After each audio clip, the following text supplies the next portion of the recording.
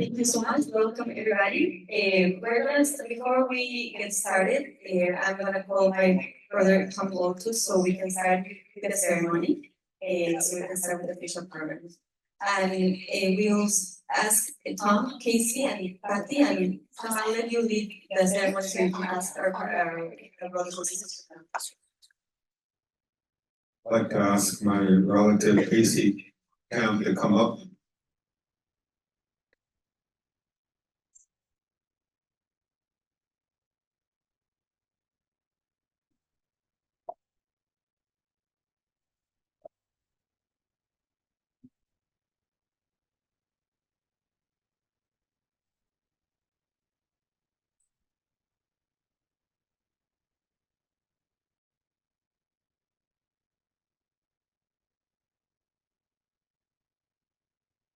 They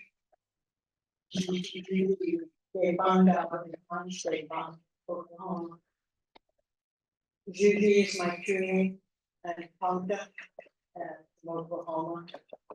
I'm grateful to be standing here with my relatives to be added Shannon, Reverend Oscar. I never known how to make your name correctly, so for that. I know what you stand for. Stand with you, Maddie, Garth. We're going to have a moment coming up here that we're going to ask you to turn off your cameras for the moment during the welcoming. You can leave them on. Grateful to see so many familiar faces, so many relatives that are standing up for Mother Earth, Father Sky, and our relatives in whatever form they might take. It's been a long time coming, standing beside my relative, Tom here. Before me, it was my brother Carter Camp that stood with him at the very beginning of the time that IEN was just a prayer. It was coming into being in full force. And at that time, the Red Nations people understood that it was time for us to stand and teach the ways of our ancestors, to tell the things that had been told to us, that lived within our cellular makeup, that Mother Earth, Father Sky, sacred water herself, coursing through our veins and saying, our voices are different than those out there. It's time for you to stand with your voice and say the things that Mother Earth demands of us at this time. People talk about the fact that she's hurting and that she needs healing. She's doing fine. It's us who need the healing. It's us who need to be able to take the responsibility for the manner in which humankind has misbehaved, particularly in this last few centuries. But even before that, when we were beginning to overuse, take her for granted, and forget that there is not only inherent rights in all the powers that live, but also inherent responsibilities to all of our relatives in whatever form they take, that we might be able to stand next to them with honor. And so this thing they call environmentalism, what we call our responsibilities, our honor, to stand next to the relatives and stand on our feet on Mother Earth in a proud way. And look towards not only the generations to come, but the generations that have come before, that made it possible for us to be here. So we feel the sincere welcoming atmosphere here of the new school, allowing us to come in here. I feel the presence of the Lenape and those that stood with them in the sacred ground, now called New York City. I feel the intentions of each and every person here and their genetic and DNA and cellular memories of how they understand from their ancestors why at this particular moment we're coming together to help turn the corner, to help make everything that was old, the traditional ways of Patricia Galingua's peoples from the southern ends to Alaska, from the very tip of the South Pole down up to the North Pole on this red quadrant and on the other quadrants of Mother Earth in every color, are now understanding that if we don't take a stand now, if we don't align human law with natural law, then we're failing those callings in our heart and our spirit and our very deepest portion of us. So together today, things will be brought to us. Things will be given to us in the form of these words that we share in this language, in this colonizer language. And we will gather their power and their intentions, and we'll give them back in the way that comes from our spirit and from the teachings that we all have.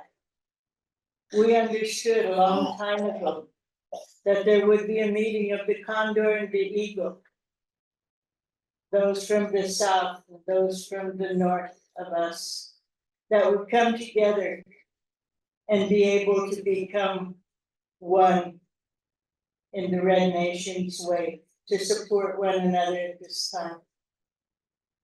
So with your permission and with your cameras off, I want to take the time to just make a prayer for all of us, and my relative has a song that you will offer to align us into the sacred moment that we share, the sacred day, this first day of autumn, this equinox, this time of balance that began earlier today. And hopefully we can find that balance within ourselves and together. So we're asking you to focus your intentions on the good that we can do together.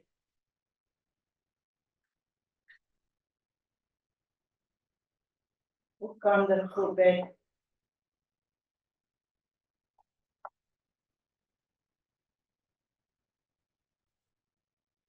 Maja Kobe.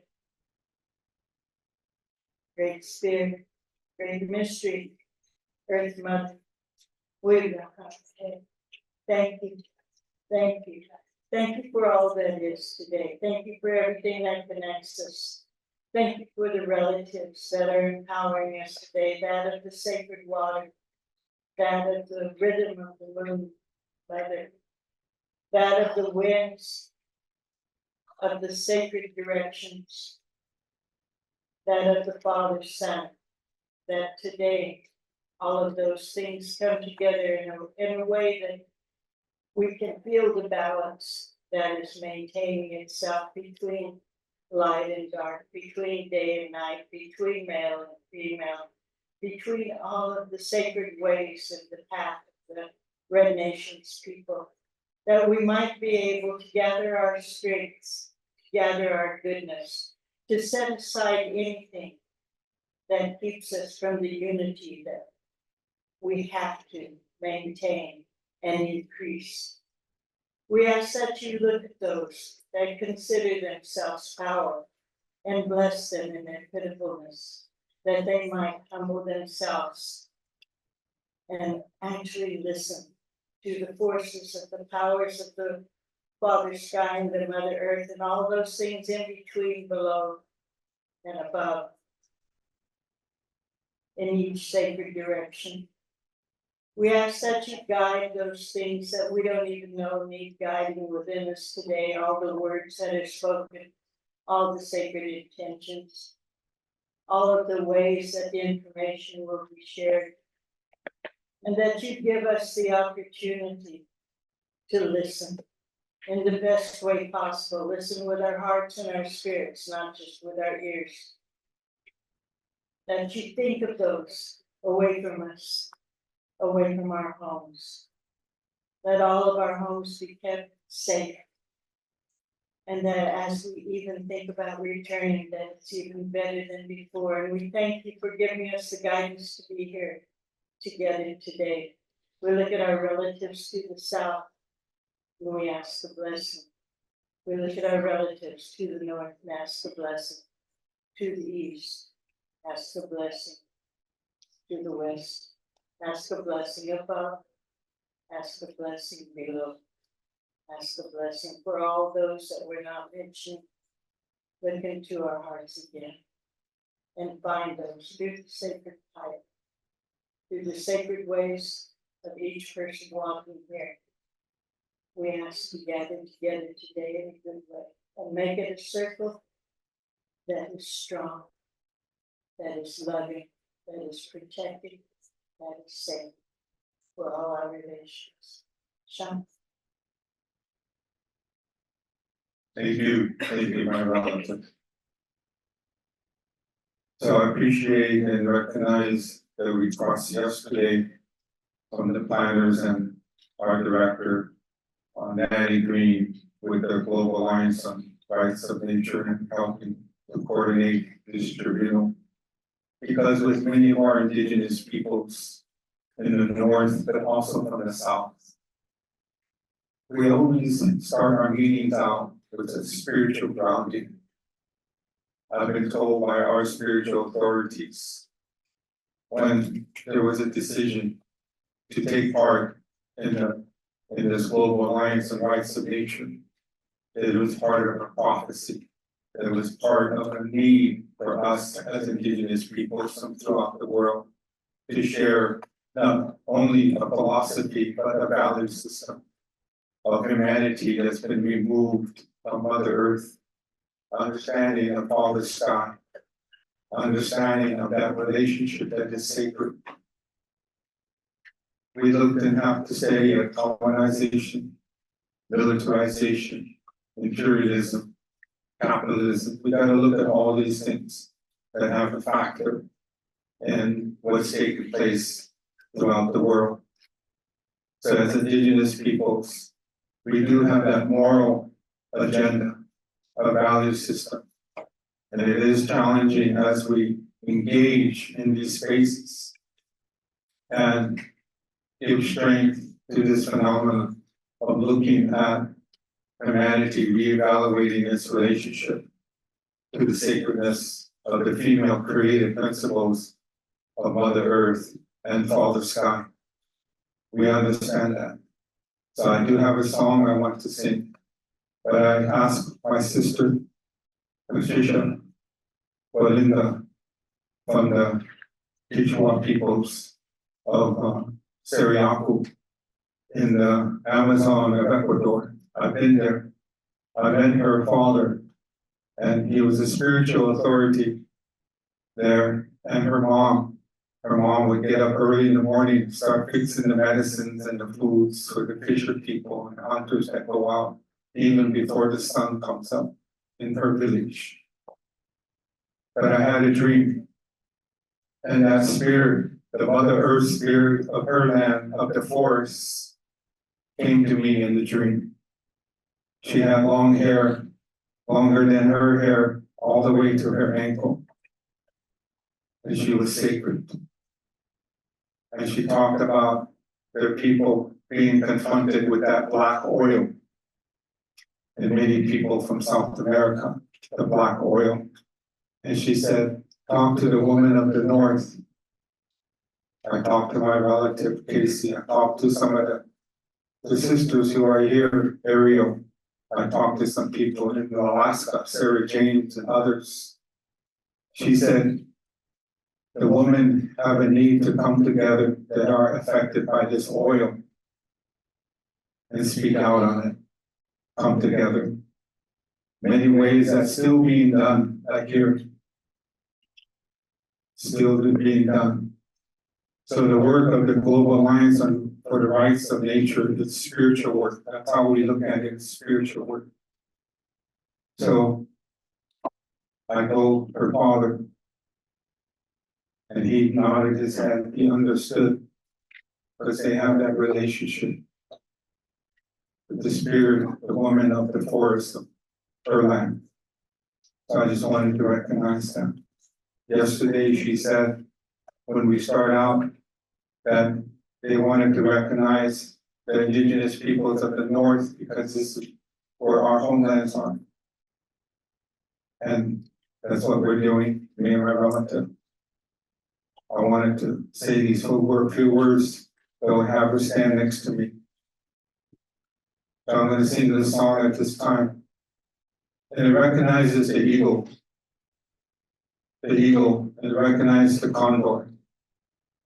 But it recognizes the life of the cat nation of the North, the lynx, the cougar, and the jaguar of the South.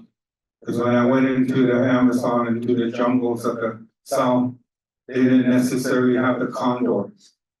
But through prayer, we said, we are connected like the eagle and the condor, but we're connected through the cat nation, the jaguar, and our cougars, lynx of the North, nature, ecosystem.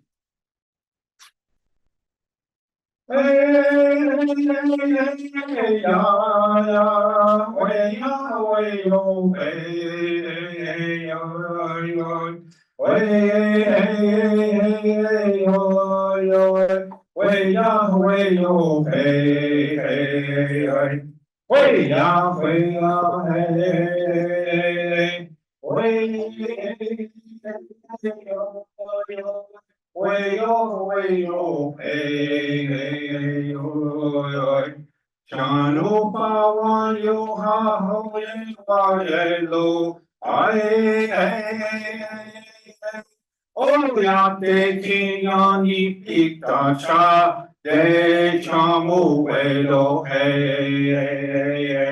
o ya te kinyani pita cha de chamu we lo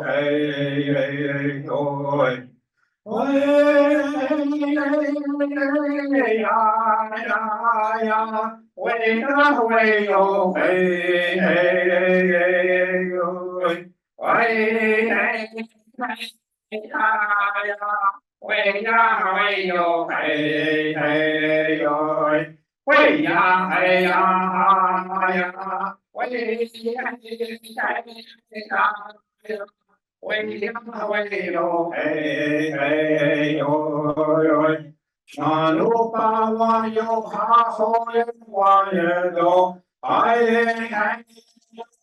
o ya te kinyani pita cha de chamo lo Shano pawa wa kha ye do o ya te wa kha ye lo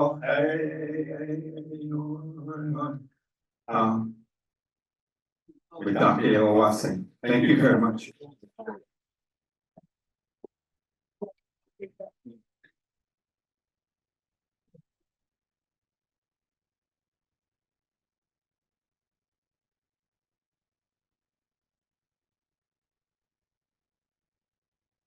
Thank you, Tom, Casey, and Patty, for this beautiful grounding, for the ceremony, and for bringing the voice of not only indigenous people, but nature that is the person that we're going to be speaking about today as well.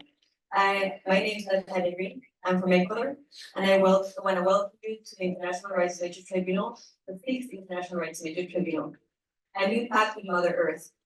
This session will talk about the end of the fossil fuel era. This is the first session of 2. The second session, the Post-Extractivism Non-Mining Era, will happen in March, targeted just to talk about the just transition that should not focus on mining. But these days, we're going to be talking about the end of the fossil fuel era and understanding that all those scientists telling us that we need to stop the fossil fuel era.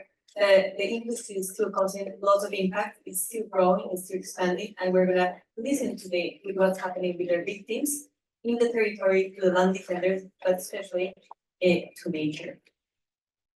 I want to welcome you all. As I was saying, I'm the director of the Global Alliance for the Rights of Nature and the Secretary for the International Rights Tribunal. And I would like to thank our partners, the Global Alliance for the Rights of Nature, Amazon Watch, Beacon, IEN, the Fossil Fuel Non-Proliferation Treaty, Global Gas and Oil Network, even known as the WHO, Movement Rights, Oil Watch, and the Tishman Environmental and Design Center of the New School. It's a real pleasure to be here with you all today. I'm going to start with a few logistics before starting, just to let you know that outside we have water contents in school, so you can refill your water. We will have a coffee break around 10:45. We're hoping to end at 1:30 for the lunch break. Lunch will be served only for presenters and for the deliberation of the judges. You can come after that so we can listen to our judges speak. We are having an International Rights of Nature Tribunal that is an ethical tribunal. So we are pretty much replicating a formal tribunal. So we will have our earth prosecutors leading that tribunal with our judges listen to all the witnesses. And that means that we won't have participation or questions being asked from the participants. Translation is available. If you haven't done so, outside you will have translation because we'll have some Spanish speakers on the auditorium as well. For all our speakers, remember to speak slow. I'll translate it as well. It's for our speakers. And I want to tell you that it's a great honor for me to have you all here.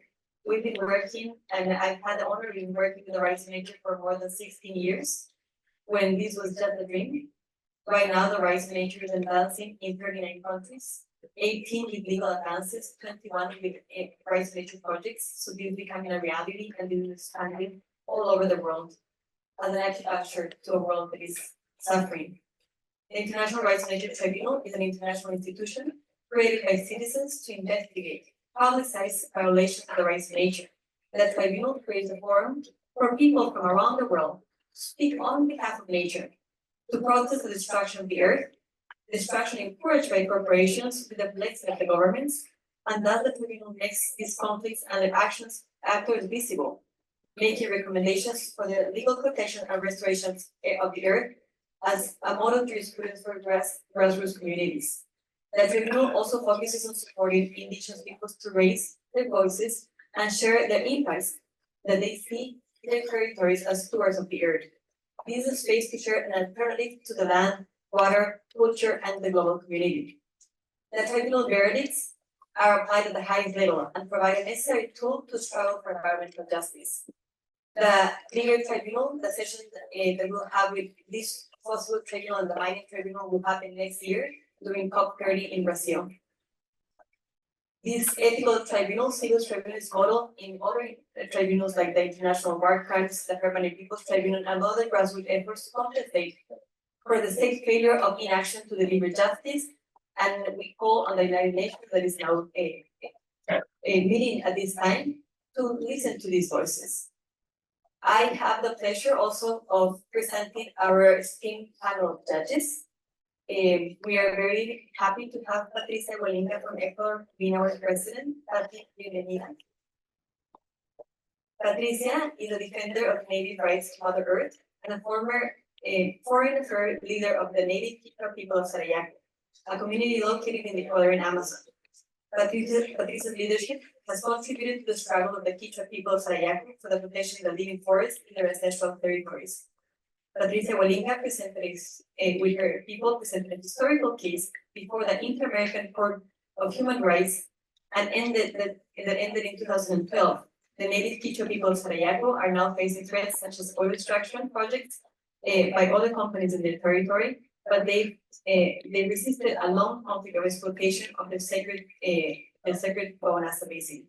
Patricia is known nationally and internationally because of her ongoing work defending the rights of native people and the call she has made to amplify the call to keep the fossil fuels underground in the Amazon. We also want to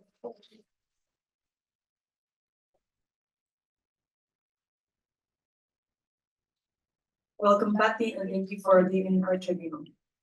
We want to welcome Reverend Yerud. Reverend Lennox Yerud Jr. is the president and CEO of the Hip Hop Caucus, a minister community activist, a U.S. Air Force veteran, and one of the most influential people in the hip hop political life. As a non-profit, non-partisan, multi-issue organization, the Hip Hop Caucus focuses on addressing core issue impacts underserved and vulnerable communities. As a national leader and pacemaker with the Green Movement, Reverend Yuri has been successfully bridging the gap between communities of color and environmental issue advocacy. He's a leader in campaigns calling for the divestment from fossil fuels causing climate change, increasing diversity in the climate movement. He has also fought on the front lines for vulnerable communities, including the international climate negotiations in Paris, and efforts to fight the new oil palm developments in Maryland and the Stanley Rock. Thank you, Reverend Yuri, for being with us.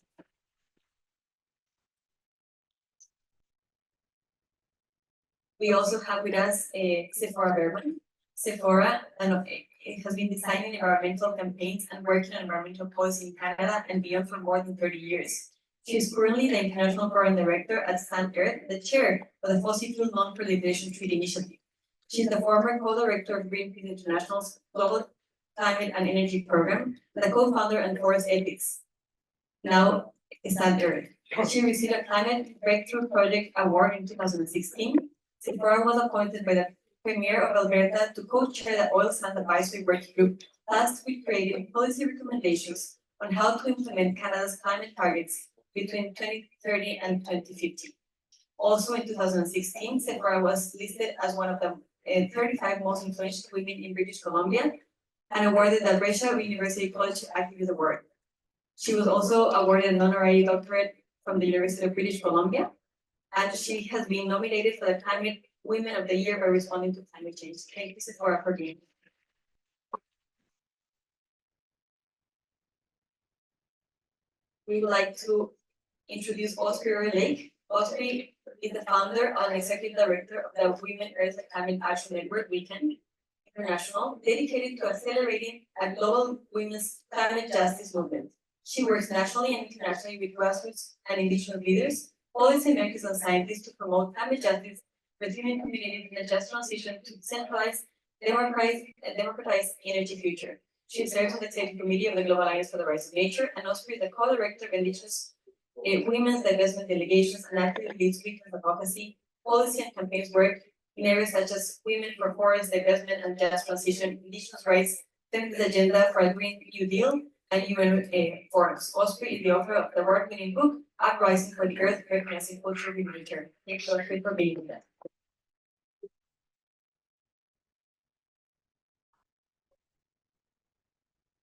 We have Casey Camporine. Casey is a councilwoman and hereditary drumkeeper of the Women's Scout Dance Society of the Ponca Nation of Oklahoma, and is a longtime activist, environmentalist, actress, and published author. First taking of the cause of Native and human rights in the early 70s, in the last 15 years, she has begun her plea for environmental justice for the Ponca people, as well as people around the globe. Calling it a toxic tour, Casey has identified the diligency work to remediate and bring attention to the corridor of toxic environment industry surrounding the historic lands of the Ponca people. Having started at home with her efforts, Casey has since become a national renowned environmentalist, speaking on such prestigious stages of the United Nations Forum on Indigenous Issues, marching on Washington, D.C., supporting the efforts of the Indigenous Environmental Network, and now serving as a board member of Women's Rights, as well as the International Advisory Committee of Weekend. Casey was instrumental in drafting the adoption of the first ever Indigenous Women's Treaty protecting the rights of nature, and she's now also the chairwoman of the Indigenous Council of Garn. Welcome, Casey.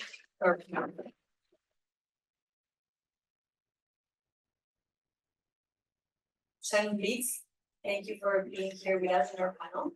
Shannon is a co-founder and executive director of Women's Rights, advancing legal rights for communities, indigenous peoples, and ecosystems. Working in California with the Native American tribes and allies nationally, Shannon assists communities to ban harmful projects by passing binding laws and assert the rights of communities and nature over corporate projects. She's also a member of our executive committee of the Global Alliance for the Rights of Nature. Thank you, Shannon, for being here with us.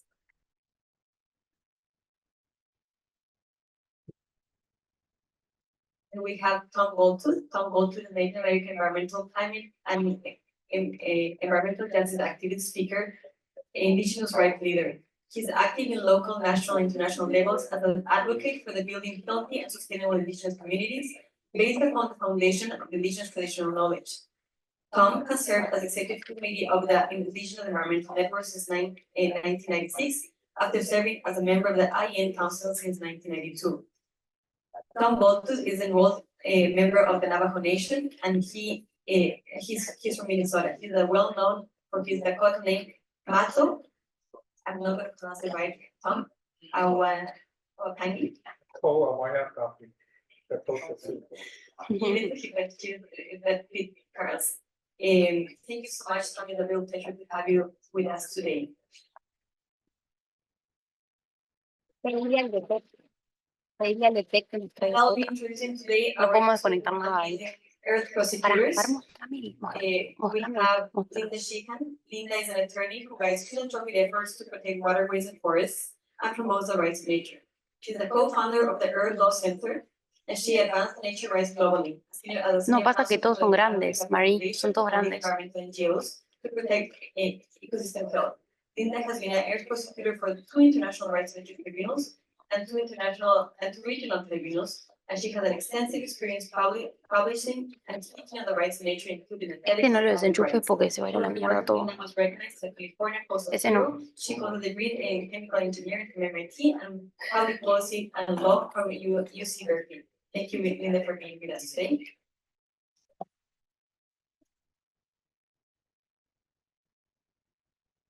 And we have Natalie Yepes.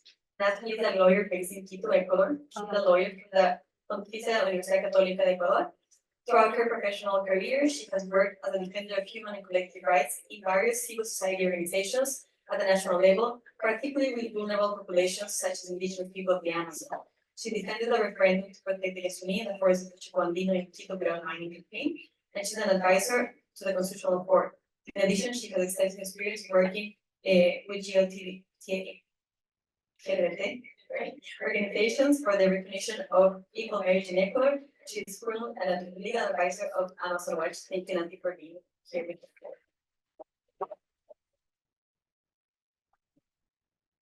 With that presentation of our amazing panel and our Earth prosecutors, I'll give the word to Patricia Molina to start our session. Excuse me, we want Oscar Relay, to give us an introduction to Climate Week, what is happening during this week, give us some context so she can introduce Patricia Molina. Go ahead. Okay, thank you. Good morning, everyone, and thank you so much for coming out to this really important tribunal. We're really excited on Sunday morning to see all your bright, shining faces. You already have a big win just being here. Thank you. So today, as we build our International Rights of Nature Tribunal, governments are convening in New York for the Summit of the Future, for one of the things that starts today. At the Summit of the Future, the stated goal of this high-level summit aims to bring world leaders together to forge international consensus on safeguarding the future, which will be reflected in their outcome document called the Pact of the Future. This is going on right now. And in the lead up to the Summit of the Future, many sectors of society demanded that governments included addressing the threats of fossil fuels, which is the subject of this tribunal. This language was shockingly not in the original Pact agenda. In response to these demands, the third revision of the Pact for the Future included strengthening text explicitly focused on fossil fuels. And this critical revision only came after a block of nation states, hundreds of civil society organizations, 77 world leaders, and Nobel laureates, and over 45,000 individuals united to address their grave concerns that earlier drafts of the Pact did not even mention fossil fuels, despite the significant risk it goes to the future.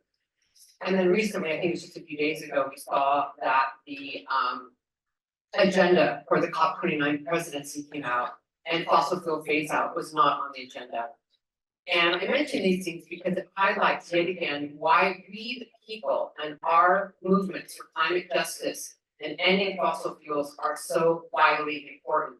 Our voices have to be heard. Our interventions are absolutely essential because we are demanding that grave threats from fossil fuels remain at the center of government discourse. Our voices also importantly provide other frameworks and mechanisms to end the era of fossil fuels and to usher in a just transition and a way of living in reciprocity and well-being with the earth and each other, as our Indigenous relatives explained so well this morning.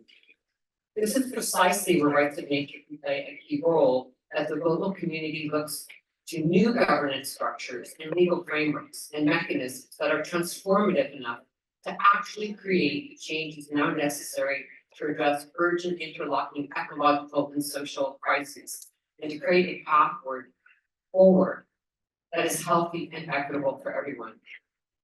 So I'm honored right now, asked to introduce Patricia. I'm very honored to serve as a judge today and to be able to introduce the president of the judges for the International Rights of Nature Tribunal. You've heard her name, but I'll say it again, Patricia Galinga.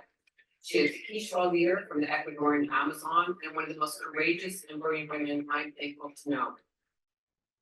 For Quechua community, the Quechua people of Seriaco call themselves the people of the zenith, originating from an ancient prophecy that explained that Seriaco, at a time of great challenge for the world, would be a pillar of territorial, cultural, and spiritual defense, a beacon of light as strong as the sun, just as it reaches the highest point in the noonday sky. And this indeed has proven to be true. Patricia has been a key leader as her community has repeatedly fought off oil extraction in the Amazonian territories. The Seriaco have won landmark cases in the highest international courts, and they continue to be a symbol and fact of Indigenous resistance in the Amazon and worldwide. Patricia has been at the forefront of the historic Indigenous rights victory at the Inter-American Court of Human Rights, and she's a major leader of a powerful and effective formation of women defending the Amazon called Mujeres Amazonicas. And because of her leadership, coming from a community that has successfully won against the fossil fuel industry, it's not over. Her role as a powerful woman leader at this time, as an Indigenous woman, could not be more important. So we could not be more honored and grateful to have Patricia Galinga residing over the tribunal today. Thank you.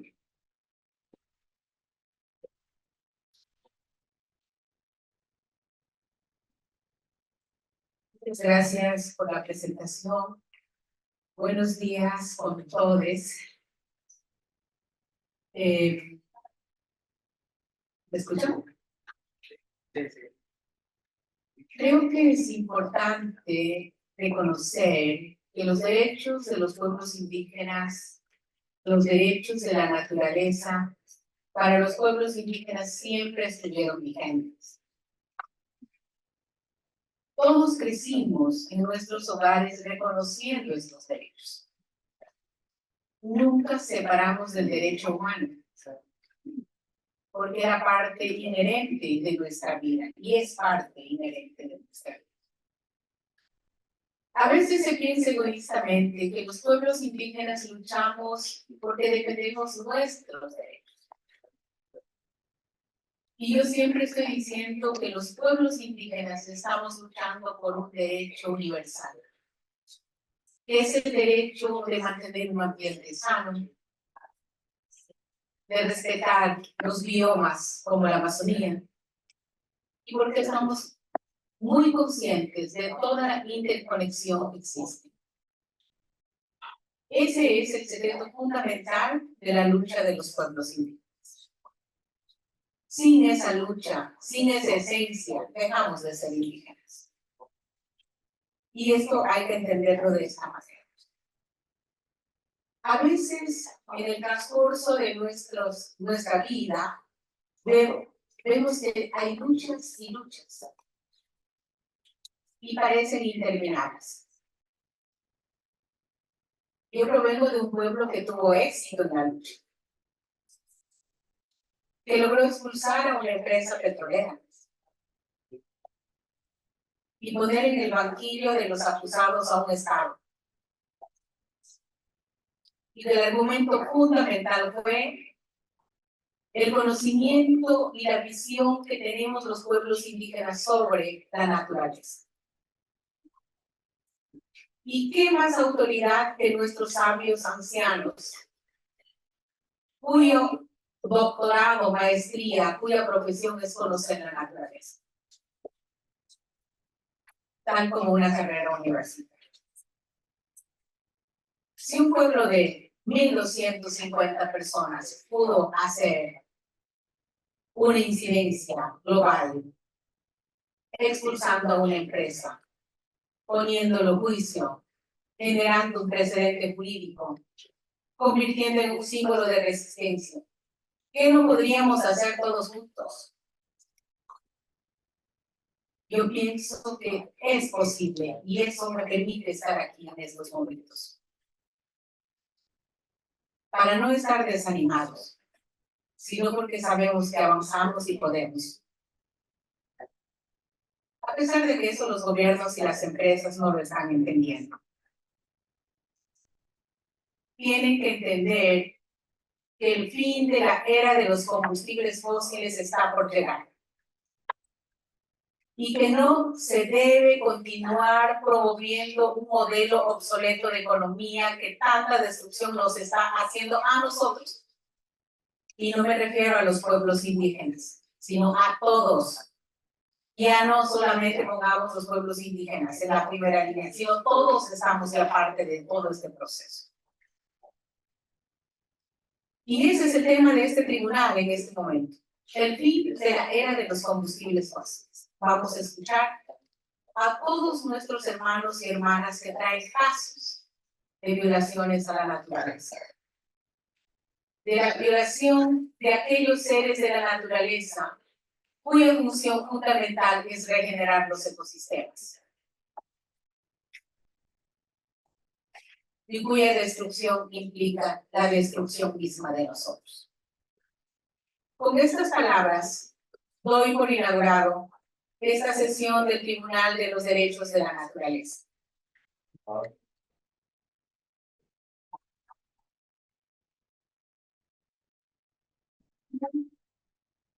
A las fiscales de la tierra, a las señoras fiscales de la tierra, Natalie Yepes y Linda Shiva.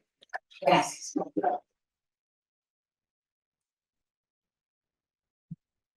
If you've heard that, so please remember that there's an initiative we can go side. So you can understand that Patty and our Spanish witnesses. Thank you. And greetings to the esteemed judges of the 6th International Rights of Nature Tribunal on the end of the fossil fuel era, including particularly Madam President Guadalupe, as well as the Tribunal Secretary Danny Green, fellow prosecutor Natalie Yepes, and all the experts and witnesses that you will hear from today. My name is Linda Sheehan, and I'm an attorney in the United States. For most of my career, I've practiced environmental law in nonprofits. In my work, it's been my direct experience that our existing environmental laws are insufficient to achieve healthy relationships with the natural world. That's because they mirror our larger governance and economic systems, which dictate that nature and its systems are merely property to be divided up based on price, rather than kin on a shared living planet. We see the impacts of this destructive relationship most visible in the area of fossil fuels and their impacts on climate. Today, you'll hear evidence of these impacts from witnesses and experts fighting fossil fuel projects around the world. You'll hear first from experts in theoretical frameworks and climate science who will lay the science groundwork for the cases to come. And you'll hear about false solutions that can exacerbate the climate crisis. We'll then turn to a suite of cases on the fossil fuel infrastructure and the expansion of that worldwide.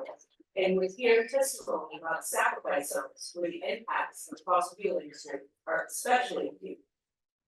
And we'll close with reflections on solutions for successful land defenders and on a just transition for moving forward. On this point, a socially and ecologically just transition is essential. The transition does not allow more privileged nations and individuals to maintain their lifestyles, while the poorest increasingly suffer the costs. Actions must be aligned with the needs of frontline environmental defenders and the most vulnerable global populations. Indigenous communities offer invaluable lessons for ensuring that this transition is fair, sustainable, and enduring. Esteemed judges, We will hear evidence and analysis of alleged violations of the rights of nature, human rights, the rights of indigenous peoples, and the rights of future generations. To ensure full and careful deliberations, experts and witnesses will testify as to why they are the authorities on the subject addressed. They'll provide facts, evidence, and analysis of the problems and damages and the rights at issue. They'll describe responsibilities, who is responsible for the damage, states, private companies, etc., so there can be official accountability. And finally, they'll recommend what needs to be done. What is being asked of you to make the injured parties whole or to prevent damages? What is the remedy proposed? In your consideration of this testimony, you'll have guidance and mandates from international, national, and local law regarding human rights, the rights of indigenous peoples, and nature's rights. The Universal Declaration of the Rights of Mother Earth and our duties under it provide particularly important guidance. The Declaration states in part that human beings, all states, and all public and private institutions must act in accordance overall with the fundamental rights of Mother Earth to be liked and to be respected, to recognize full implementation and enforcement of such rights, and to promote that, to establish and apply effective norms and laws for the defense, protection, and conservation of Mother Earth, to respect and restore the integrity of the vital ecological cycles, processes, and balances of Mother Earth, to empower human beings and institutions to defend those rights of Mother Earth and all beings, and to promote economic systems that are in harmony with Mother Earth and in accordance with all of these rights. You're considering these cases today at a particularly critical moment in time. The world continues to warm faster than expected with extreme weather, wildfires, and biodiversity loss, and their profound impacts escalating. Despite this, not only are we not decreasing fossil fuel use, there is reportedly a planned 110% increase in fossil fuel production by 2030. This far exceeds the levels needed to maintain warming to 1.5 degrees C, which itself is a goal that only 6% of surveyed IPCC scientists think we can make. And yet, the head of the world's largest oil company, Saudi Aramco, was applauded this year in Houston when he said it was time, quote, to abandon the fantasy of phasing out oil and gas, and instead invest even more in fossil fuels to meet demand. This is suicidal. As UN Secretary General Antonio Guterres said this year, the disease is the madness of incinerating our only home. The disease is the addiction to fossil fuels. The disease is climate inaction. He added, it's we the peoples versus the polluters and the profiteers. Together we can win, but it's time for leaders to decide whose side they're on. Tomorrow is too late. As you just heard, we're convening here in New York City with these world leaders for a meeting to discuss the top issues of the day. Climate change represents the greatest threat to species and ecosystems of the Earth in our human history. They will likely discuss proposed solutions like renewable energy and regenerative agriculture. And yet, as you'll hear today, fossil fuel companies and complicit states are moving the goalposts further out with ever increasing greenhouse gas emissions. Solutions cannot keep up with injuries being done by an expanding fossil fuel industry, which impacts not only climate, but also dwindling biodiversity worldwide. We need to hold our world leaders accountable and show them a better way forward. The witnesses and experts today will highlight such violations of nature's rights, human rights, the rights of indigenous peoples, and the rights of future generations. But they'll also offer recommendations on how to move forward to correct and prevent such violations toward a larger goal of flourishing relationships with all life on Earth. We will all bear witness together to these discussions, and I urge each of us to bring back what we hear today to our own communities. Thank you, esteemed tribunal, for your work today and in the months to come. And with your permission, Madam President, I would like to invite up to the table and to the stand here our presenters, Shivan Kartha and Antonia Rivas, who will speak to theoretical frameworks and climate science.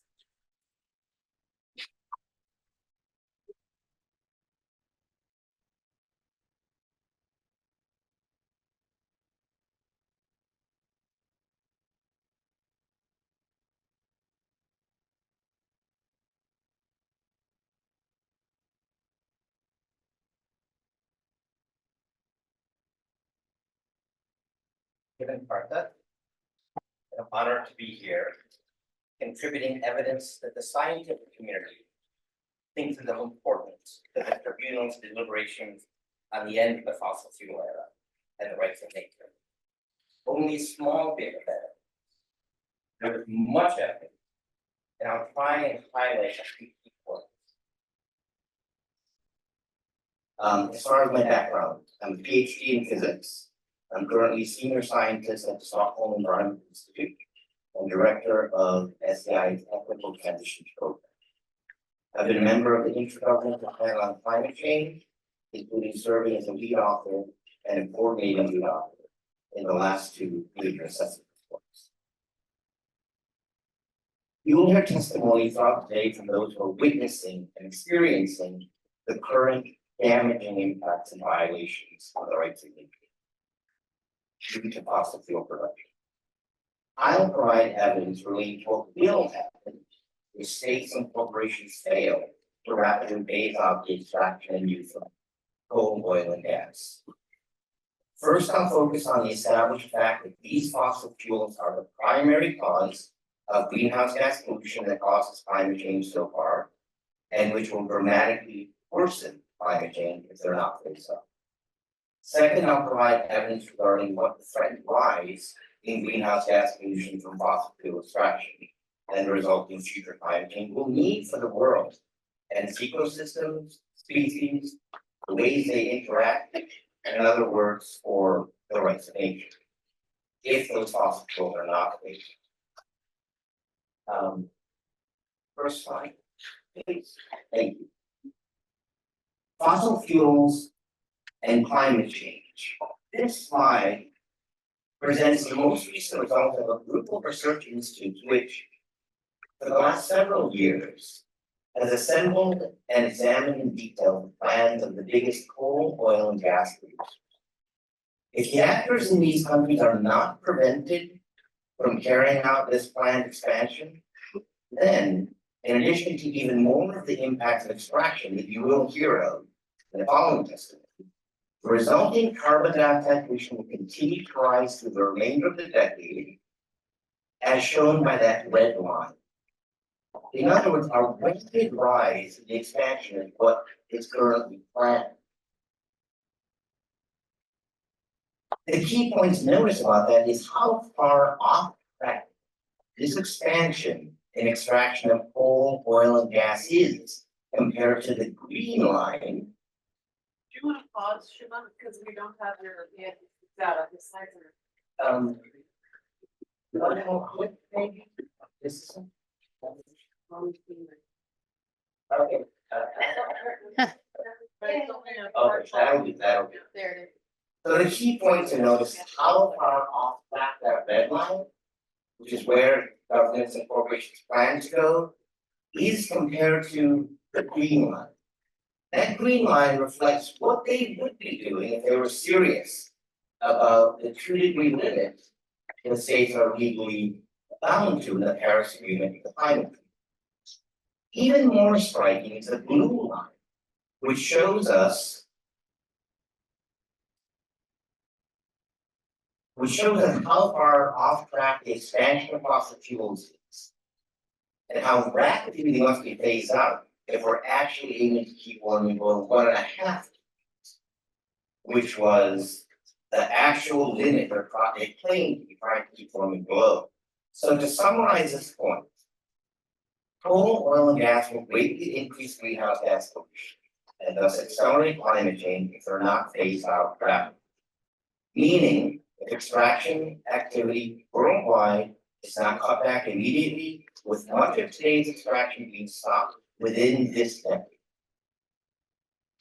and the rest being stopped within the years shortly following it. Second point is that this rise in greenhouse gas pollution and the resulting global warming threatened by continued extraction means major shift in the world's climate, and it will undermine the rights of. Next slide, please. So this slide shows a chart taken from the recent major Intergovernmental Panel on Climate Change study. It puts together a history of what has actually happened with the Earth's climate when greenhouse gas emissions increase or decrease, which it does over very, very long periods of time due to natural processes. Those various squares on the chart, they represent different points in the Earth system, ranging from tens of thousands, tens of millions of years ago. There's also two squares on that chart representing the relatively recent human era. The gray one represents the beginning of the real industrial age of rapid coal, oil, and gas production. And the black one represents the relatively recent past, roughly 10, 15 years. On the left, you see atmospheric CO2 in parts per million. In other words, how high those squares are reflect how much carbon dioxide was in the atmosphere at those points in time. On the bottom, you see the average global temperature in degrees Celsius, compared to when the industrial era was just beginning and we hadn't started to accelerate coal, oil, and gas production. It shows that we know something about how the Earth reacted with the amount of carbon when the amount of carbon dioxide was similar to today's level. So in other words, similar to that black square. There was a period about 3 million years ago called the Pliocene. We know something about that, even though it was 3 million years ago. And what we know about that is that warming was about 3 degrees. Even at today's carbon dioxide, we're only at 1 degree now, but more warming will continue from the push of the atmosphere now over longer periods of time. Nature has not yet borne the full brunt of what we've already put in the atmosphere. If we continue burning fossil fuels, if we don't end coal, oil, and gas, we'll see more warming than the 1 degree we more than the 3 degrees that occurred 3 million years ago when levels were this high. We're risking 4 degrees, 5 degrees, 6 degrees. What does that mean? On the one hand, they actually don't sound that big. The temperature varies over the course of the day between when you wake up and the afternoon by 4 degrees, 5 degrees, 6 degrees, 10 degrees, 20 degrees. But what does it mean on the scale of the entire planet? And that's something that this chart also helps us to see. Let's look at a period of time that we know a bit more about, because it's a bit more recent. It's labeled here the last glacial maximum. That's also when the Earth was in the absolute depths of the last ice age. During the last ice age, the Earth's surface was radically transformed. Where we are right now was covered with ice sheets, miles thick. The sea level was about more than 120 meters lower than it is now, because all that water was frozen and on much of the Earth's land. That meant dramatic changes have happened as the Earth warmed out of that ice age. Species were extinct. They shifted radically in their domains. One species in particular thrived, that's humanity, and is now burning fossil fuels that are threatening to raise it another 6 degrees. So I'll just finish by quoting a few things from the Universal Declaration regarding the rights of Mother Earth. It asks whether the rights embodied here would be preserved if we sent the Earth into the opposite of an ice age. We don't know what the opposite of an ice age looks like. But imagine what it would mean for the rights to life and to exist, the right to regenerate biocapacity and to continue vital cycles and processes free from human disruption, the right to full and prompt restoration of the violation of those rights. Irreversible changes would happen. Full and prompt restoration would not happen. So let me finish with some specific asks for the judges. Please consider the science very carefully. Specifically, the science establishing that the destruction of the climate is being caused directly by climate change, the leading greenhouse gas pollutant from fossil fuels.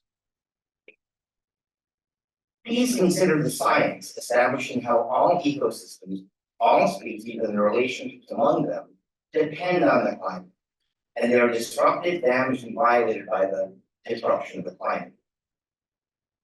And importantly, please take care that when you consider that science, you consider real science. There's a tremendous amount of disinformation. It's put out primarily by non-scientists, often who have financial interests in the fossil fuel industry.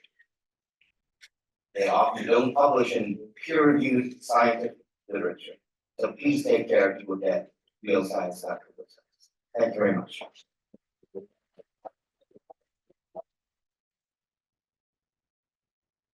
Thank you very much to provide our announcement. Antonio, you must.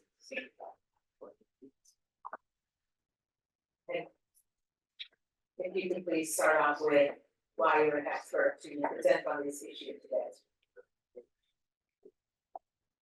Thank you. Welcome to everyone, and thank you so much for having me. My name is Antonia Uhas. I am a researcher, I'm a journalist, I'm on the board of directors of Amazon Watch. In 2014, I traveled to the bottom of the Gulf of Mexico in the Alvin submarine. At the time, and I have studied and reported on the fossil fuel industry and the movements organized against it for the better part of 2 decades. Wait, I just interrupt you. Please, whatever is buzz, beeping, please stop it. It's possible to interpret it. Please. Thank you. Okay. How is that now? Fine. Okay. At the time, I was reporting for Harper's Magazine, investigating the ongoing devastation wrought by the BP Deepwater Horizon disaster, the worst offshore drilling oil spill in history, and the result not just of the predictable, but the predicted failure of BP and every single major oil company operating in the Gulf of Mexico, including Exxon, Chevron, Shell. After about 2 hours, we completed the 5,200-foot journey to reach the ocean floor, where we hoped to see a vast, beautiful array of sea life, now 4 years after the official, quote, end of the disaster. We instead discovered a virtual moonscape. Those species that could outrun the torrent of oil did, and those that couldn't were long since buried deep beneath a blanket of oil that remained, extending across nearly 3,000 square miles of the ocean floor. As scientist Andres Katz told me, when another expedition comes here in 100 or 1,000 years, they'll be able to say, okay, this is the 2010 oil spill. From there, the oil migrates up the food chain, infiltrating and harming every aspect of the natural environment for phytoplankton to humans. And like so many other fossil fuel disasters and disasters fueled by fossil fuels occurring daily across the planet, the scale of harm is daunting. Stretching from microfauna to the largest mammals, destroying health, economic, social, and political well-being, causing generations of harm, exterminating species, and killing people. The primary assignment of the chief scientist, Dr. Samantha Joy, who was leading the expedition, was to assess this ongoing disaster. But what she was really excited about was found several miles away in an area of the ocean untouched by BP's disaster. It's where species reside that live off of oil and gas, as it seeps in teeny tiny amounts bubbling up from the ocean floor. It's these little worms here, feeding off of oil and gas hydrates at the bottom of the ocean floor. Oil and gas are naturally occurring resources. When left to their own devices, they exist in harmony with nature. Like many other natural resources, humans and other species have cohabitated with fossil fuels for millennia. It's only in the last 150 years or so that the fossil fuel industry and its backers have turned these natural resources into what many of us call weapons of mass destruction. Today, the extraction, production, transport, and use and disposal of fossil fuels and related products like petrochemicals are the single largest source of the climate crisis. We cannot tackle the climate crisis without tackling fossil fuels. They are also the source of a daily assault on the natural world and on the human rights of people throughout the world. Disproportionately targeting the already marginalized, particularly BIPOC and low-income communities the world over. The continued use and abuse of fossil fuels by the fossil fuel industry and its backers is inimical to human rights and the rights of nature. Next slide. Policymakers have known this for decades. This is a New York Times headline from 1988. It reads, "Global warming has begun, experts tell Senate. Sharp cut in burning of fossil fuels is urged to battle shift in climate." This is not a mystery. It hasn't been a mystery for a very long time. Next slide, please. We've also known who the perpetrators are. We've known this for decades as well. Since 1988, more than half of all industrial greenhouse gas emissions can be traced to just 25 fossil fuel companies. Here are their names. Not a mystery. These companies and those who back them have shown us for nearly 2 centuries how they treat natural resources, using them to amass power, deepen inequality, exercise control, wage wars, and cause widespread harm. They are the last companies to which we should now turn over control of the sun, the wind, or the waves, or entrust with devising solutions to the problems they have created and perpetuated long after we've known the alternatives exist, can be accessible, equitable, affordable. You can go to the next slide. And next. Jobs building and sustaining localized, renewable, equitable, distributed renewable energy. Livable, walkable, healthy cities. Jobs in the green economy, public transport. Entrusting protection of the forests, waters, land to indigenous peoples. Regenerative rather than extractive societies. These are things that work. We've learned them from those on the front lines who have identified the harms since mass extraction began, and have been living, devising, and advocating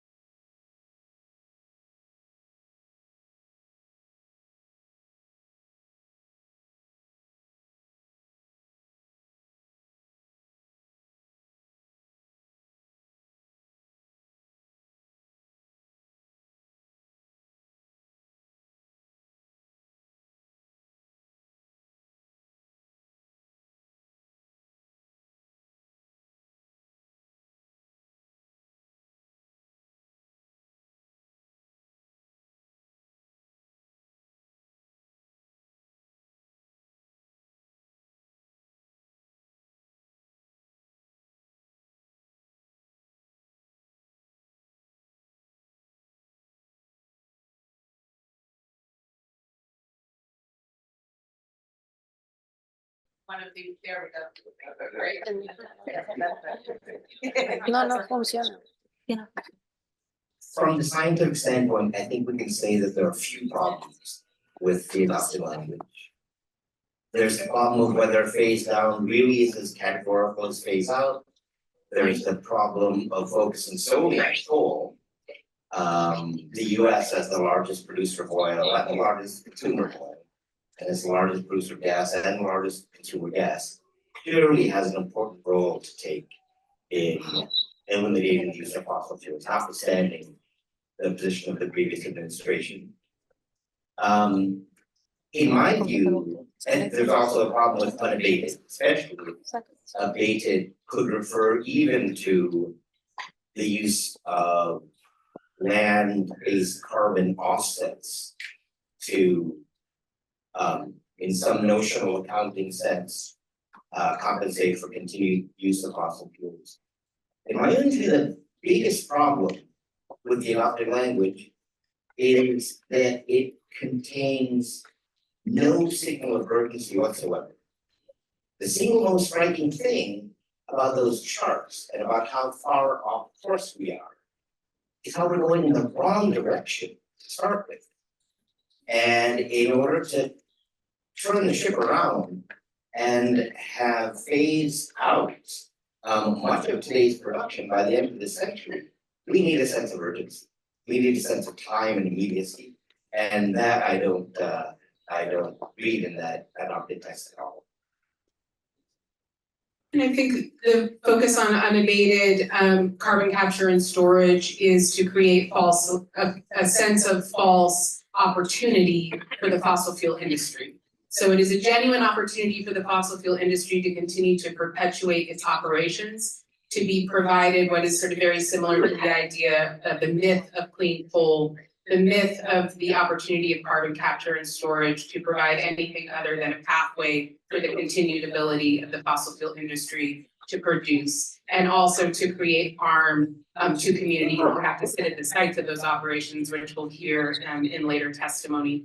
When I had said that I think that the industry that has perpetuated the harms is not the industry to turn to for quote unquote solutions, this is one of the things that I meant. I also meant that I don't think, and I think I said this clearly, that the companies that created the harm should also not be the ones we turn to provide the energy that we need from other sources. That localized, renewable, sustainable, equitable sources of energy are where we need to turn, and not to anything that continues to prop up and put faith in the same companies that cause the harm. We have to target production, and we have to target production now. Not what happens after they get to produce, after they get to pipe, after they get to transport, after they get to show up in the neighborhood and then say, oh, we got this thing that to pull a little bit of it out. We have to target production, and we have to target it fast. And trying to appease the industry in order to be able to take 2 steps forward is 1 step back that we simply don't have the time for any longer. I think we need to move forward unless there are additional important questions for our scientists. With that and the permission of Madam President, I would like to turn the prosecution over to Natalie to address false solutions, which we just heard touched on. Thank you.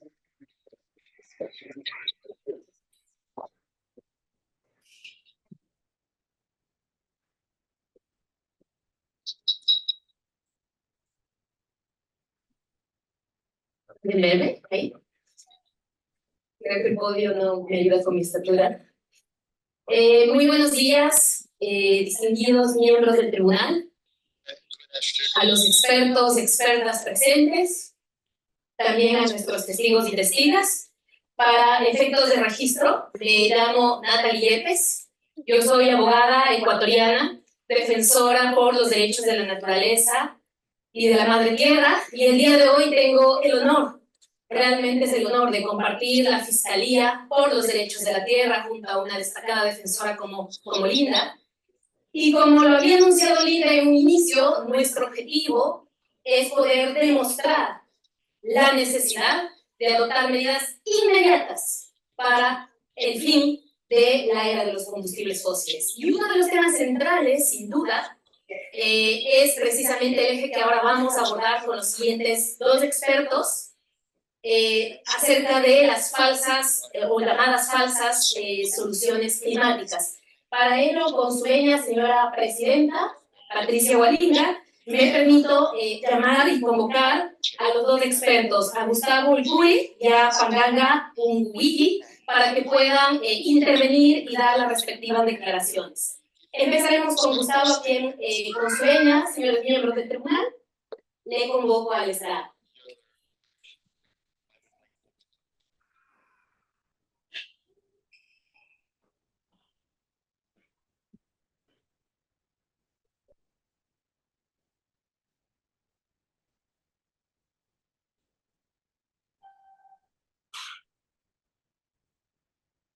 Gracias, Gustavo. Gustavo, por favor, puedes presentarte ante este tribunal y contarnos cuál es tu experiencia en este tema.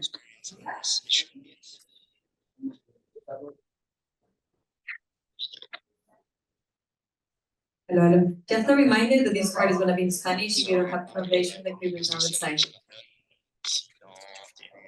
Un saludo a todas y todos. Mi nombre es Gustavo Ulcue Campo. Yo soy indígena del pueblo Nasa del suroccidente de Colombia y hago parte de la Comisión Nacional de Territorios Indígenas. La comisión, más que yo, digamos, la Comisión Nacional de Territorios Indígenas de Colombia, la CNTI, es un espacio que trabaja por la defensa de los derechos territoriales de los pueblos indígenas en Colombia. Esta instancia fue creada en 1996 como un espacio de diálogo y concertación entre los pueblos indígenas de Colombia y el gobierno nacional para acordar y concertar todos los temas relacionados con los derechos territoriales de los pueblos indígenas. Y ahí estoy en ese espacio. Gustavo, ¿puedes decirle al tribunal qué has venido a declarar respecto de las falsas soluciones climáticas? Sí, en efecto, digamos, mi ponencia está centrada un poco en cómo las iniciativas de proyectos como Red Más afectan la armonía y la estabilidad de los territorios indígenas en Colombia, cómo a través de volver el mercado de la madre tierra, o sea, mercantilizar la naturaleza, genera desarmonías y desequilibrios en nuestros territorios indígenas.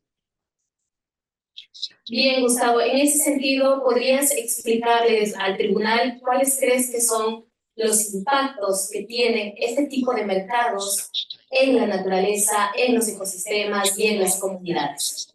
Sí, efectivamente, en Colombia existen 896 resguardos indígenas actualmente, lo cual está representado entre más de 35 millones de hectáreas de Colombia. Hectáreas de tierra, perdón, y en Colombia esto representa más o menos el 33% del área del país.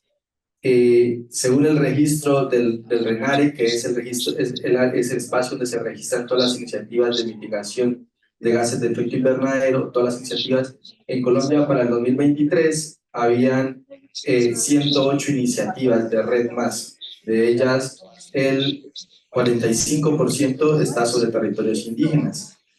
Y de este ejercicio, por ejemplo, digamos, que viene en crecimiento, hoy día esta situación pues, viene afectando mucho a los pueblos indígenas, toda vez que el crecimiento de este tipo de iniciativas pues, va en aumento, es decir, tan solo en el 2018 que se creó el RENARE como un instrumento para poder hacer el registro de este tipo de iniciativas en Colombia, pues ha aumentado de manera exponencial la cantidad de proyectos que se están firmando en los territorios indígenas sin el debido proceso de consulta previa, sin la debida explicación a los territorios de lo que esto implica generar ese tipo de contratos de iniciativas como Red Más en los territorios indígenas.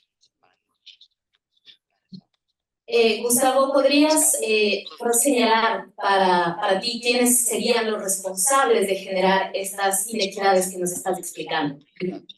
Bueno, digamos que efectivamente aquí el tema de las empresas es muy complejo la situación en Colombia porque el nivel de corrupción que hay hoy día con este tipo de iniciativas es tan alto que es curiosamente las mismas empresas, por ejemplo, como SPV es una de las empresas que, digamos, promotoras de iniciativas como esta.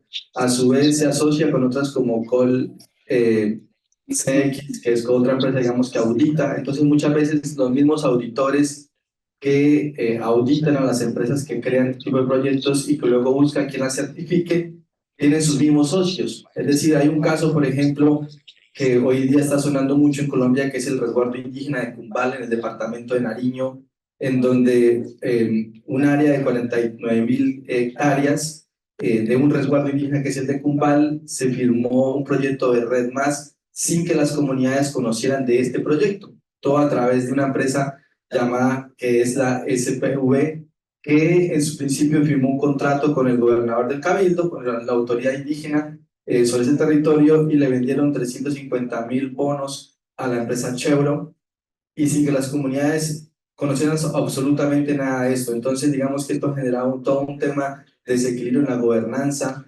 Esta empresa, por ejemplo, quien la auditó, su representante legal a su vez es miembro de CX, que es la empresa que hacía la auditoría, que a su vez, digamos, era socio de Technology certificada, que es la que certificaba, y a su vez eran socios entre ellos. Entonces, sus mismos socios se certificaban, se auditaban y a su vez generaban el proyecto de la iniciativa Red Más. Esto, por ejemplo, tiene un ejercicio de desequilibrio en el territorio del resguardo de Cumbal, lo que ha generado una afectación en la gobernanza de este territorio.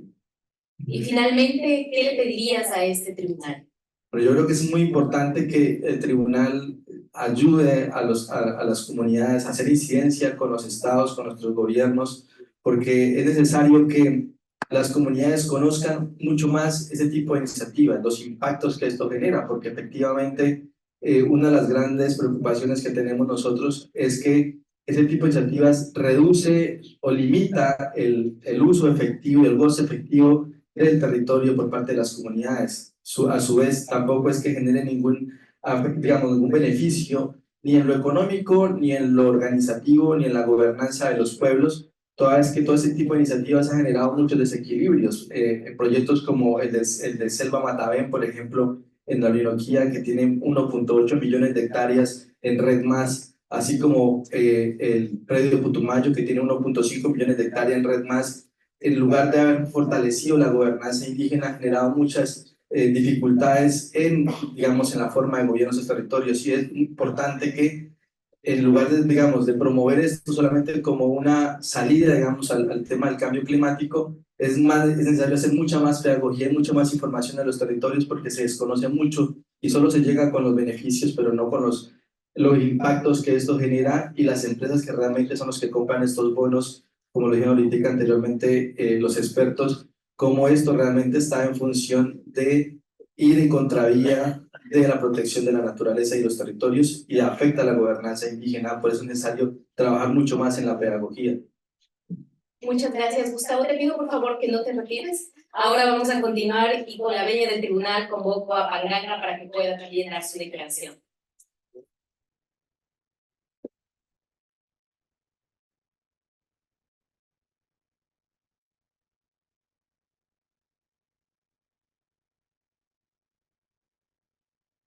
Hola Panganga, bienvenida.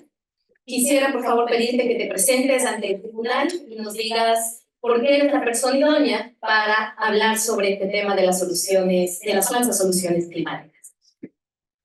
Kuyakamsi wanga aka bangangan nanyaka bangawi wanga adaka aranadr manaka Kirstanuva Pass. I come from St. Lawrence Island. I'm going to give you a little bit of a history of my island and where I come from and why it makes me an expert in geoengineering. In the 1800s, European whalers came and decimated the whale population to get the oil and the baleen from whales. At the same time, Krakatoa erupted, which caused a plume that was so great that Alaska experienced 2 straight years of winter. This caused a great famine on my island and wiped out 99% of our population. When the whales died, we died. We were very closely tied to our animal relatives and to our ecosystem. We were also injected with radioactive iodine to see if human beings to survive longer in the cold, and our beautiful island was used as a dumping ground for fuel, heavy metal solvents by the military. These forever chemicals bioaccumulated in our animal relatives, and as they become sicker, we become sicker as well. Our island is located in one of two thoroughways to the north. The world's toxics, or from the fossil fuel industries and their byproducts, travel through our island through wind and water currents, because toxics are attracted to the north. And so I carry this history with me into my work with geoengineering, and I have studied and organized against geoengineering for about 3 years. ¿Podrías explicarle al tribunal cuáles son los impactos más relevantes en relación a los ecosistemas, la naturaleza y, por supuesto, en relación a las comunidades, como lo has mencionado? So before I present the cases and their impacts, I want to give a brief overview of geoengineering technologies because a lot of people may not be familiar with it. So these so-called technologies are theoretical techno-fixes aimed at altering Earth's systems in order to combat the symptoms of climate change. The idea of trying to alter Earth's systems in a controlled manner is a violation of the sacred. Everything lives in balance in relationship to each other. Control or alternate balance violates the sacred relationships and sacred balance of Mother Earth, Father Sky, and now even Grandmother Moon. Generally, these technologies are placed into larger categories. One of them is called solar radiation management or solar radiation mitigation. This would include stratospheric aerosol injection, where they're trying to inject millions of tons of sulfur dioxide into the stratosphere to block out the sun. Surface albedo modification, I'll talk about that in a little bit. Cloud brightening, space mirrors, you name it. There's also carbon dioxide removal, which includes carbon capture and storage, carbon capture utilization and storage, bioenergy, carbon capture and storage, enhanced weathering, direct air capture. Sometimes they use marine geoengineering, which would include ocean fertilization, a form of carbon dioxide removal, marine cloud brightening, and enhanced weathering. And they also use Arctic ice management as a category, which is what I'll talk about today. This includes ice thickening techniques via surface albedo modification, and then ice thickening methods such as water pumps. The living Arctic is a complex system made up of several interdependent living systems. The freeze and melt cycle of the ice is a vital part of that system. The living system within the ice depends on sunlight, the freeze and melt cycle, in order to continue creating algae and to sustain smaller life forms which are interdependent within larger life forms. It is our role to follow and protect our original instructions, which allow balance and respect of these living systems. So the case studies I'm going to talk about are Arctic ice management and also carbon capture and storage technologies. The first project is Arctic Ice Project, or ICE 911, where the intention is to spread millions of tons of silica hollow glass microspheres onto the surface of the Arctic ice. This was tested in Utqiagvik without the free, prior, and informed consent of the indigenous peoples, and without an environmental impact statement.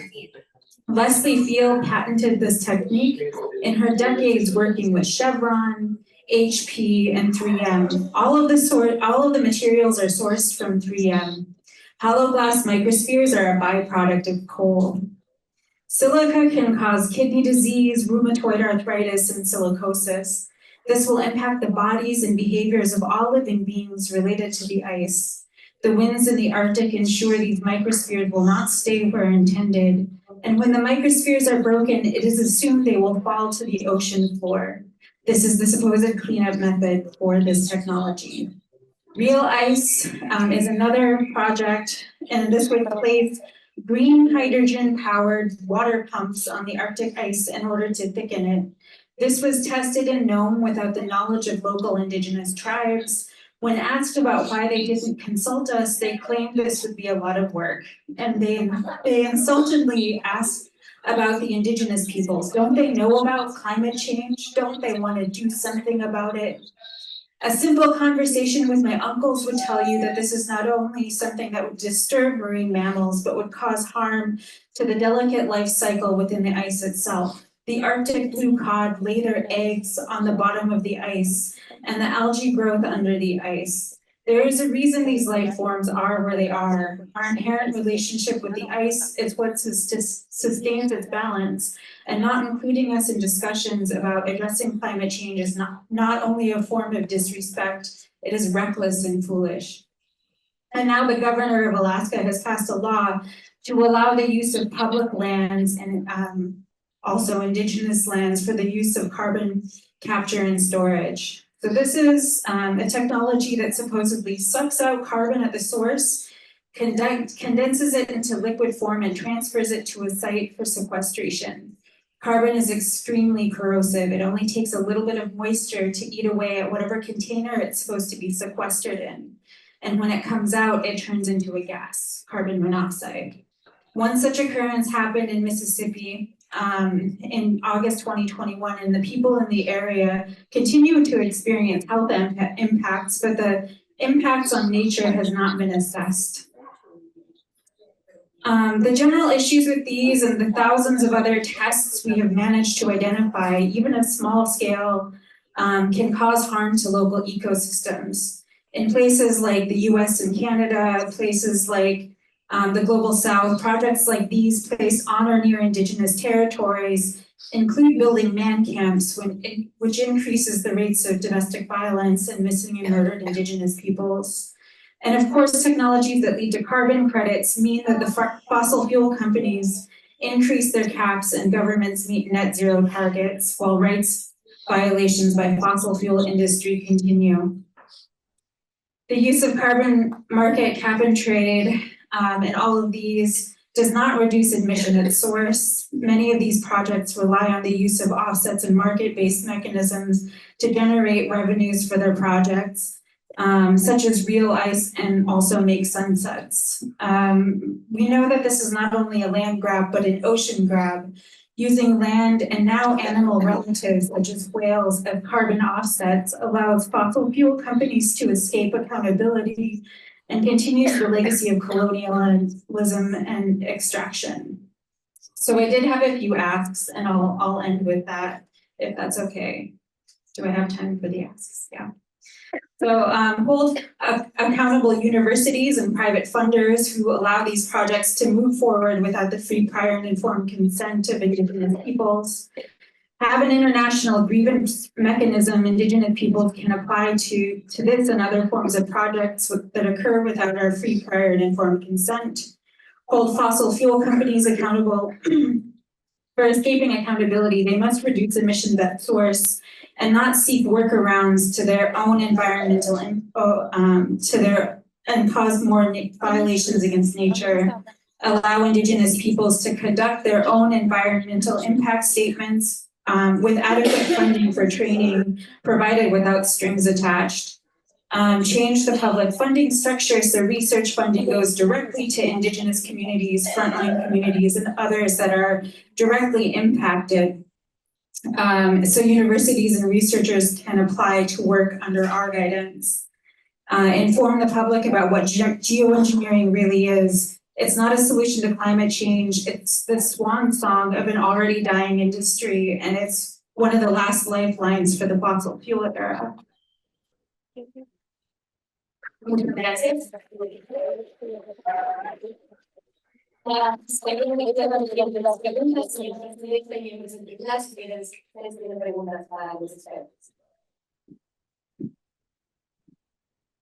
Thank you.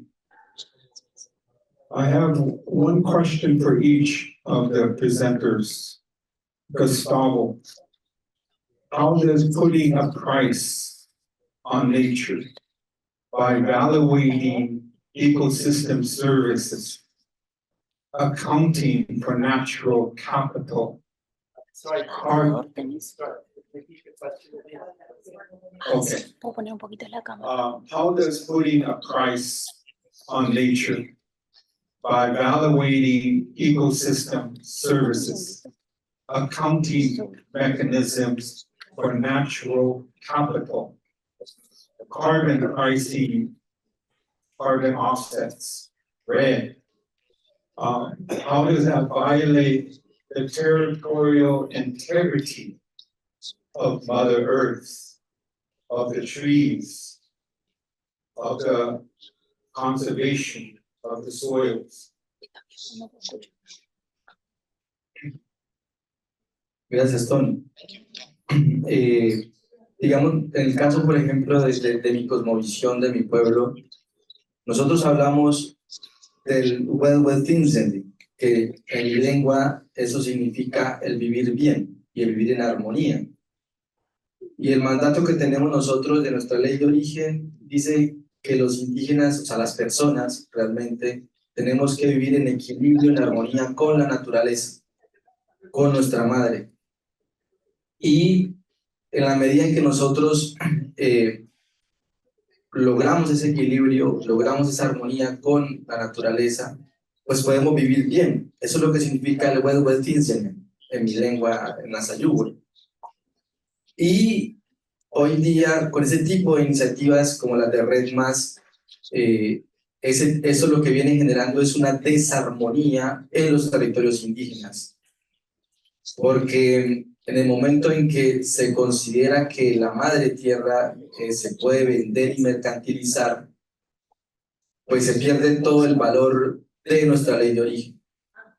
Y esto viene pasando hoy en nuestros territorios, porque se ha demostrado que en los lugares donde hay iniciativas de Red Más en territorios indígenas, los niveles de corrupción, ya no se quiere ser autoridad indígena por el valor del trabajo comunitario, sino por la rentabilidad económica que genera el poder, además de ser el representante legal de ese territorio que tiene un proyecto de Red Más.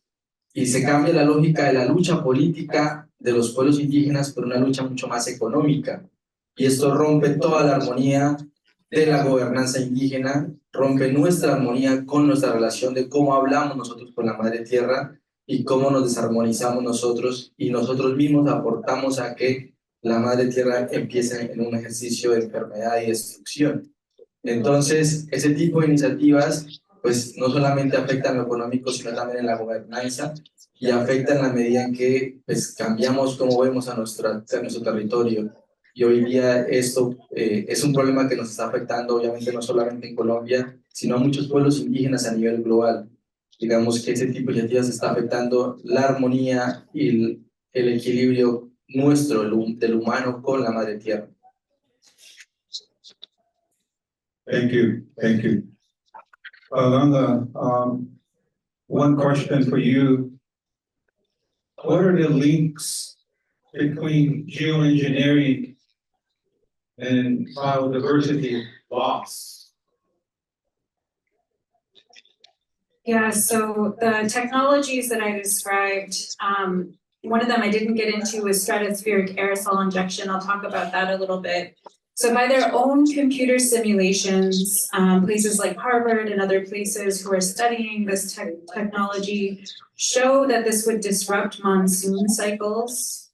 This would eliminate the ozone layer, and it would also cause drought in the Amazon rainforest. So all of these large-scale technologies will impact ecosystems and will destroy biodiversity.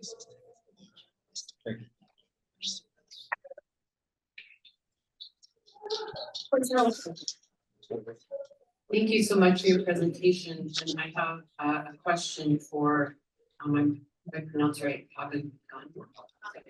Thank you so much for your research. I wanted to ask in regard to geoengineering, if you could share with us around the governance structures, around the practice of geoengineering, and how this is being discussed amongst governments and states, so that we can understand who has the right to go ahead with these experiments and who doesn't. If you could talk a little bit about the governance. Thank you.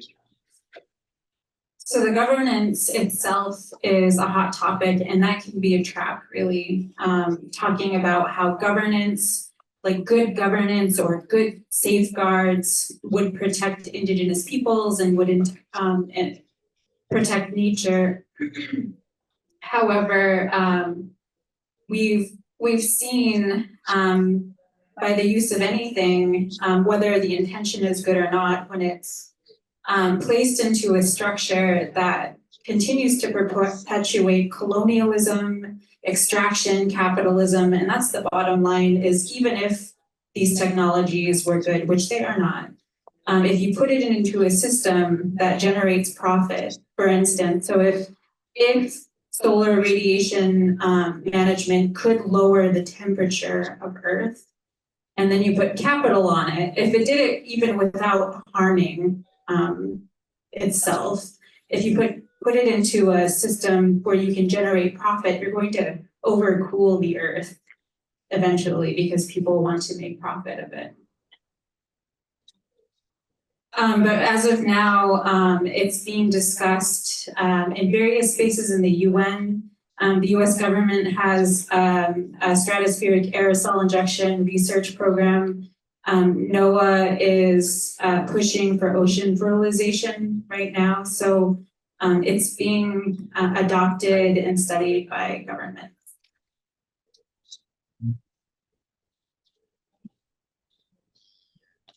Si no existe otra pregunta.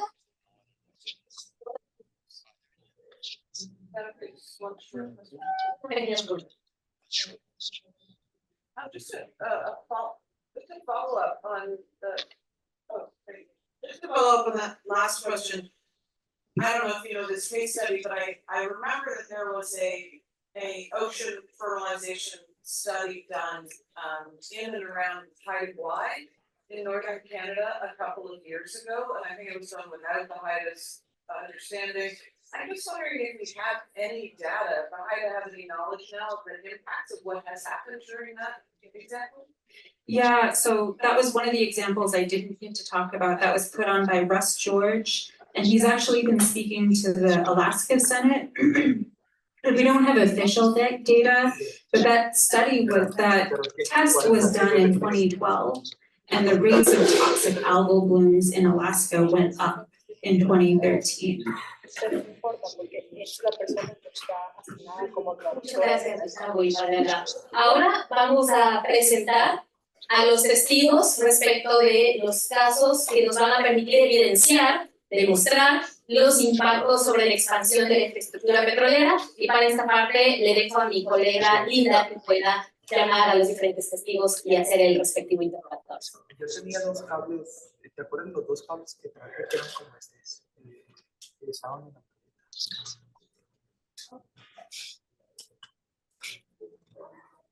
los puse aquí. ¿Te acuerdas que te dije que iba a traer de dos cables? Just a quick note, we'll be adjusting the break. We'll do one case now with regard to our next section on possible expansion and impact. And then we'll take a break. And then so with that, and with the permission of Madam President, I would like to invite up representatives for the Mountain Valley Pipeline Gate, both Cavalier and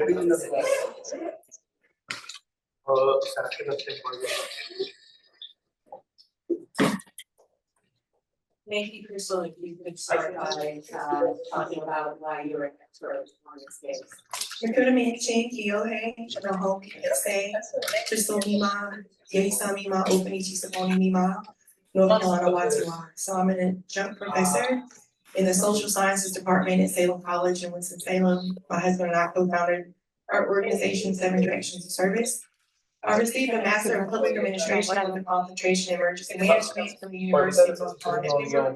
I have a doctorate in organizational leadership from the University of Dayton, focusing on the social justice crisis of missing, murdered, and children tied to oil and gas pipelines. And I attend the University of Oklahoma's College of Law, Master of Legal Studies, Indigenous Peoples. Thank you. And could you please share? No, pues es que eso ya sale de la. Yes, thank you. First slide, please. No. Okay, so the Mountain Valley Pipeline is a 42-inch fracked gas pipeline that is going all over Virginia and West Virginia, 303 miles. And it has continually violated state and federal environmental protections. laws, and regulatory agencies fail to safeguard water resources, so you can see the timeline. Next one. 6 years ago into fighting against the MVP proposed methane gas, the MVP Southgate, respecting my territory, has reduced its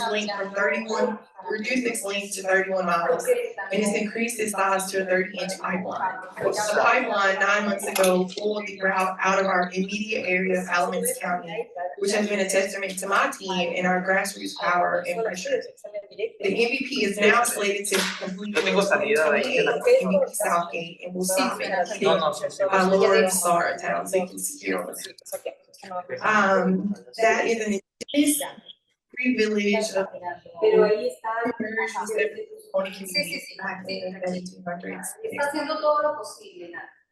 So I want to first talk about indigenous sovereignty. The Treaty of Middle Plantation governs our territories in North Carolina. Tribal sovereignty refers to the legal recognition in the United States of America's law and the inherent sovereignty of American nations. Our treaty, the Treaty of Middle Plantation, is not recognized by the United States federal government.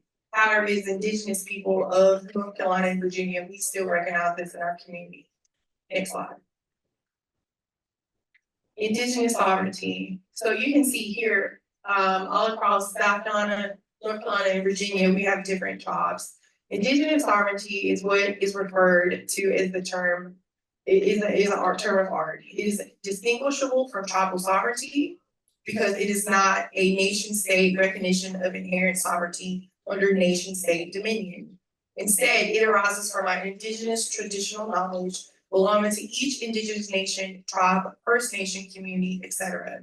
It consists of our spiritual ways, culture, language, social and legal systems, political structures, and inherent relationship with our lands, waters, and everything. Indigenous sovereignty exists regardless of what the nation state does or does not do. So I am just letting you know I am here representing my indigenous rights. Next slide, please. So I want to briefly talk about the two rivers, the Haw River and the Dan River. The United States, Virginia, and West Virginia have all specific rules and regulations regarding water quality and pollution. Since July 2023, the MVP mainline no longer has to abide by these rules due to provisions in the Fiscal Responsibility Act. This has severely damaged the water systems home to thousands of species, providing drinking water to many of our communities. Next slide. For many residents whose water is polluted, MVP has given them plastic water bottles to replace their water. Residents have voiced their worries about MVP's long-term effects on their water supply. Many people in the counties along the pipeline rely on groundwater, which is super important, which the corroded pipeline in construction has contaminated. Next slide. Land impacts. So these are pictures from our beautiful Appalachian Mountains, and you can see they're just removing the tops of the mountains. This section of land has a unique type of topography called karst. The landscape is formed by acidic water dissolving limestone into unique features. The karst topography is characterized by dissolved bedrock, which creates features like underground cave systems, sinkholes, streams, and pools of water. Above this sit the Appalachian Mountains. Not only does this pipeline have to go up and down the steep slopes, which is generally advised against, but it also has to navigate the karst topography, which is generally advised against. We have accelerated erosion and seismic risk. Next slide. In February 2024, a landslide occurred beneath the pipeline in Giles County. The landslide occurred next to a major road and a few hundred feet from the entrance to Tawny's Cave, a popular destination for caving enthusiasts. The landslide also created fractures in the slope along the pipeline. Next slide. So what is the biggest threat facing wildlife in the United States? Habitat loss, especially in the MVP. How does this contribute to habitat loss? Construction of the pipeline disturbs the area around it and creates an unsuitable environment for animals to live in. This also disturbs animals that don't live directly near the pipeline, but usually travel through the area, such as black bears. Next slide. The pipeline affects nearly all organisms in some aspect, as habitat loss severely hurts animals and plant populations. The following slides are examples of types of animals and specific species that are affected, but again, nearly all organisms living near the pipeline are affected somehow, and these are our relatives. Next slide. So these relatives, they recycle nutrients in the water, such as these mussels, and they're a basis of our food chain of many freshwater systems. Excess sedimentation and pollution in the water can cause a reduction in our macroinvertebrate populations. Also, noise from the pipeline construction disturbs our birds. Birds are very important to our ecosystem because they eat bugs, disperse seed, pollinate plants, and are ecosystem engineers. Next slide. Again, you can see this. So this pipeline here at the bottom, this is a failure from the hydrostatic explosion that happened 4 months ago, but almost 1 month before our gay site tribunal existed. Okay, that's the end of my slides. So these are things I want to ask. I want to ask the 6th International Rights of Nature Tribunal to elevate the COP30. I want to declare an MVP Southgate a violation of the right of nature.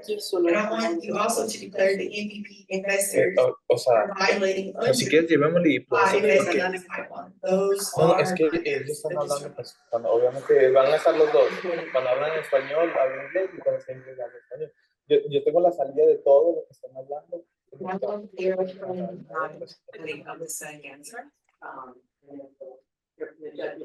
O sea, es cuando, o sea, como que mutearlo cuando ellos hablen, pero cuando ellos hablen... I am a soon-to-be defending PhD candidate in the Department of Fish and Wildlife Sciences. Pero es que cuando ellos, I have over a decade of experience working with freshwater mussels and river ecosystems. I published work investigating environmental conditions and rising water temperatures due to global climate change and effects.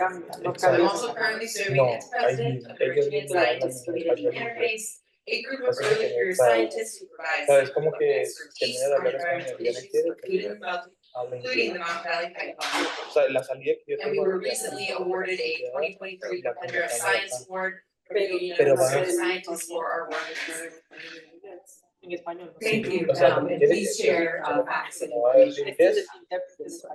I'm going to tell you about freshwater mussels today, which you can see that are out of the river here. Freshwater mussels live at the bottom of rivers, lakes, and streams. They are long-lived species with lifespans ranging from 10 to 20 years, even up to 100 years or more for certain species.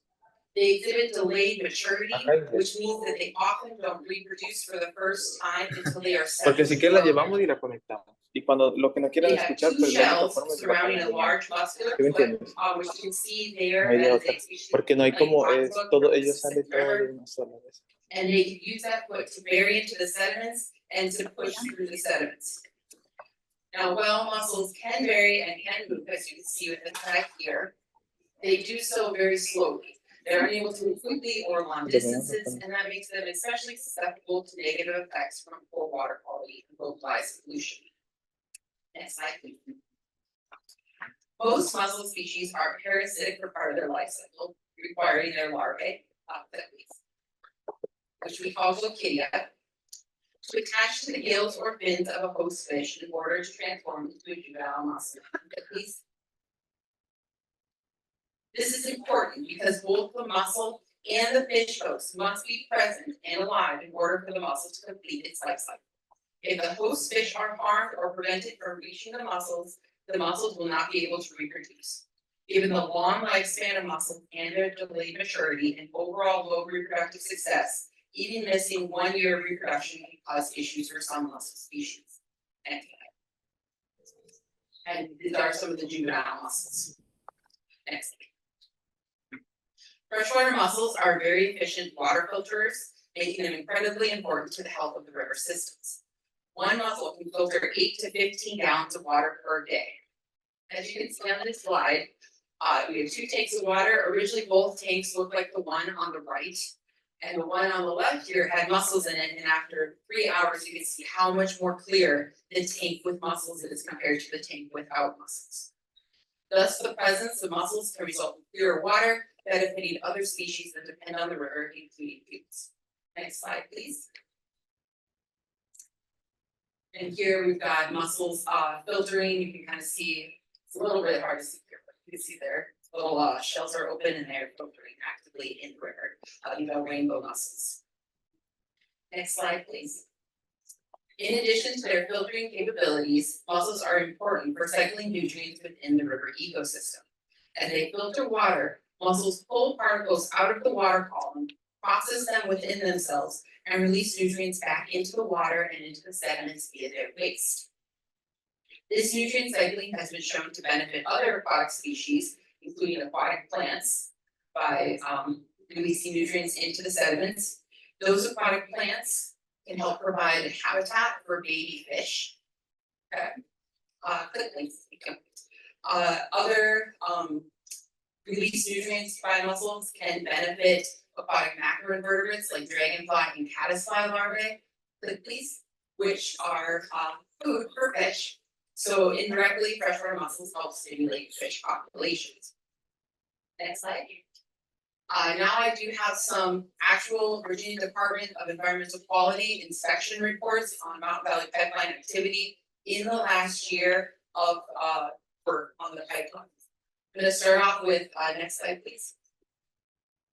This Maggie Creek here experienced excessive sedimentation in February of 2024.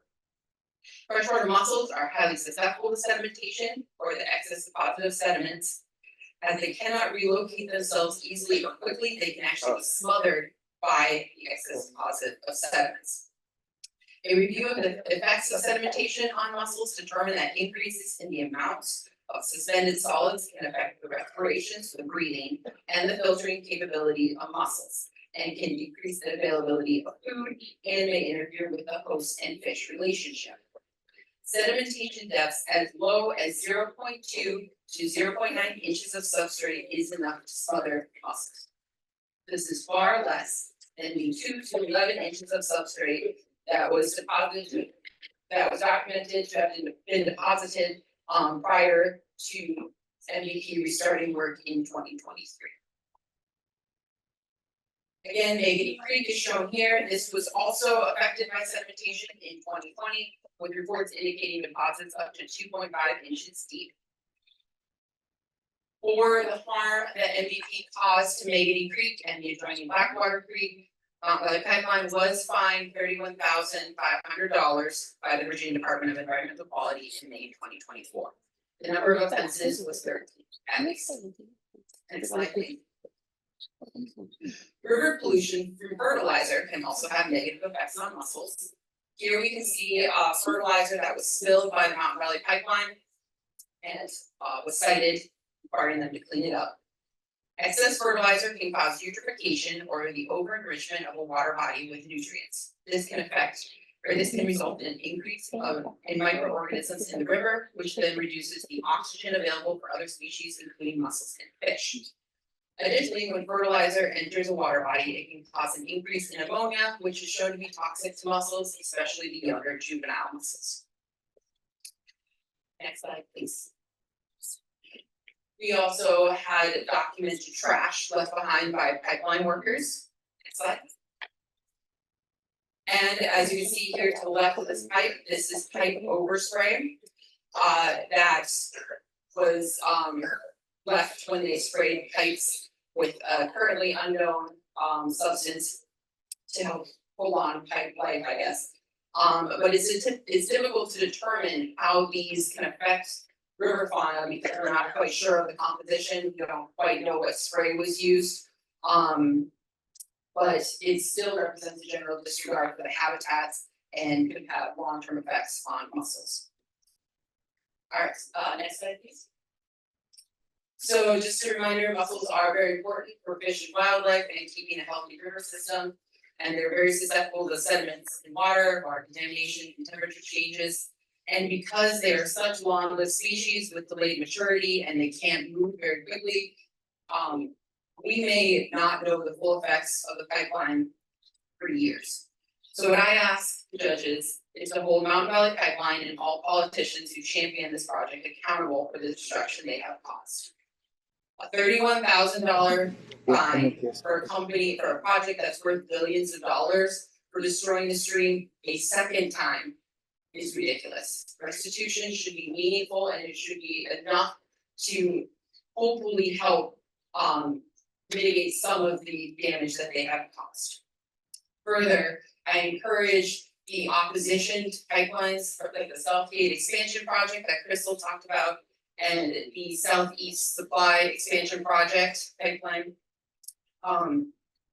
It is going to be years before we even know the extent of damage that we have caused to rivers and the environment from the Mountain Valley Pipeline. We should not be moving forward with new pipeline projects. And to wrap this up, I do want to mention that in North America, there are 300 species of freshwater mussels, and 70% of them are currently considered to be threatened, endangered, already extinct, or we have special concerns regarding them. At what point, what is enough enough?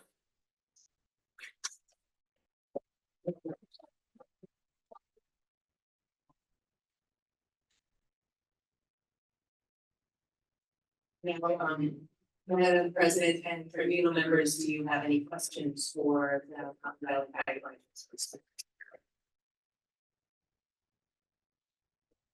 Yes, I have a question for Dr. Cavalier and Cantor.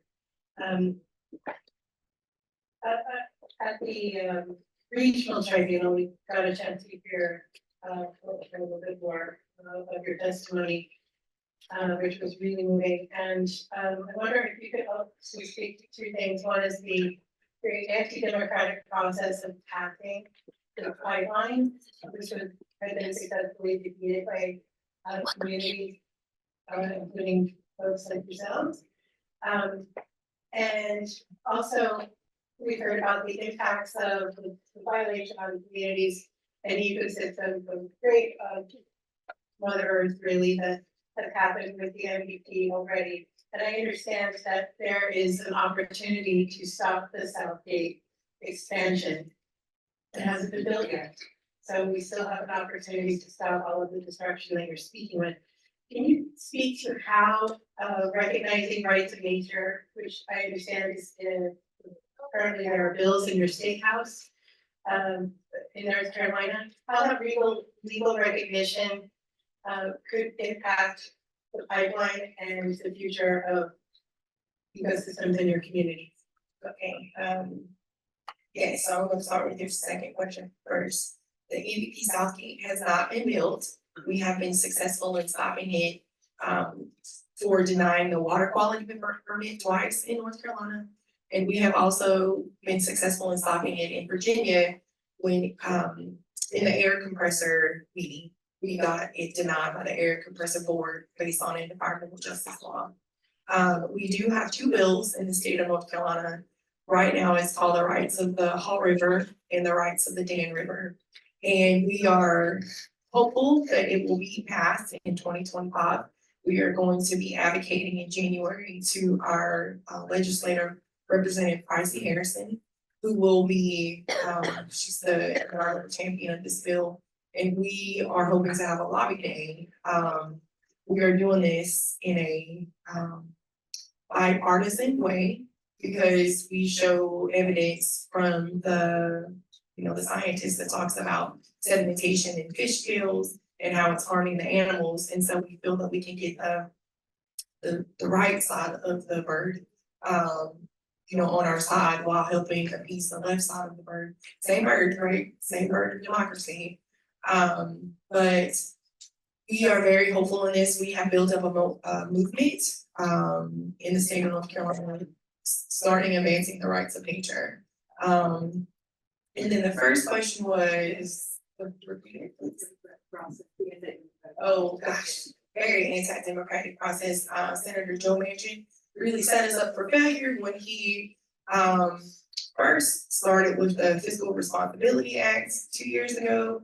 We were really successful and we were able to organize within 3 weeks, bring a mass mobilization to DC to fight against oil and gas pipeline, as well as showing how it's going to affect the Gulf South. We were able to tie all of these projects together, but again, Joe Manchin popped his reared his ugly head again, and then really slam dunked it with the Fiscal Responsibility Act of last year, which really essentially tied politicians' hands, and he forced it through. He forced the MVP through, which is very. I just don't understand how he's still being the senator today, like why he hasn't violated ethics. I will add for the democratic process, us as US citizens entrust the federal government to protect our endangered species via the US Endangered Species Act. By pushing forward all permit processes for the Mountain Valley Pipeline, you skip over that protection that we're supposed to have for our endangered species so that they can be enjoyed and appreciated by future generations, and so that those species can be here as is their inherent right to be. Thank you, and Thank you. It's good you mentioned federal and government permitting and regulatory systems. Has the government or the corporations asked permission? Have they asked permission from the water systems, from the river? Have they asked permission from the mussels and other animals and fish? Permission to drill, permission to clear the ecosystem? Have they asked permission in recognition of the rights of those that cannot speak, at least be understood by dominant society? Have they asked permission? They have not asked for permission. They have not asked for permission to come into our territory. Our tribal government has been, our tribal administration of the Occaneechi Band of Stoney Nation has now been contacted by a funder, NextEra Energy, and they are only talking to the tribal administration, but they're not talking to the people. They did not ask for permission. They did not ask for permission to come into our territory. were there any additional questions from the judges? With then the permission of Madam President, I'd like to break for 5 minutes. 10 minutes for a brief break, and then we'll reconvene. Continue to hear these cases. Nuevamente buenos días, por favor nos seguimos incorporando porque ya estamos reinstalando la audiencia del Tribunal de los Derechos de la Naturaleza. Van a venir nuevos casos. Declaro reinstalada la sesión.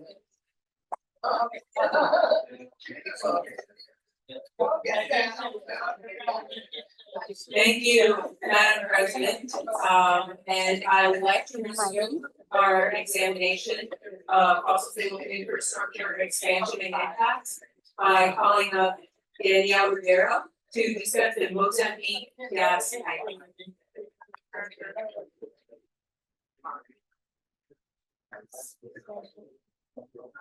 Thank you, and if you could begin by talking about your expertise to speak on this topic.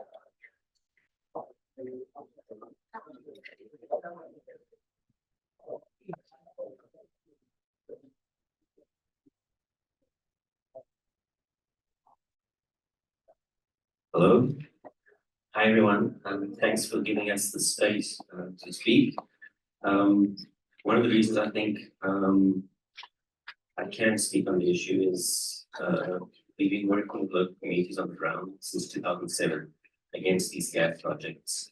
We're one of the few groups that's remained even while the conflict has got really bad, and we continue on the ground communities. Also, when we speak about we, it's local communities, the partners, journalists, friends that have been fighting with us. So it's been a long one, and we've gone through a lot. So I think we can do it. Thanks.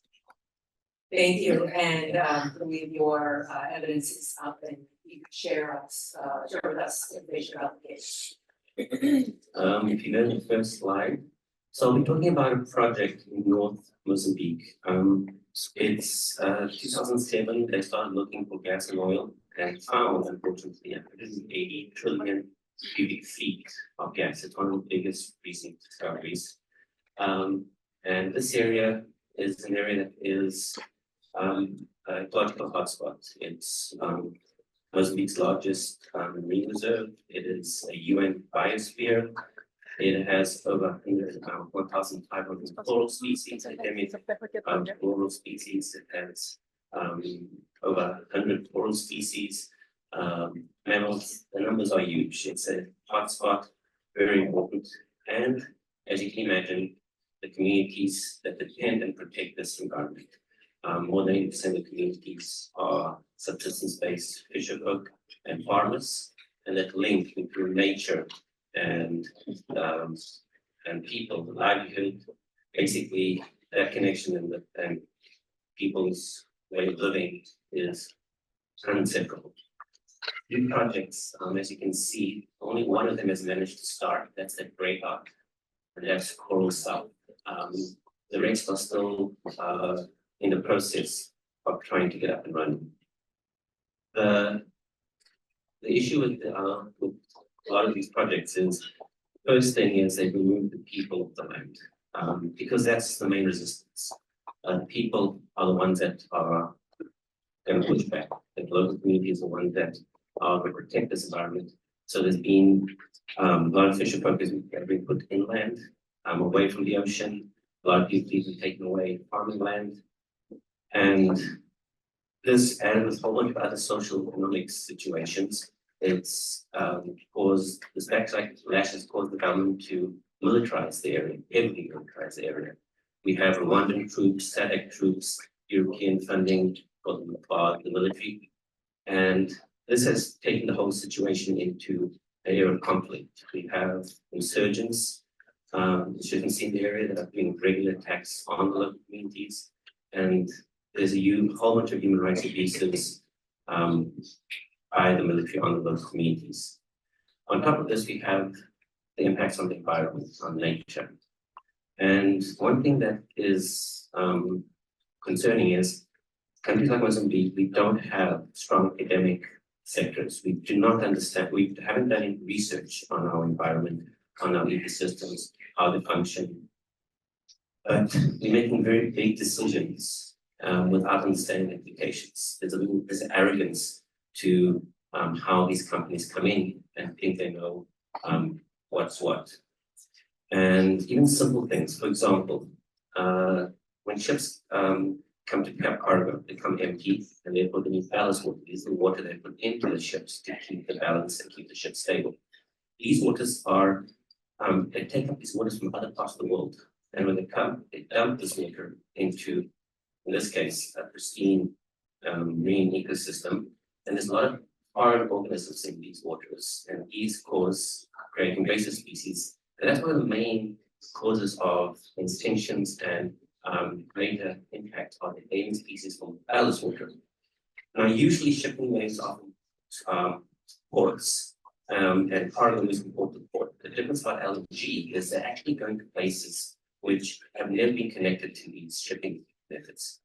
And so they are bringing these problems to places like Mozambique, and especially in North Mozambique, where it's very sensitive ecosystems. And the next slide, so then you have also, of course, the other impacts. We know about the pollution, but there's others that you don't take serious. And also, each project has to justify its impact. So you have a death by 1,000 cuts, because you always can say just one more. They always break it down to enough small pieces to be able to claim that it's acceptable. But when you put it together, the impacts are really scary. Even noise pollution, for example, are things that are sometimes underestimated, especially with mammals like whales and dolphins, especially when you have numerous wells and extraction points. They can create barriers or sound that prevent movement, and many more other impacts. So this is well documented, but the other thing I'm trying to go back is to the communities, because this conflict has forced 800,000 people out of the area. In the attack of 2021, March, one attack, the President did a survey of 13,000 households in the area. And we got to a number of 1,193 people were killed in that one attack. And this is people who I consider household and what happened to this family member. Very few people know about this. The actual number is high because this is verifiable. It's the actual numbers are exceeds 1,500. This makes the biggest terrorist attack since 9/11, and the rest of the world doesn't know, doesn't care. This is the reality of the ground to communities, and that's why we have 800,000 people leaving this area. And if we have the local communities that call and probe and protect this area, we lose the main battle of the main people in the front line that are pushing back against these projects. And that's something that the ruthlessness of these gas companies and we talk about we talk about climate, but don't forget, before we start talking about climate, you're really talking about militarization, human rights abuses, and the impacts of these gas companies. Climate now has just made it going to reach everybody. Yes, we are suffering it now, but this is a carbon bomb. It's more than all of Europe's emissions if all the gases extracted. So this will reach everybody, but right now it's affecting the local communities that hold this at home, and it is something that I think of what we are asking from the judges is that we want these gas companies out. We want them to leave Mozambique, and we have to find a more just and fair system in which we can meet people's needs, be it from energy or otherwise. So I'm looking for further questions. I know my time is short. I'm grateful for the space and thank you. Thank you for.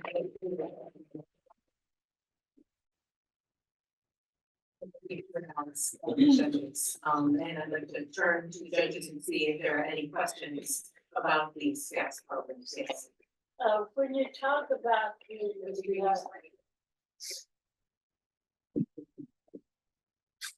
when you were speaking about the people who are killed in the attacks, are you speaking specifically about the ethnic population in that area?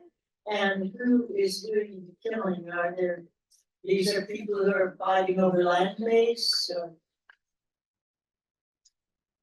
So the north of Mozambique, we've had a whole lot of different factors that have taken away land. So a lot of communities, like most of those in north of Mozambique, is subsistence farmers and fisher folk. So when we take away people's land, we take away the ability of people to live.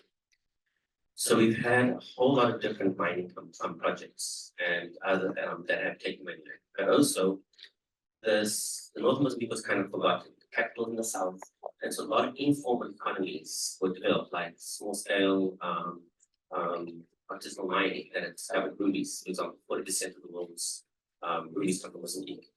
And other activities. The government came in, criminalized this community, said it was illegal because it wasn't and kicked out. So all these informal economies, people were kicked out. Farmers and fish folk, people were kicked out.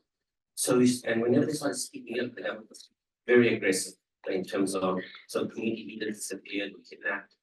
And so what happened was when you take away constructive pathways for which people to be able to raise their voice and face the problems that face them, there's a small group that always be attracted to extremist narratives. So even though people are focusing on the Islamic extremism, that's the superficial level. The question is we've always had extremist narratives, tribal and religious enough. Why are the youth now listening to it? They're listening to it and they're attracted to it because we've eliminated all other options. We've not allowed them to mobilize. We've not allowed them to make to farm, to fish. We have marginalized and taken away the leaders that have spoken up, and now they are listening to these extreme narratives. This has caused an insurgence which have started attacking the project here because this is the biggest investment in Africa. And if you are angry at the government, you're going to attack the most precious, the most valuable asset, and that's this project. And that's what they've been doing. But the problem is collateral. When the lion and the elephant fight, the grass is suffering, and this is what's happening.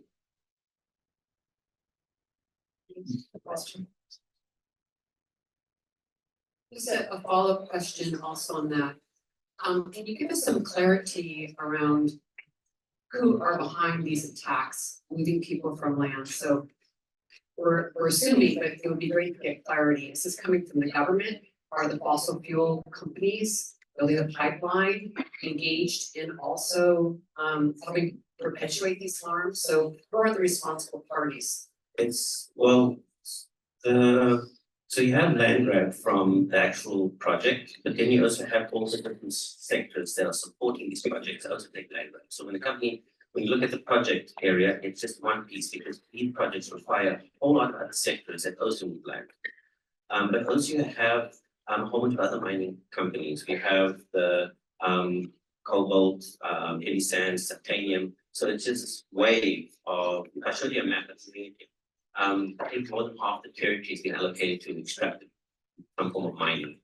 So it's not only this project, it's the model that's causing it. But the project becomes the center of the conflict because it is the biggest investment and the most important one. But also the militarization is because of the project. The military was brought in to protect the project. When that attack happened, there's over 800 soldiers, security forces protecting the project, and around 20 to 30 protecting the people. That's where the focus is. Our military ends up protecting the projects, and that becomes a battleground.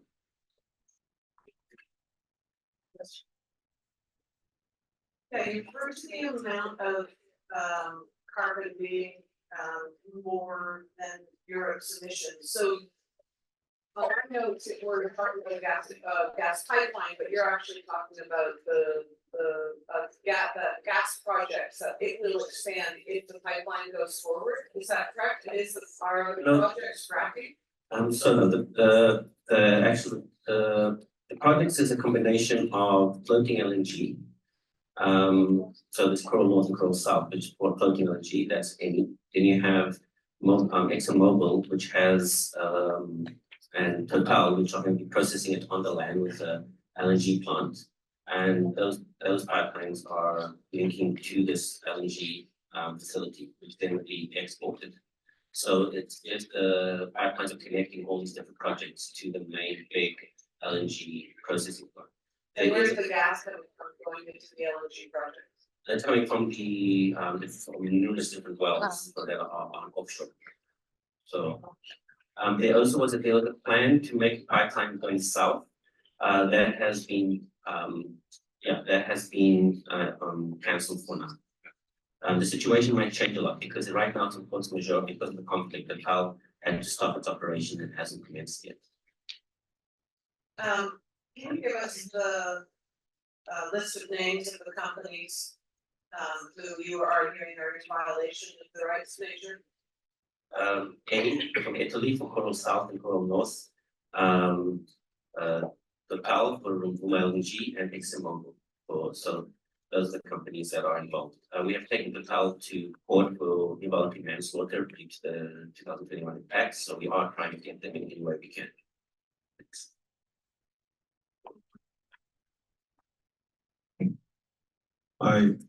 I was fortunate to be in Mozambique before.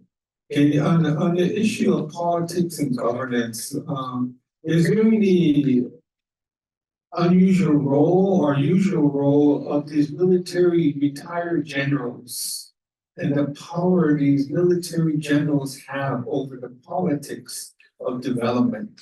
Is that a big factor as far as violation of local communities and their rights and the politics of the retired military generals? Thank you. Mozambique, the party that gave us independence is a party that's always been in power and is what they've always had 2/3 majority. And of course, there are some very influential figures within the Frelimo party which have the power to dictate. And also, war is money. You see private companies that are also part of security linked with the military generals from both Rwanda and Mozambique. So there's also not just, there's a lot of collusion between different states, and these are very influential individuals that have the power to not only army, but the private sector as well. Thank you again. Thank you very much.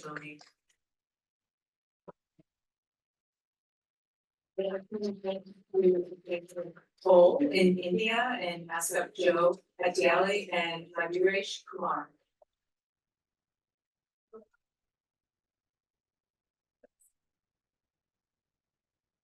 And start by sharing your expertise with this part. Esteemed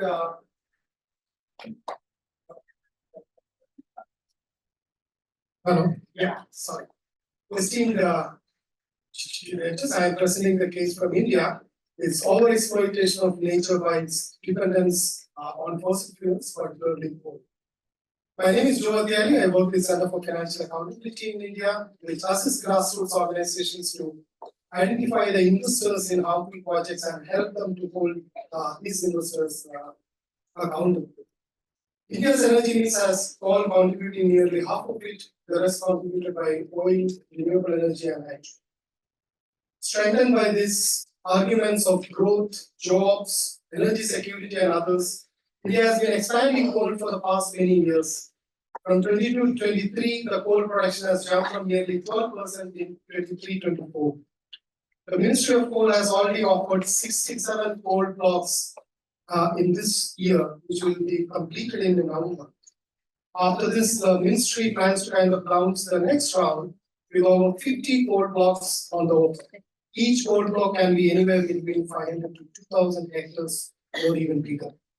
These are forest land, agriculture land, residential areas and villages with hundreds of families living there, commons and even small and townships. What is this cost to the people and climate is known to all, and in the Indian context would be shared by my friend. But what I would like to kind of focus is on the question of enablers of this to the government. One, the atmosphere of fear and intimidation. Civil society organizations critical of the government is targeted either by revoking their license to receive funds or by putting income tax rates or harassing by making them attend innumerable visits to investigation agencies to answer their questions and provide papers and documents for the past many years. Activists on the ground who dare to oppose these projects are intimidated by police or goons of the corporations, but also arrested sometimes under draconian terror laws, bail under which is very difficult. Key constitutional institutions are compromised. It's not just for projects like in coal, but overall in the country, the constitutional institutions have been playing a subservient role to this regime in the past decade, rather than being independent and holding a mirror to power. Whether it is judiciary, regulatory bodies, auditor of the government, or even election commission, the past 1 decade saw a deliberate weakening of these institutions, eventually making them all look the other way rather than playing a role they are supposed to kind of play. The rise of crony capitalism. As mentioned previously, a compromised regulatory body, in this case the Security Exchange Board of India, equivalent of Securities and Exchange Commission in the US, has resulted in one company bagging all major tenders in the country in the past 1 decade, and along with that a few other corporations. That a wide range of projects from ports to airports to coal projects to renewable energy projects to clean energy projects went to one corporation, that it even expanded its own business seamlessly to Australia, Indonesia, Mozambique, and South Africa, apart from India, is testimony to this. The name of the corporation is Adani. Any media or civil society organization raising this issue has found themselves to be at the wrong end of the stick. This cronyism made him the world's wealthiest person for a short while, until an activist short-selling firm, Hindenburg, exposed the illegal ways in which they amassed wealth. Media, which could have highlighted people's issues, is on a tight leash, with an exception of very few ones. None of them go beyond what the government wants them to publish. Instead of talking the issues of the nature and people, they are talking about religious voluntarism, and which is not rare in the past 1 decade. The majority of these news outlets are also owned by a handful of corporations, including Adani. May I explain this situation, which many calls a laptop media in India. Trumpeting the story of renewable energy expansion. India has a rapid expansion of renewable energy sector. And in the past 1 decade, it grew by 260% is telling. However, that growth did not diffuse the growth of coal or any other fossil fuels. Coal continued to grow as we have seen earlier. What changed is India started targeting this rapid growth of renewable energy sector to obfuscate the growth and expansion of coal and other fossil fuels. So a possible success story of India moving to a just energy transition has ended up as a shield to cover the story of the decline. Our ask to the jury is that with the restrictions on activists, grassroots organizations, and an unwilling media, please echo the issues of coal and fossil fuels in India outside. The second, seek answers from the Indian government in international forums like COP, G20, and other for what it is doing back. Thank you.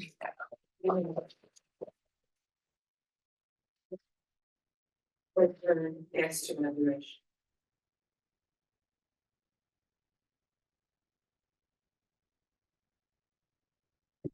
And if you could start with talking about your expertise.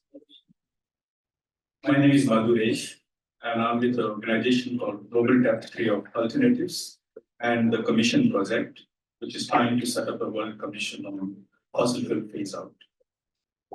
I'm from India, and I have been part of several of the struggles which my friend Joe talked about as the national convener of National Alliance of People's Movements. I'll be talking about one of the case studies out of the numerous coal mines, bauxite mines, and the several other extractivist projects.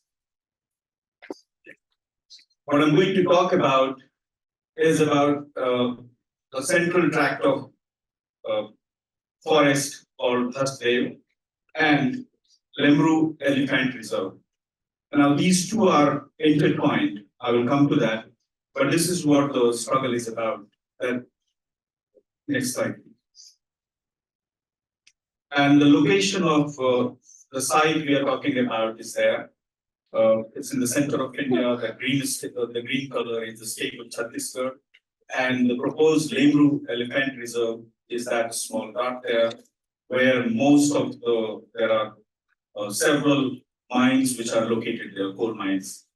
And if you look, the whole center of India is also the area inhabited by indigenous people, who in India we call them Adivasis. The next slide. What do the Hasdale forests look like? So they are one of the biggest contiguous forests of nearly 170,000 hectares, so 1,700 square kilometers. Home to 15,000 Adivasi families, so roughly 75 to 80,000 people. Overall, 400 species, if you count, including reptiles, mammals, birds, trees, different kinds, and some of them very rare. So it's an area full of the biodiversity and also under protected schedule of the country. So there are several conservation laws under which they are protected. There is also significant elephant presence. That's why the elephant reserve has come in some ways to help to the people when we are fighting these coal mines which are proposed there. After several years of contestation, a 1995 square kilometer of elephant reserve which has come to be notified. But we all know that you can notify an area doesn't mean that it will always be protected, because tomorrow they will change the law. So this boundary, which is 1995, bigger than the Hasdale forest currently, has changed over a period of time. And we still are not sure that it will remain at that. This forest also serves as a catchment area of Hasdale River. There is a dam there, so Hasdale Bango Reservoir. And this Chhattisgarh is a state which produces a lot of rice. So this area is also rich in rice cultivation. And next slide, please. This is what it looks like.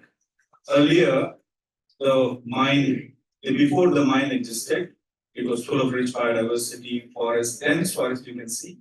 And that's the very next one, the way it looks like now. This area has also significant coal deposits, so 5.6 billion tons, that's quite a big number. And they have proposed 23 coal blocks, and which are at various stages of development. There are 2 mines which are operational. They are run by Adani. We just heard about what the Adani story is. They own those 2. And there are 2 mines which have been allocated and received clearance with the land acquisition and forest clearance, which is in progress. There are 19 others which are in the different stages of allocation, planning, or at times they are they get cancelled, but then the government changes and then they are back on the track. So it's always up and down. The story keeps moving every now and then. It's like this. Now, what is the past experience with the operational mining process? Because there are 2 already which are operating in the area. What we do see is that most of the mines, so there are natural, we have been talking about the rights of nature. So the indigenous community who live there, they have their traditional community rights. And most of them, by law, the corporations as well as government have to ask their permission before they can acquire any land or before they can cut trees or anything. What they do is, and requiring their permission means that the village council have to sit down, come together and pass a resolution and see that how does that work. Give them permission. But this is always, most of the time, it's falsely claimed, either by hook or by crook, and they just get the permission. It's illegal. They have been challenged in various forms of the court, and still they continue to go on with the 2 things. Next slide. People have been resisting since 2010. There have been several. Let me say this. There have been several marches, there have been village councils held, there have been challenges in the Supreme Court, legal challenges, all the existing laws and things have been used. There are several depositions which have been made, but still the 2 coal mines continue. It's because of the resistance, as I said, the elephant reserve was announced, so there is some protection for now at the moment. My colleague Alok Shukla, who just received the Goldman Award for the Hasdev Aranya Sangharsh Samiti on behalf of that. He's not here because he's on the ground resisting the forest destruction at the moment. Next slide, please. Now, what Joe just mentioned, that what happens? One, there is illegal people getting illegally arrested or like falsely giving permission. But also, we heard about the Pegasus software. So Alok, my colleague, his phone was bugged with the Pegasus software. The political parties who have been supporting the struggle, their phones have been bugged. Several of them have been arrested. The journalists who have been covering this, their phones were bugged by the Pegasus software. So this goes very deep, and there have been several exposés in the New York Times, several other international media has covered it. That if you are against Adani, you are not safe. Even me here speaking, we don't know what the consequences will be, but people keep talking about it because you need to talk about it. Next one. What will be the consequences of losing? We all know what will happen. We saw one slide where the biodiversity, we just lost it. But there's also increase in human wildlife conflict. Or because we are destroying their habitats, so many elephants, tigers, they're all moving into the area, and then finally it's creating a lot of trouble for everyone. There's also loss of river, water, pollution, livelihood, and everything. Lastly, what we are asking for you, we have a list of things what we are asking from them. But basically what we want is the rights people have, let that be respected. Free, prior, informed consent, which is there in the law, not only national, international as well, but let that be interpreted. So whenever we are in the international forums or any other forums, we make sure that these are there. This is what every other case study is saying. And the corporations, they need to be put on check. They need to be put on notice that their time is over.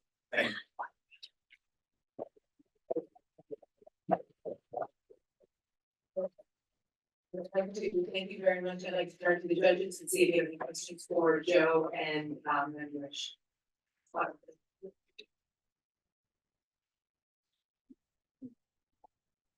Thank you both so much for your hard advocacy work, which is clear you've done. And we've heard earlier, and I think we're going to hear throughout the day, this connection between human rights, really, and rights of nature, and people's right to exist. And my question specifically to you, on, the fact that you mentioned that coal in India has been increasing over like 20 years. It's not on now, it's on up. And I wonder if you could clarify the relationship between the criminalization of people who are resisting coal, has that also increased? In other words, is there also an increase to resistance? Because we're seeing this in different locations in the world. I wonder if it's true also, in India situation. Thank you. Yes, there is a direct correlation, I would say. In 90s, when we were, both of us come from an anti-dam movement, 90s we were called anti-development, anti-national and all. But it's still government would engage with us. Now, in the last 12, 13 years, what we have seen is that is you are not only vilified, but you're also given a lot of criminalization is of course, but all, so there's two ways actually. We have fought, so we managed to get at least 500 gigawatt of like power plants, coal power plants, which were in the pipeline. So they have been stopped at several stages. So that's a success, but it has come at a huge cost. You have not only the activists on the ground is supported, but the media, but the whole ecosystem, what you were saying, has been changed. Now, and they have recognized that what is our lifeline, resistance lifeline. So slowly they have been cutting at everyone. Yes, there is a direct correlation. It's not only to coal, but there are several other big infrastructure projects, highways, ports, all of these are actually threatening the ecosystem, the natural ecosystem. We have time for one more brief question.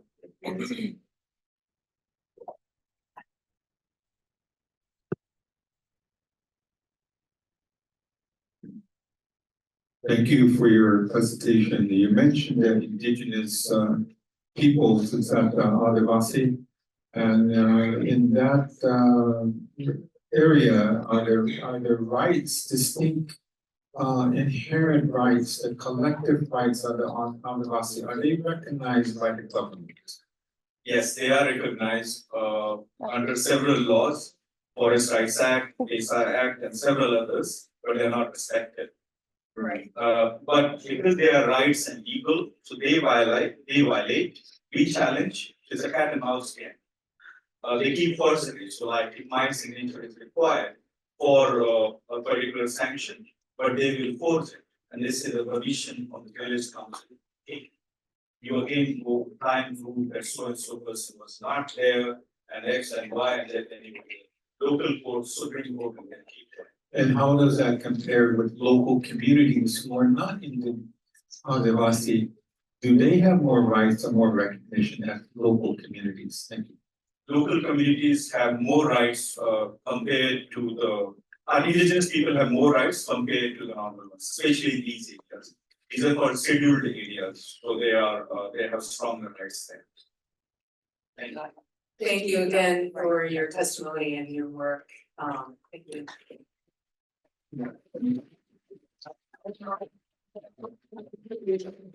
Calling up Ariel Deroche for the Coastal GasLink pipeline in Canada. Thank you, and again, if you could begin with articulating your expertise to speak on this topic.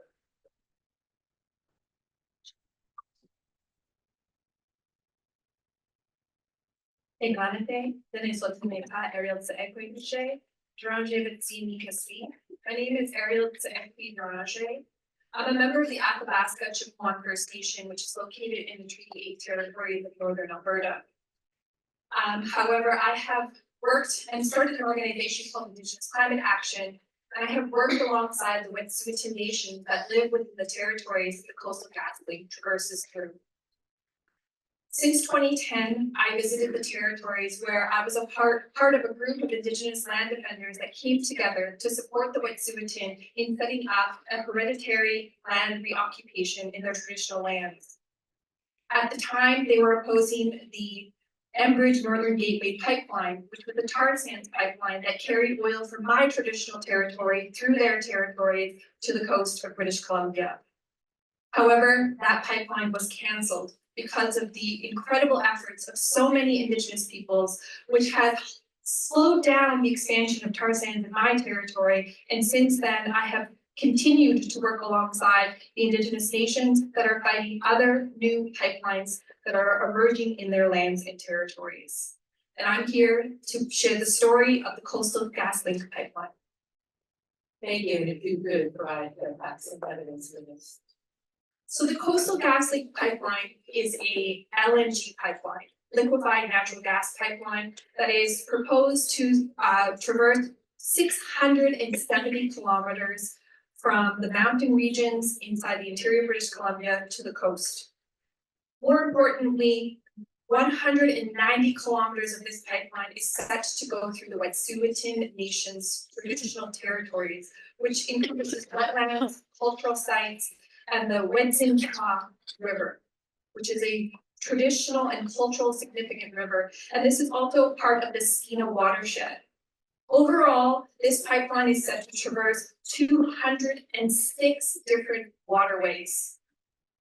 These waterways are the home of salmon spawns and also numerous Indigenous communities, lifelines, and cultural significance. This is critical habitat for spawning for sockeye salmon, and these river systems hold deep cultural value to many Indigenous nations. This is a source of sustenance for the lifeways of the Wet'suwet'en people. This pipeline particularly involves the digging of massive trenches that are ripping up trees, traversing and ripping up and disturbing streams and river systems and critical waterways. These are the critical biodiversity. This critical biodiversity is not only of cultural significance to the Wet'suwet'en people and nations, but it is critical for climate stabilization. This project has not been without its critique from the government itself. Even though this project was proposed in 2012 and has been approved, there have been more than 50 warnings issued from the BC Environment and Assessment Office, 16 orders and 2 fines. These are things like failing to maintain erosion and sediment controls, waste management issues, and missing deadlines on caribou and conservation plans. Last year, the project was cited as disturbing critical spawning grounds after it ripped up a critical river system and bed. This was cited and issued by the Wet'suwet'en Nations that said this is another assault on their hereditary and treaty rights in the region. But that wasn't the first time. In 2020, there were two diesel spills that had already occurred along the pipeline construction route. In 2021, 1,000 liters of contaminant were spilled along the construction route as well, contaminating these critical key areas. I need to remind you, the Wet'suwet'en Nation have opposed this project since 2012, and we have to understand the rights of these nations. In Canada, we have what are known as treaty rights, but the Wet'suwet'en Nations are not a part of treaty. However, in 1997, the Supreme Court of Canada, under a case called de Galmuk, stated that these nations never gave up their rights and title and maintained authority and jurisdiction. These projects, the project of the Coastal GasLink pipeline is linking not just this project from a pipeline project to the coast, but this is LNG. We cannot afford liquid natural gas projects. Fracked gas is proposed to be delivered and produced in the Dawson Creek area and all the way down to an LNG facility near Kitimat. The Kitimat facility is owned by Shell Oil. From there, it will be delivered to the global markets. Fracking itself, well, the pipeline is just the delivery. The fracking of the gas that goes through this pipeline requires massive amounts of water and energy necessary to create liquid natural gas, which I won't get into. And all of this fracking, sorry, I lost my notes. The fracking itself is also disrupting the shale and ecosystems, causing earthquakes in the region. And this has been noted by many scientists. And for the communities that are fighting these projects on the front lines, this is not just about the Coastal GasLink pipeline. It is not just one. If this project becomes approved, it will set a precedent for more pipelines, such as the Pacific Trails and West Coast Connector gas transmission pipeline, owned by Enbridge again. and the Prince Rupert gas transmission pipeline, which is owned by TZ Energy to the Prince Rupert facilities. All in all, we are seeing that these projects, if they go online, will create 15 megatons of carbon pollution by 2050. All of this is being approved despite the fact that local governments have made commitments to net zero by 2050. Additionally, I want to state that the communities are not just fighting these projects by occupying their lands. They have protested and set up blockades to block construction of this, so much so that the government was able to work, or the corporation was able to work with the Royal Canadian Mounted Police to put forward an injunction that allowed them to raid the traditional hereditary camps of the Wet'suwet'en Nations. And in 2019, they raided these camps with extreme violence, including chopping down the front door with an axe, while one of my staff members, who is a community member, was inside screaming for help. These violent raids in the communities have continued, and what have happened is now there were 4 charges against hereditary leaders and community members, and we have now seen the first prisoner of conscience in Canada, which is one of the chiefs of the Wet'suwet'en Nations. This resulted in a massive scale of Indigenous peoples coming and asking for action across the country. These unjust injunctions must stop. These pipelines must stop. In the wise words of Casey Camp, one of our esteemed judges today, these nations and people, my community, my allies that stopped projects in my nation, I must stand alongside of them, because we are not protecting nature. We are nature protecting itself.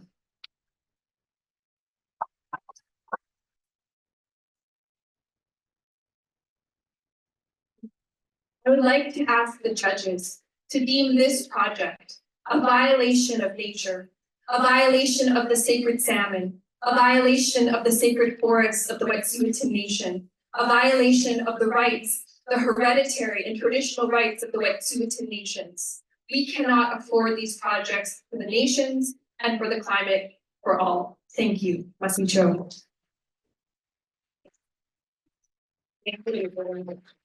Other questions from the judges?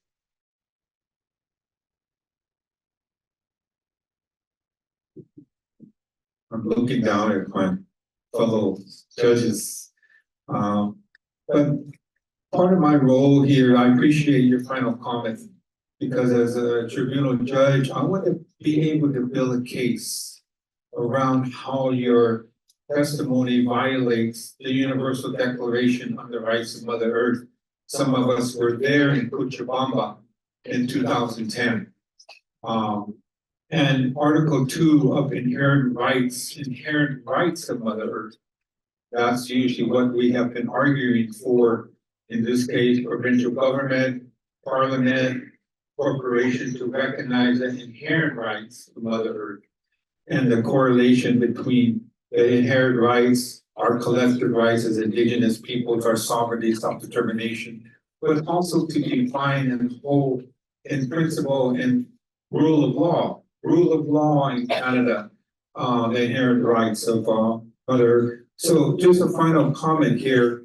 What would you say that the inherent rights of Mother Earth, in this case, and from your experience on how it has violated for Mother Earth, on the role of Mother Earth to maintain its identity and integrity as a distinct, self-regulating and interrelated being? Well, I think that the issue is the Coastal GasLink pipeline isn't a singular thing. It's attached to the actual fracking of the LNG of the gas itself. So you have to take into consideration not just the pipeline, but the substance that's being delivered through the pipeline.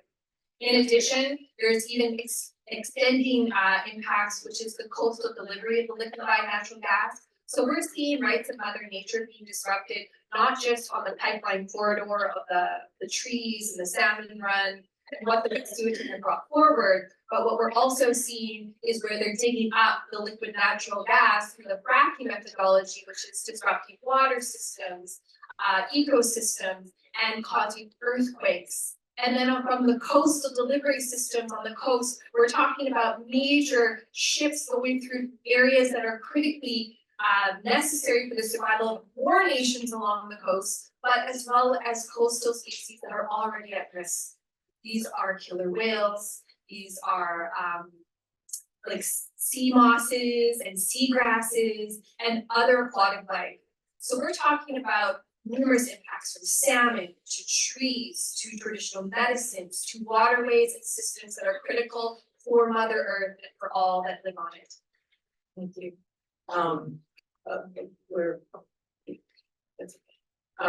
With the permission of Madam President, I'd like now to turn the prosecution over to Natalie Lopez, and thank you for presenting my.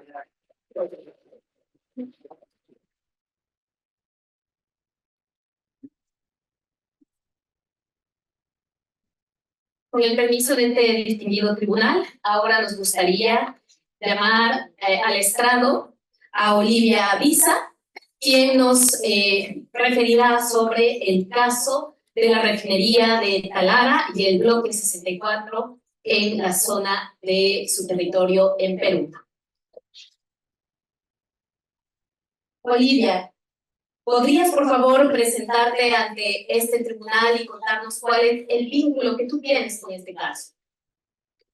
Tamari Bratari Sechengros, Nada Renunciativa. Mi nombre es Olivia Visatirco, soy del pueblo originario Chapra, la primera y única mujer presidenta de un gobierno territorial autónomo del pueblo originario Chapra. También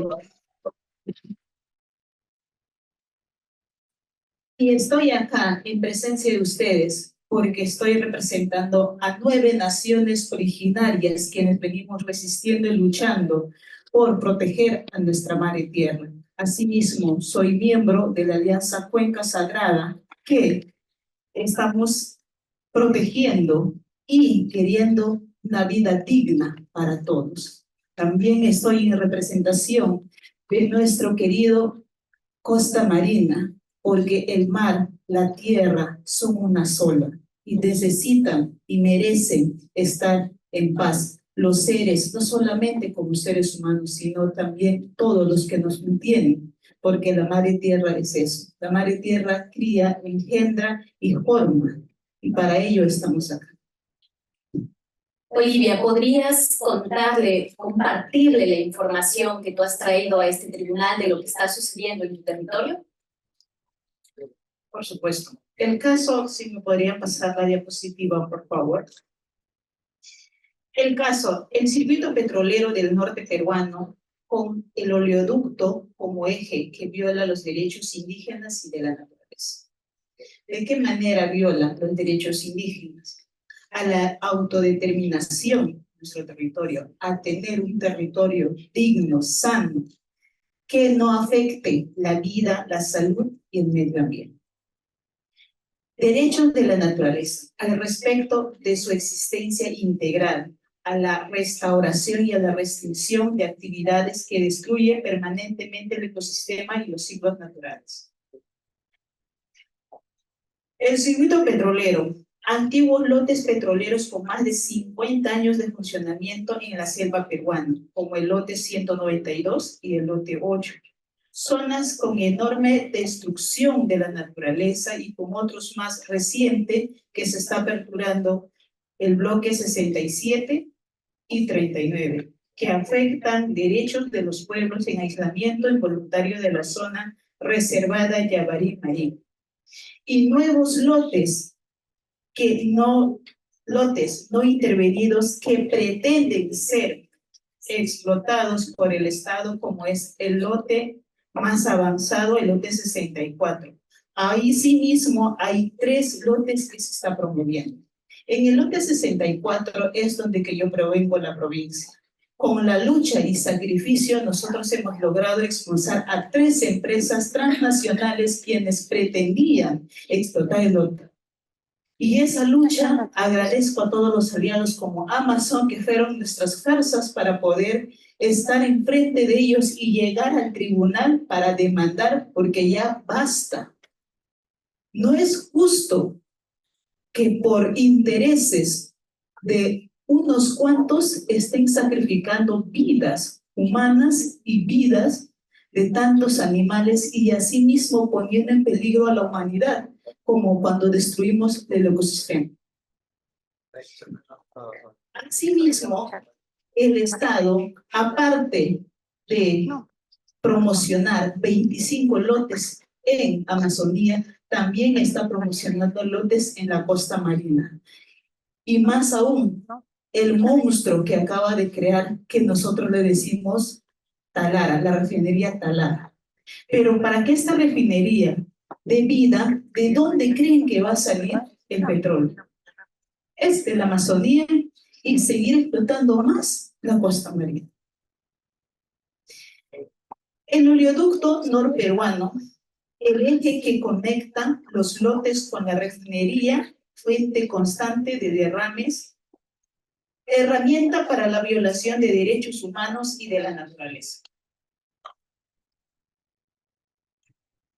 El circuito petrolero se sostiene un sistema legal diseñado para privilegiar la explotación del crudo, el desmercado de la naturaleza, sin considerar los derechos de los pueblos originarios y las poblaciones locales.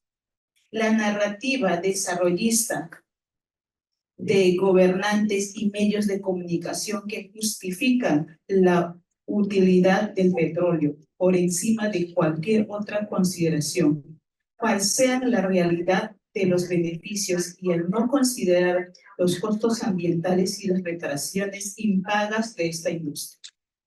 Empresas petroleras que operan o han operado sobre este sistema injusto, tanto privado como público, Occidental, Prospectors, Petroperú y entre otros. Y los bancos o el sistema financiero, instituciones que financian a estas empresas son como Citibank, JP Morgan Chase, Goldman Sachs, Sech, Deutsche Bank, SED Italia y cuales supuestamente han avanzado al reconocimiento de derecho y la protección de la Amazonía, pero aún financian diversas partes del sector petrolero. Muchos de estos bancos tienen como una política donde que supuestamente respetan al medio ambiente, donde que supuestamente respetan el reconocimiento de los derechos humanos, pero sin embargo están financiando a empresas irresponsables que están acabando no solamente con la vida de los pueblos indígenas, sino con la naturaleza. Y eso no es digno de decir sigan haciendo.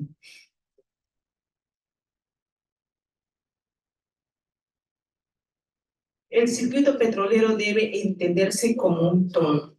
Hay financistas que apoyan el desarrollo de la refinería Talar en la costa y se niegan a reconocer sus impactos en la Amazonía. Pero para que esa refinería funcione, demanda más petróleo amazónico, pescadores de la costa y pueblos amazónicos que están en la misma lucha. Hay pueblos que conviven con el petróleo hace décadas y no pueden sorprenderse inmediatamente de esta actividad. Otros que rechazan la apertura de nuevos lotes, pero todos coinciden en que se reconozca sus derechos, para algunos la remediación, para otros el derecho a decir no.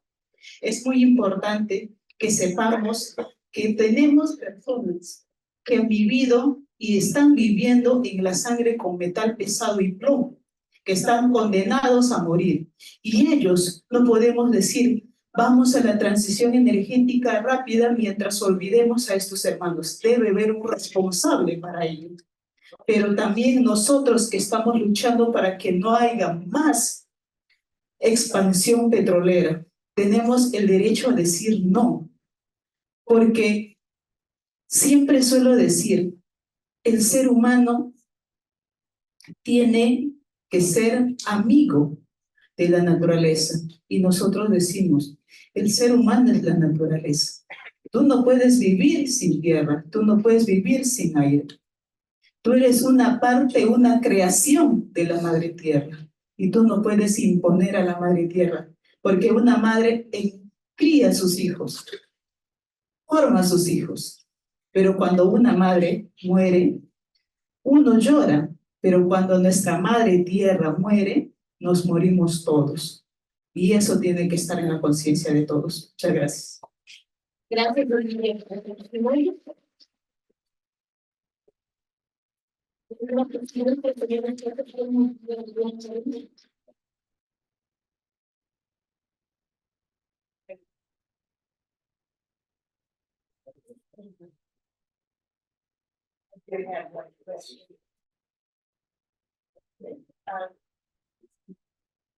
Can you please repeat the names of financial institutions that you talked about? Citibank and Sí, cómo no, está lo de Citibank, Goldman Sachs, está JP Morgan, está Banco de América.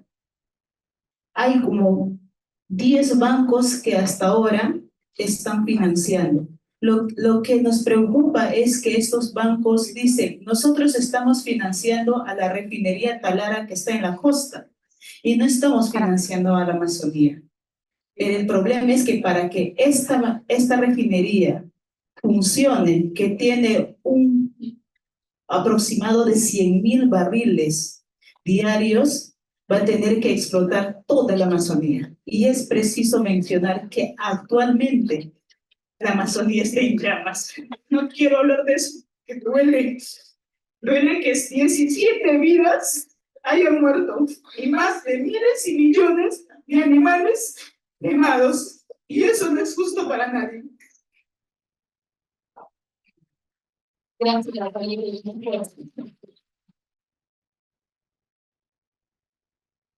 tenemos espacio para una última pregunta.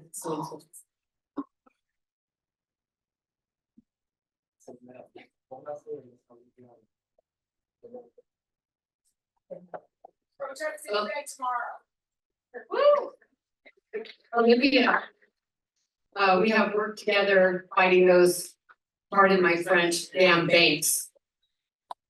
And please feel that there's so many people in this room supporting you and holding your grief and caring for you and your community. And we thank you for your strength and leadership in a severe life and death situation. So I hope you feel this room holding you and loving you and feeling your courage in this terrible fight.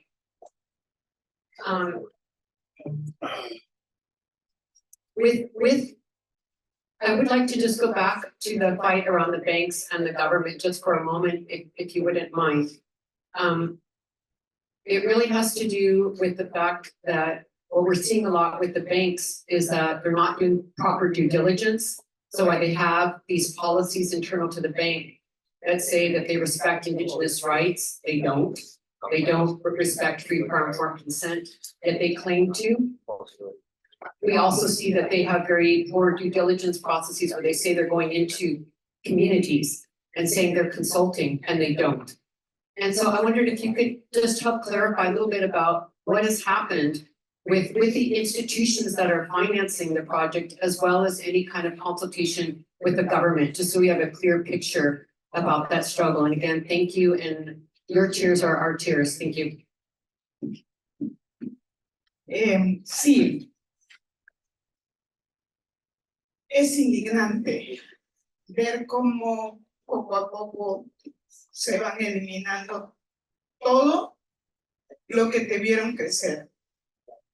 Y sí, nosotros hemos ido de banco en banco a pedir que paren el financiamiento, porque no solamente es etnocidio, también es ecocidio. Hemos ido a Goldman Sachs, hemos tenido reunión con Goldman Sachs, Citibank no quiso recibirnos, JP Morgan tampoco quiso recibirnos, pero queremos decir a ellos que nuestros hijos y sus hijos pisan tierra. No importa cuánto dinero acumules, el día que se destruye la naturaleza, se destruye todo, sin importar si son de bancos, si son empresarios petroleros o son indígenas. Cuando la madre tierra se destruye, nos vamos a ir todos. La lucha que nosotros y Osprey te agradezco por la fuerza que nos das, porque todo este proceso que venimos haciendo viene cobrando vidas de defensores. Uno de ellos soy yo.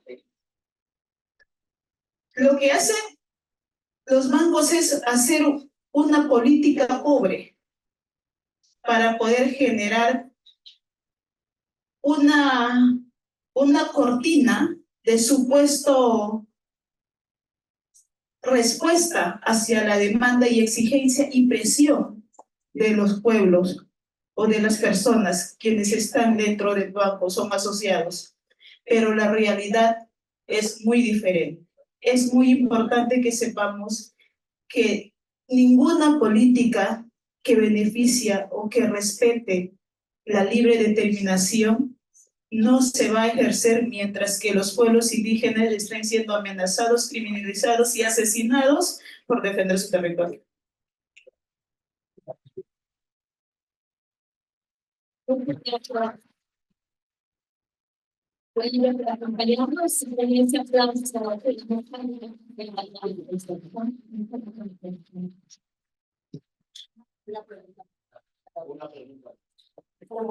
Mil disculpas, señora presidenta.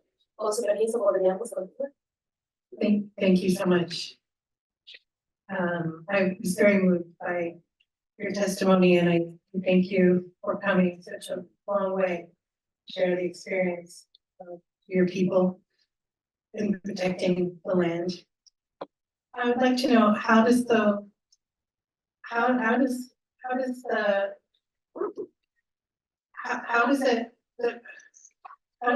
oil and gas make the journey to the coast from Peru?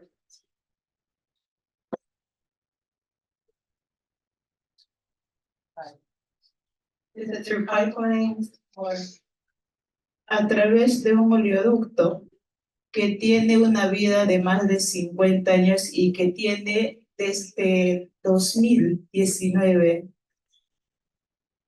de 2000 hasta el 2022, tiene 1.449 derrames. Y todo ello está dentro de los territorios de los pueblos indígenas. Y que para la desgracia de uno, ninguno de ellos está siendo remediada, reparada ni compensada. Muchas gracias. 1.449 derrames. Muchas gracias, Olivia. Con el permiso del tribunal continuaremos con los siguientes casos. Muchas gracias, Olivia. A continuación, deseamos llamar al Estado, con el permiso del tribunal, a Yoli Esguirra y a Edwin Gargués. Ellos nos contarán sobre lo que está sucediendo respecto del derrame petrolero y la expansión de la extracción de gas en el pasaje de la Isla Verde de Filipinas. Empezaremos este diálogo, este testimonio con Yoli. Bienvenida, Yoli. There's something wrong with it. A lot of static. Un momento, por favor. Bien. Sí, está un poco de a lot of static. Yeah.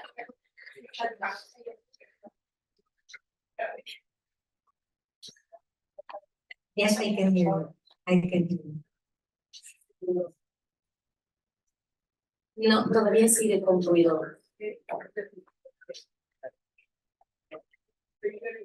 Everybody is so much static, you can't hear. She's got it. Yes, I hear you.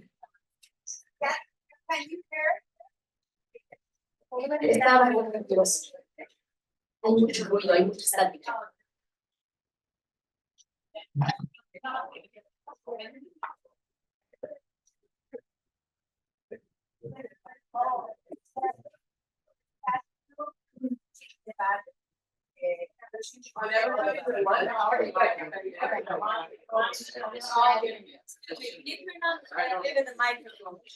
What? They're changing that.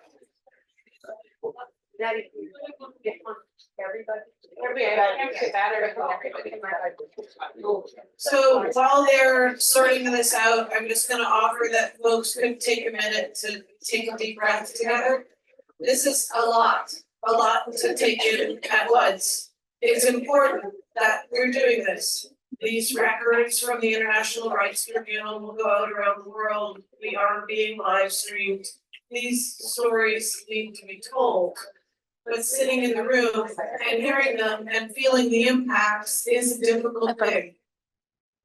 Facing into that together, breathing together, facing into that grief and despair is part of our work. And in order to get to the joy that's gonna feed our work, we have to do this work, but it's hard. So I'm just gonna suggest that we just close our eyes for a minute together while they figure out the technology and take 3 breaths together.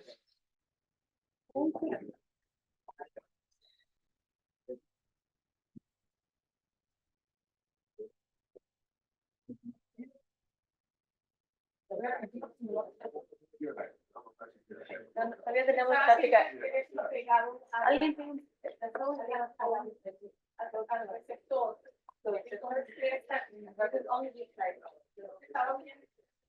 it's only the section that's represented. Yeah, but it's not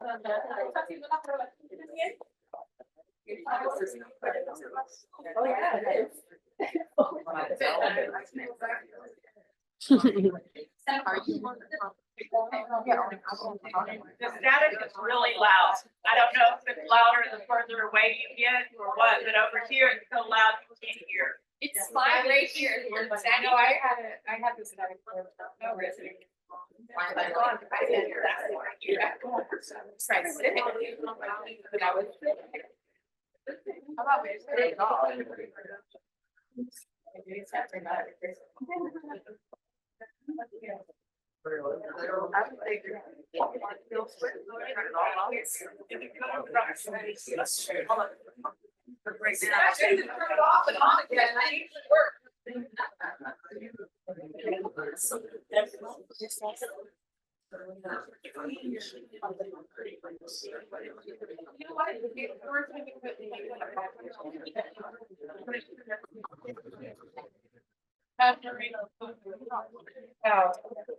Natalie, I just noticed that when I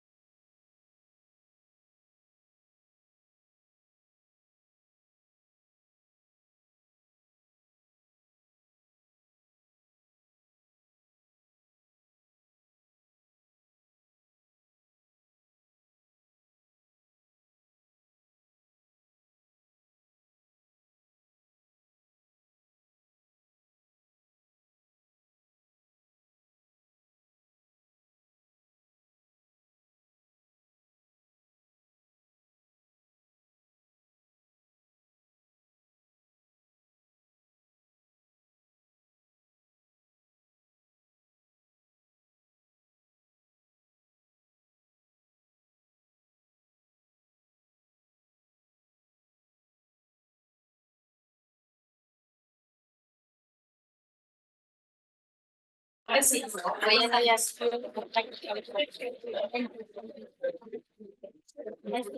Ya instalamos.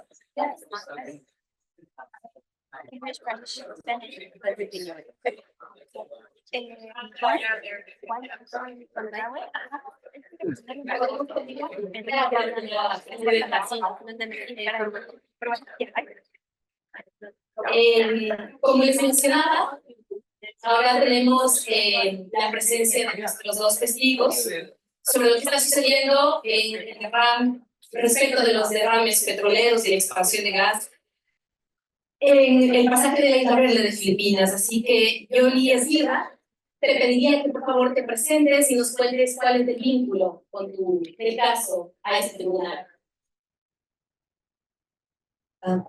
Good day, I am Yolanda Esquela from the Philippines, an activist.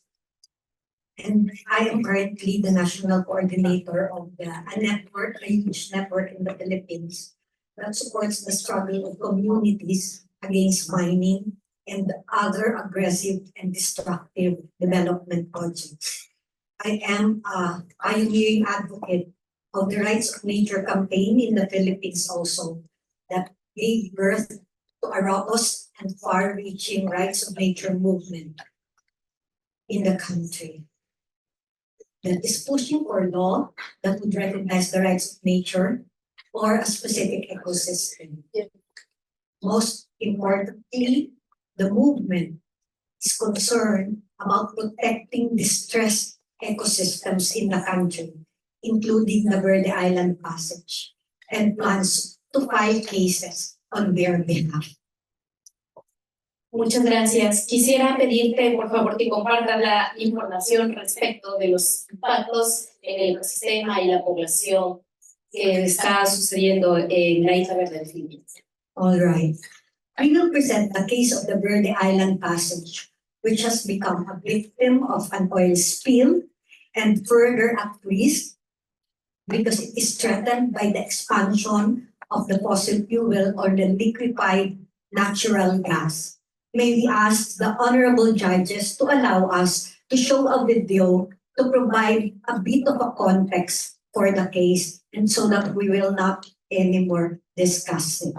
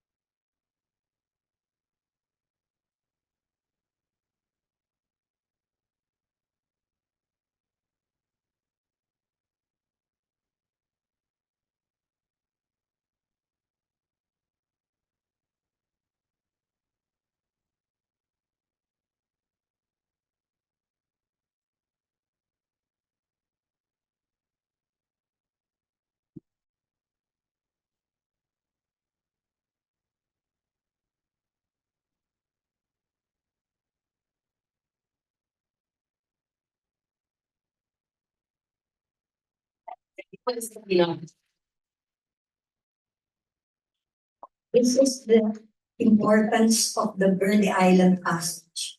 It is situated in the Coral Triangle, and therefore the convergence of the Indian and the Pacific Oceans add to the unique species in the area and enhancing its biodiversity.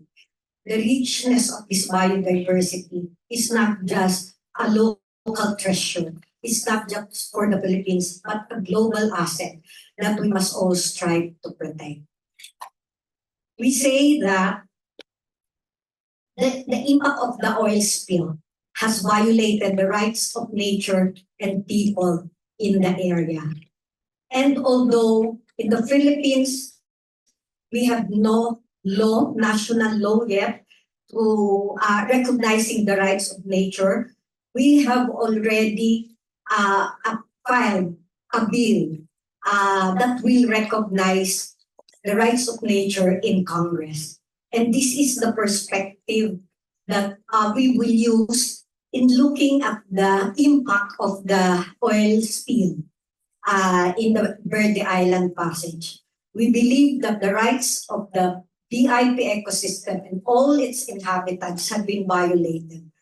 The oil spill has impacted all marine inhabitants, community of people around the VIP, as VIP is home to critically endangered hawkbill turtles, majestic whales, graceful manta rays, the gentle dugongs, the magnificent humphead wrasses, the colossal giant groupers, resilient giant clams, and to 300 species of coral reefs, 32 species of mangroves, and 20 species of seagrasses.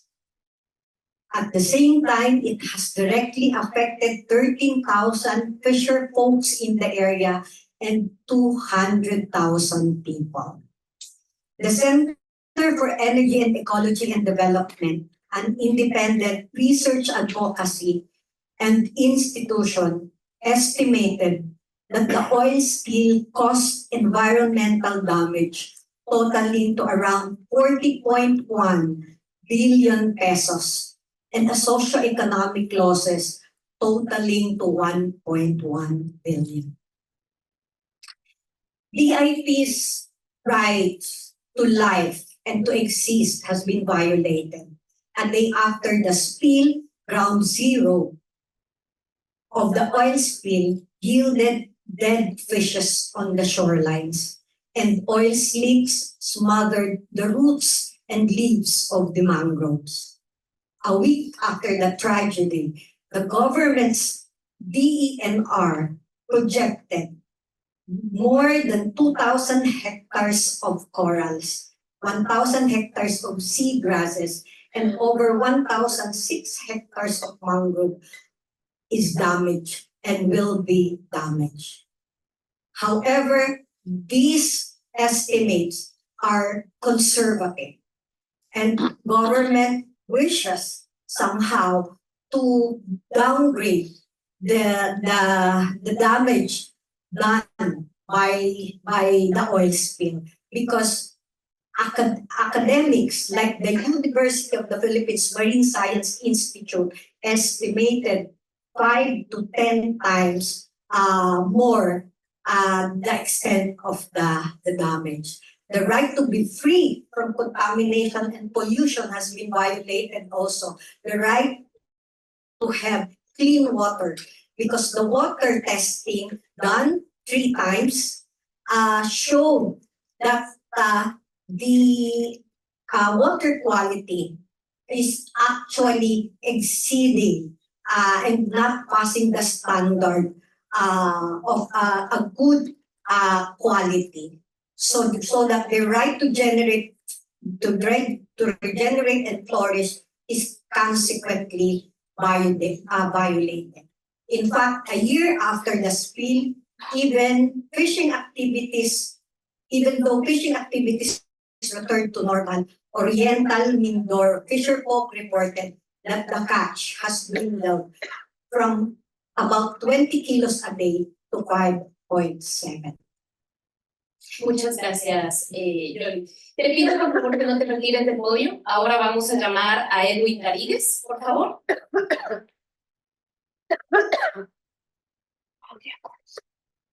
Gracias, Edwin. Por favor, ¿podrías presentarte ante este tribunal y decirnos por qué debe escucharte en este caso? Hello, I'm happy to be here with you. My name is Edwin Rodríguez. I'm a Catholic priest by vocation and by calling, but I am an environmental activist for many decades. I received the Goldman Award in 2012 for leading a victorious campaign against a mining company right in my own island. I'm at the forefront again because I live in Mindoro Island, where the Verde Island Passage is. And this is a biodiversity hotspot that we need to protect. I am the lead convener of Protect BIP. It's a coalition of CSOs, faith-based organizations, youth, academia, trying to save our threatened ecosystem. As already mentioned, this is really of global significance. This is the center of marine shorefish biodiversity in the whole world. That's why it's called the Amazon of the ocean.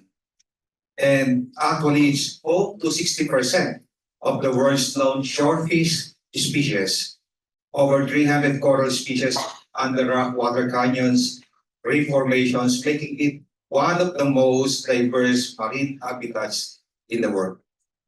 And also this provide food and livelihood to millions of Filipinos in my own home province is one of them. This is actually a 1 hectares of biodiversity hotspot in the Philippines.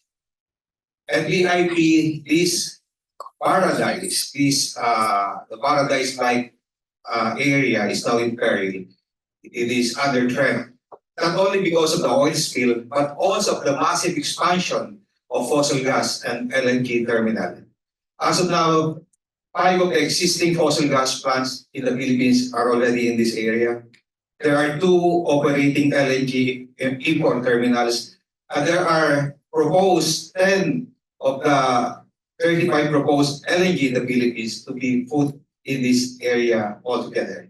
So you see, with the massive scale of this fossil gas expansion, you cannot imagine the catastrophic impact that it would have for the community. And I would like to present and to submit to the tribunal the studies that we did. One is the trend of the water quality. This is before the oil spill. And the other one is the marine ecology assessment in the Verde Island Passage. And you will find, and we have found the high concentration of toxic chemicals, including heavy metals, have been detected, like phosphate, copper, lead, and mercury. Those chemicals exceeded the standards. So these are all coming from the industrial activities in the Verde Island. Water quality is deteriorating. The expansion of fossil gas is causing pollution. So what are the rights being violated? The right to water as a source of life and the right to be free from pollution. By contributing pollutants and thermal pollution in the waters of Verde Island from the power plant and LNG terminal constructions and operations. Secondly, the right to maintain its identity and integrity as a distinct, self-regulated, and interrelated being.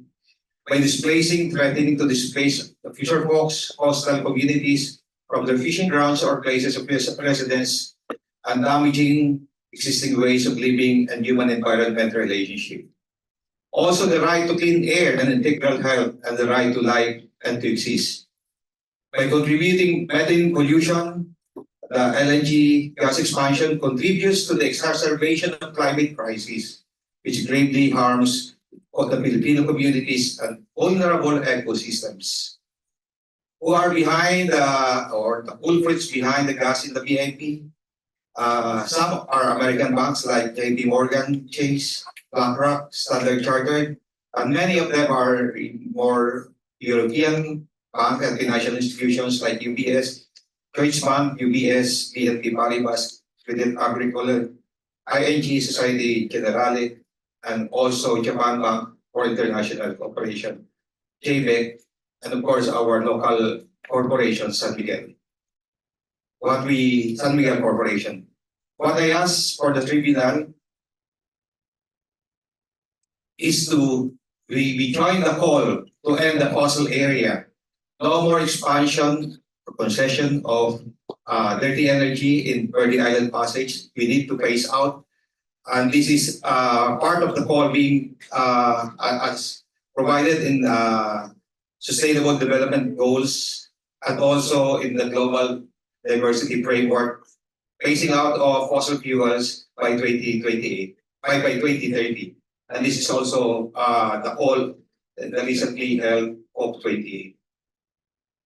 To add, we hold the corporations and government responsible for the oil spill impact and damages to ecosystem. The owner of the ship and the owner of the oil, which is the San Miguel Corporation, should be held responsible. The owners of the ship was penalized, but not San Miguel corporations, and they paid only for their for the violations due to regulation violations and not related to the environmental damages. San Miguel is one of the main perpetrator of the fossil fuel boom in the country. In fact, the recent there is another oil spill that happened. Again, it's San Miguel owning the oil in the tanker. We have to demand that they assume full responsibility to pay for the damages of the oil spill. Corporate greed and the drive to over-extract from nature for profit by big corporations like San Miguel must be stopped. We also hold the government responsible. Government maritime institutions failed to ensure that the proper maritime regulations were met. Their negligence have been, in a way, they have reneged on their duties and responsibility to uphold the rights of people and nature for a balanced and healthy ecology. The government, in fact, has no comprehensive plan after the oil spill for a rehabilitation and to compensate for the biodiversity loss in the area. And the only plan we have heard recently is that they pen a memorandum of agreement with 3 major corporations, supposedly containing a plan to protect the IP. We are wary of this partnership because these corporations are the corporations which has most significant interest in utilizing our resources. And this partnership will also displace the marginalized communities protecting the marine protected areas, 54 of them in this area. And lastly, we would like to ask the tribunal to also support our advocacy to require divestment and to stop bank and financial institutions from financing fossil fuel expansion in BIP and to invest in just transition. Muchas gracias, Edwin. Quisiera dar paso ahora, con el permiso de la señora presidenta, si existen preguntas del tribunal.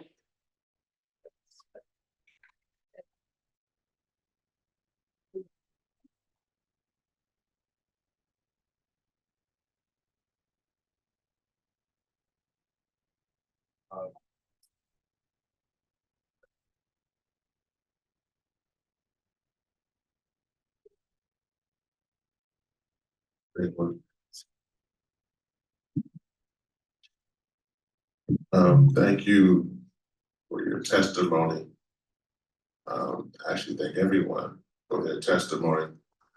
I actually wanted, this is more so for the judges, and then I have a question that I think is important. One, we're already beginning to see a pattern of the destruction of Mother Earth that it goes through vulnerable and indigenous communities. And what we are seeing here is that these issues are not siloed.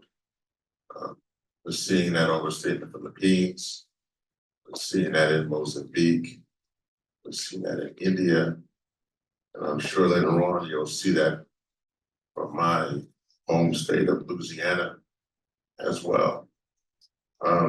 The problem here is not only reference to the banks, criminals whose clear business plan is a death sentence for your and my communities. The question you may be able to answer, this is also for us to reflect on as judges, is that it seems like resources, limited resources from our movement needs to go to indigenous and to frontline and fence line communities. That doesn't seem to be the case though. It seems like everyone who is presenting is very vulnerable and left to scatter on their own resource against the biggest corporations in the world. So my question to you, because there's also an internal conversation within the philanthropic community that funds this work, that goes to a lot of the larger big green organizations and not to you. Would you benefit if you had more resources to fight for your work? We try as much as possible to mobilize community down at the ground for our struggle and our fight. But much bigger resources is needed because we are up against big corporations, as you have already mentioned. Actually, we also launched a campaign of really talking with the banks in Europe, but it needed a lot of resources. And without that, I think we cannot, it's almost impossible to engage. So that's why I think much resources is needed, and also aside from cooperation of all the CSOs that we have here. Thank you.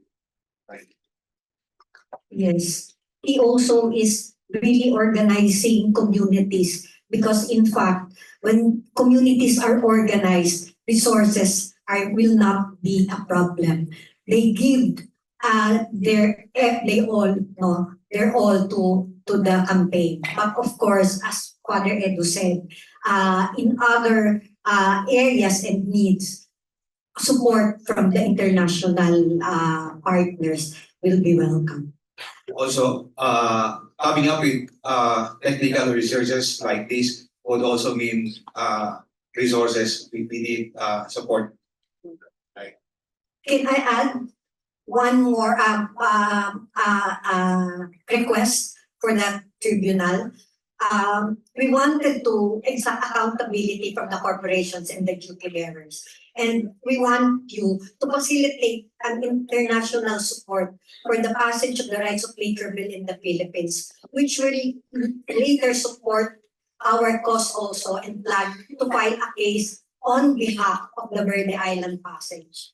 We would like also to ask you to push for the International Criminal Court to make ecocide an international crime.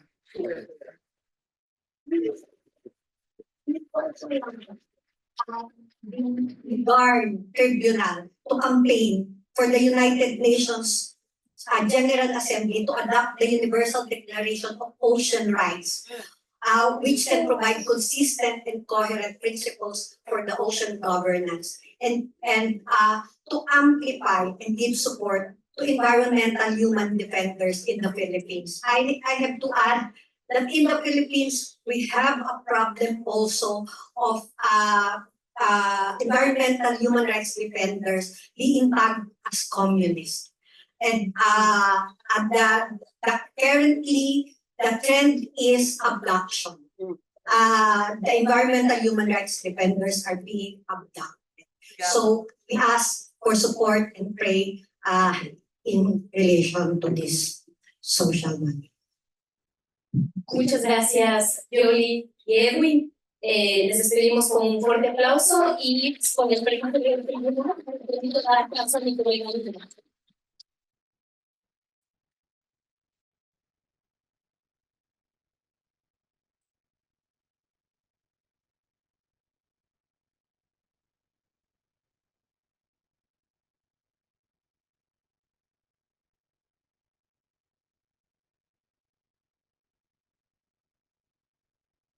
Es un pequeño error. Vamos a continuar ahora. Y quisiéramos presentar el siguiente caso de cobre en África. Para ello quisiera llamarle por favor a nuestro siguiente testigo, Makoma Lekalalaga. Y me disculpo si pronuncié mal el nombre. Bienvenida.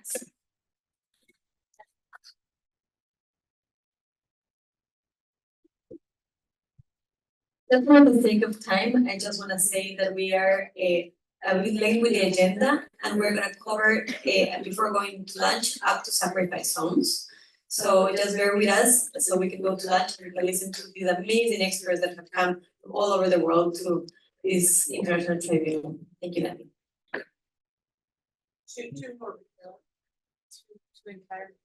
Vamos a aclarar el tema de la hora del receso y el almuerzo. We will go to the agenda and we will break before going to sacrifice zones.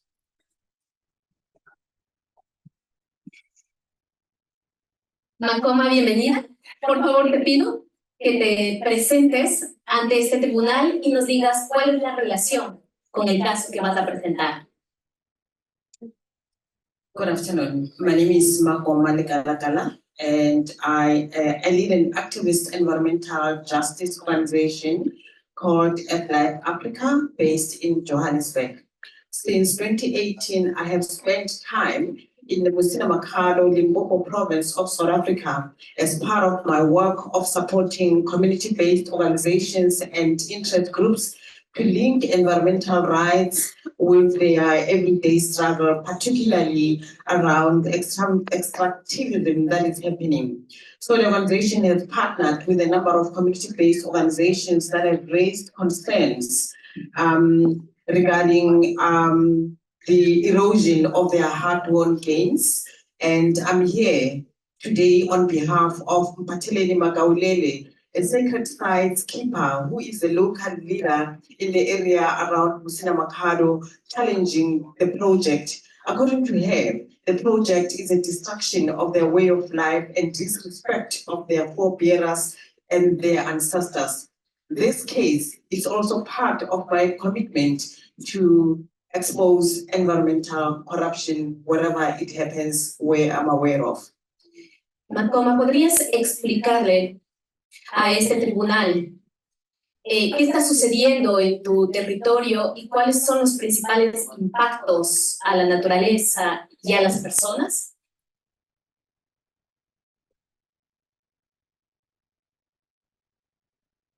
Yes, I had the question. I'm waiting for the slides to be on the screen.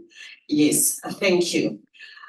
Protecting the environment is not a crime. That is what loosely that says Utireleza Mubo Asimuland. Can you go to the next slides? I'm going to share here around the proposed project of Musina Makhado Special Economic Zone, and that special economic zone threatens the heart of Limpopo. The second slide.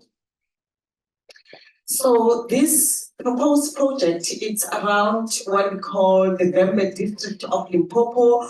This is one of the areas in South Africa that has got a pristine biodiversity, and it is one of the biospheres in the country. So the project site is actually at the north of Limpopo, next to the border of Zimbabwe, and this is where the location is. Next slide. The project is termed as an energy metallurgical special economic zone. There are proposed activities. Then some of the proposed activities of this special economic zone in the coal-fired power station. And at the beginning, it was a coal-fired power station, then it was changed into some nuclear plant, then it was changed into some renewable energy solar plant. And this was due to our opposition of interacting and challenging the environmental impact assessment. There's also a coal washery, a carbon ferrochrome plant, a silicone magazine plant, a vanadium steel plant, mechanical lime plant, and that is the developers' eye view of what they think or what they see the project to look like. The next slide. The people, the Limpopo province, through its provincial Limpopo Economic Development and Tourism, which is a provincial department around the environment, and with its agency called Limpopo Economic Development Agency, are the ones that are saying the country or that have agreements with the Chinese companies and investors. And those Chinese companies and investors include two state-owned investors. So there's a province in China that has partnered with the Limpopo province of South Africa, and they're the ones that are proponents of this special economic zone. Can we go to the next slide? So if this project goes ahead, this is what the impact are going to be. There's almost 100,000 trees that are going to be uprooted. And amongst those trees would be the baobab trees. These baobab trees is one of the trees that is embedded in the cultures and the traditions of the people in the area. And this is the trees that the Big Five also are related to. The biodiversity loss that is it's being identified as one of South Africa's major environmental challenges. And this is not only in the Musina Mercado, but it's also in other areas. So the clearing of the MMSEZ site, we're making way for the project, will result in the removal of almost 100,000 protected trees like Marula, Baobab, Mopani, along with many other species. The Marula and the Mopani are part of the food security in the area.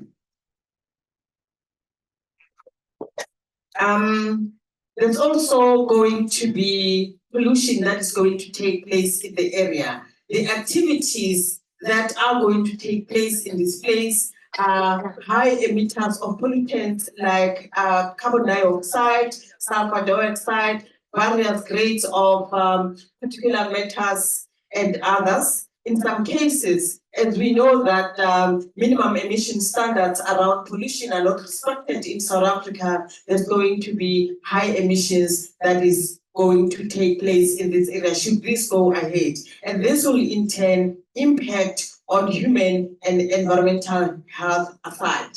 It is expected that the Musina Mercado Special Economic Zone will contribute between 10 to 16% of South Africa's carbon budget when measured against the Paris Agreement goals and carbon reduction imperatives. And can we go to the next slide? So this has made people to come together, and people coming together, they had studied what was proposed, and people have been actively engaging in the environmental impact assessment public hearings, and also have been raising a variety of issues that they feel that they're going to be impacted should they let this happen. Can we go to the next slide? So people have come up with what they call a people's environmental impact assessment. So they have done an ecological mapping of the Mulambani area, the area that is identified to be to be the site of the Musina Mercado Special Economic Zone. People have raised their voices, they've gone to various departments and said, we're not in agreement with this special economic zone, so something had to be done. So there's a number of challenges that I've made, and Zobola Mubo, which Mampateleni Magaunele leads, and Life Africa Johannesburg, which I lead, Groundwork, Friends of the Earth, which is led by Bobby P. We actually have taken the Limpopo economic development to court, and we have a judicial review at the moment, and we hope that we are going to be vindicated. But what we need to see happening with the judicial review is that let it abandon the project at all, because the project is it's one of those projects that is going to destroy the pristine biodiversity of the area, and also make people to be food insecure. The other thing that we expect from the government of South Africa is that they should consolidate all policies, regulations, and progressive legislation to recognize the rights of nature by developing and enacting legislation that will protect nature. This legislation will be in line with the restoration of restorative justice, people's cultures, traditions, and spirituality at the center of life on earth to flourish. Thank you.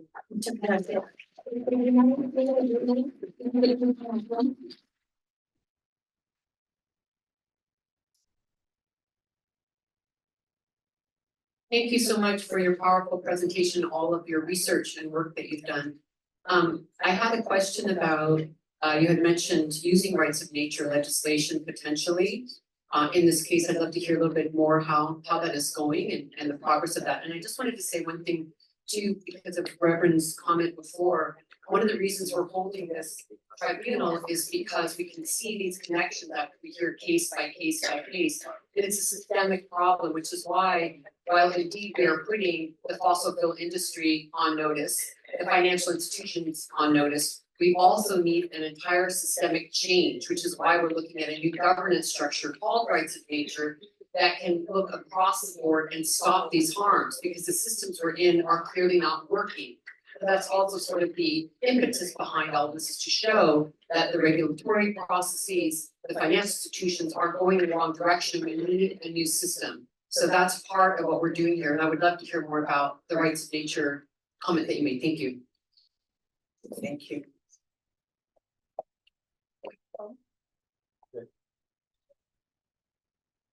Yeah, thank you for your presentation. South Africa has always been interesting to our Indigenous network. One of our distinguished legal scholars around the rights of nature, Cormac, lives in South Africa.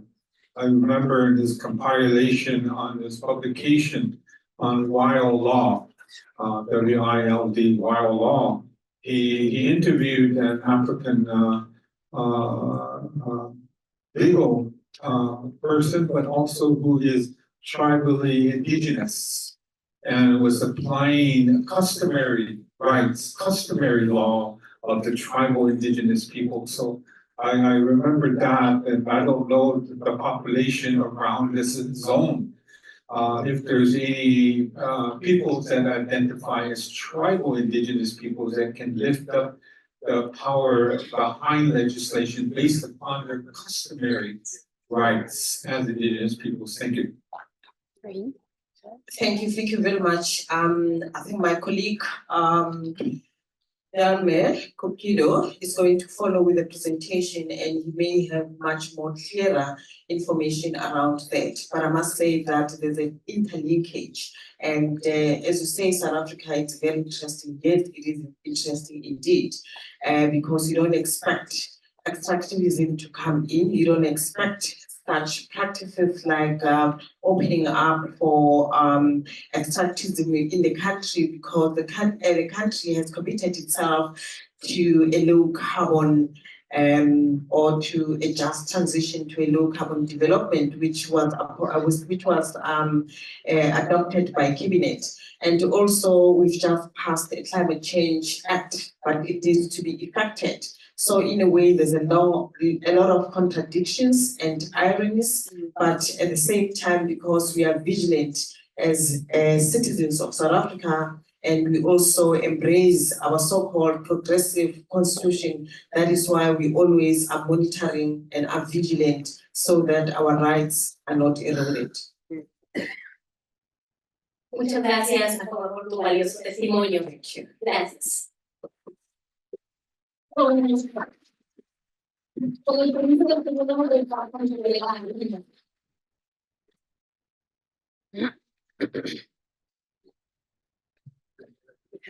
Thank you. And I'd like to call up Dele Quibito, who will be speaking about the East African Crude Oil Pipeline, or ECO.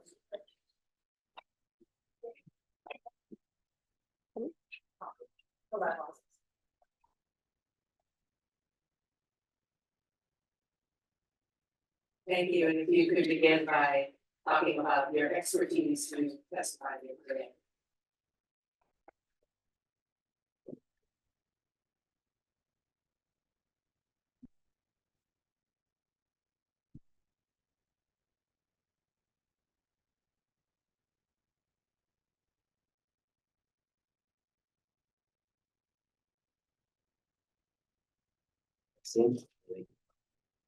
Thank you, everyone.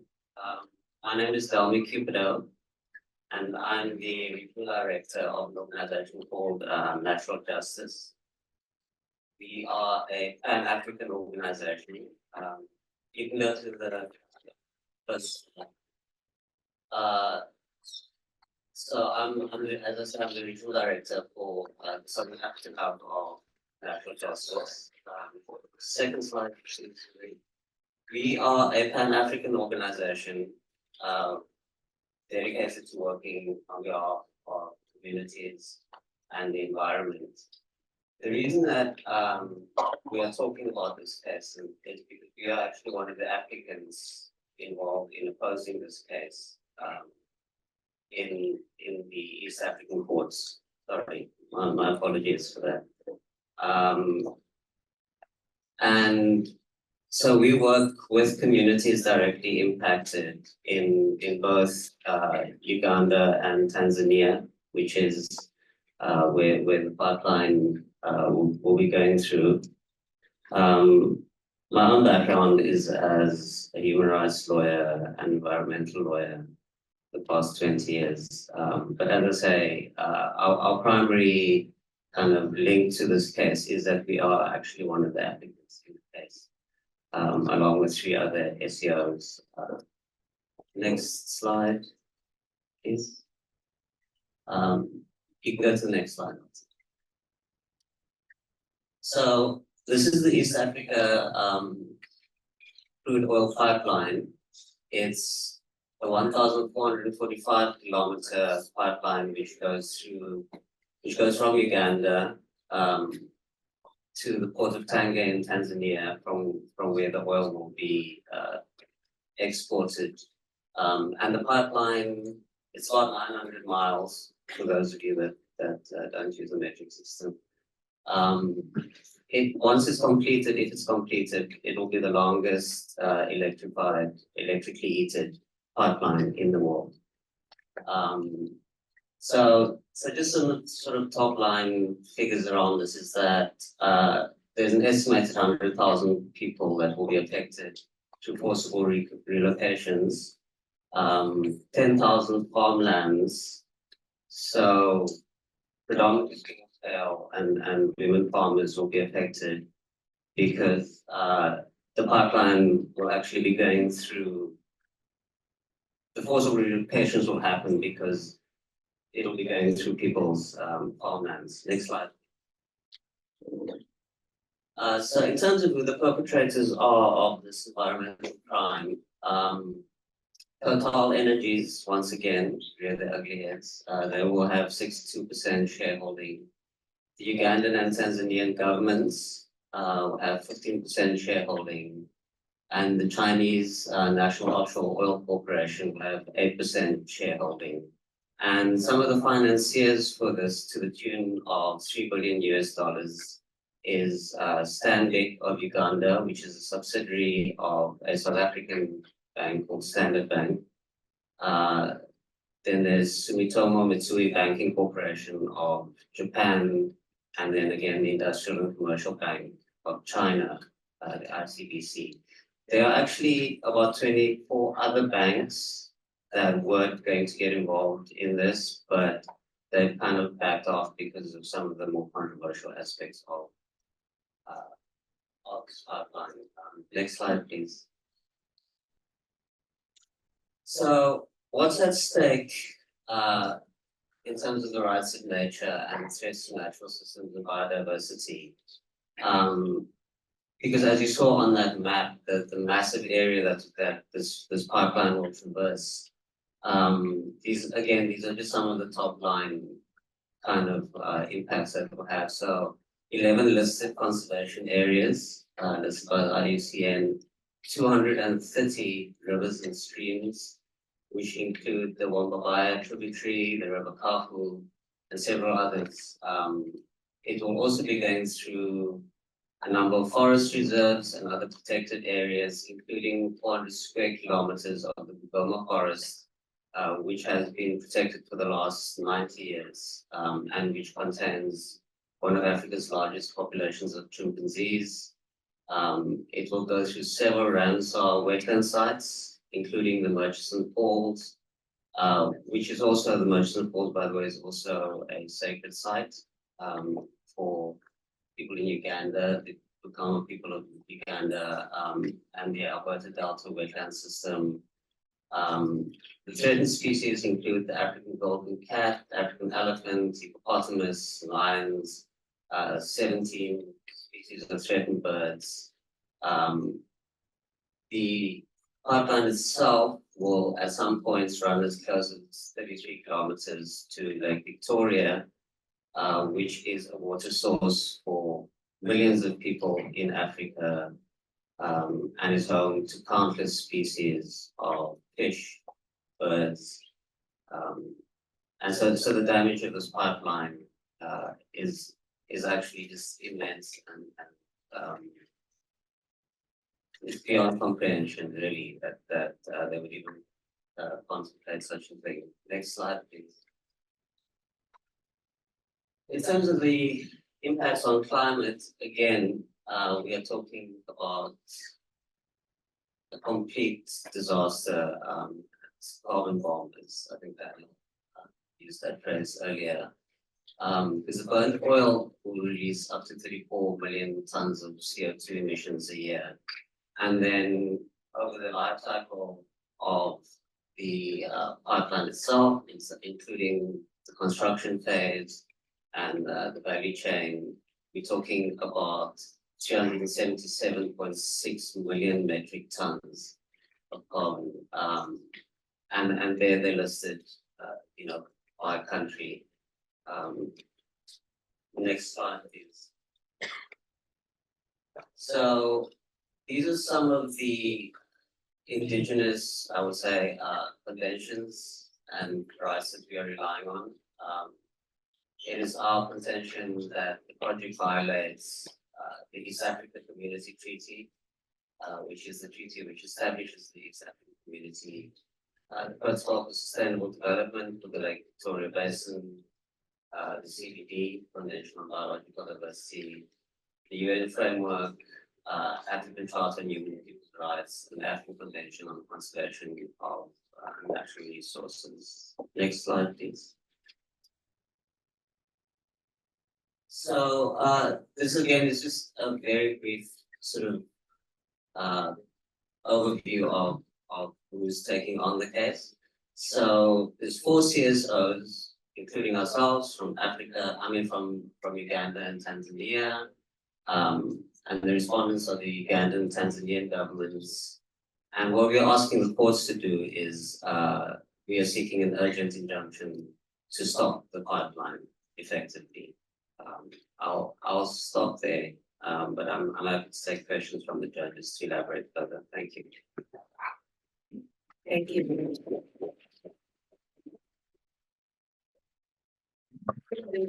Are there any questions from the judges? Yes, It seemed like you wanted a couple more minutes to finish your presentation, so please go ahead. Well, that was pretty much almost end. But so this is the legal relief we're seeking, which is that the signing of this agreement between the 2 governments violates both international and international laws, and a declaration that the execution of the pipeline itself in legally protected areas violates the treaty. And so these are more or less, I guess maybe for lawyers in the room, the sort of legal relief that we are seeking. But I think the larger kind of questions that we are addressing in this case go right to the heart of what I think this tribunal is about, is that it will be catastrophic for the rights of nature. And this comes at a time where, I'm sure there's maybe a question that might come up from the judges in terms of African jurisprudence around the rights of nature. Now, one of the countries implicated, Uganda, is actually the first country in Africa to have incorporated the rights of nature into its environmental regulations. And so it's very strange that Uganda, is party to this, but also that in terms of sort of the way that they've been dealing with the Stop Decoupling Pain and communities on the ground have been resisting this, as we've heard in many of the other cases, has been with extreme repression, extreme violence, arrests and so on of communities. So again, we see that, that nexus between corporations, a superpower in both China and African governments against their own people when it comes to these kind of projects. So my ask from the tribunal is firstly, I mean, I associate myself with what everyone else has been saying, but really I think what we need more than anything else is for the tribunal to amplify what's happening on our continent and to stand in solidarity with others. Thank you.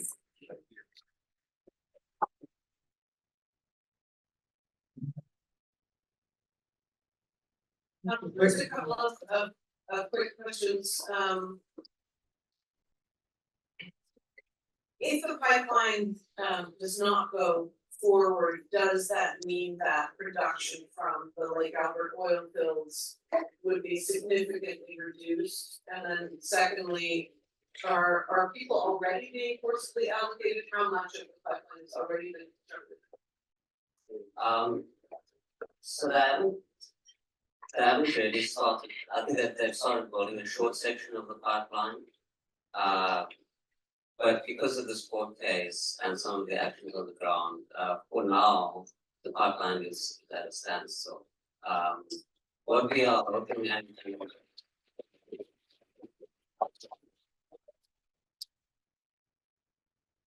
I should say actually that part of that is unfortunately government has been the two governments have been fighting this on essentially technical grounds. They've not been even the courts haven't been allowed to even get to the merits of the case.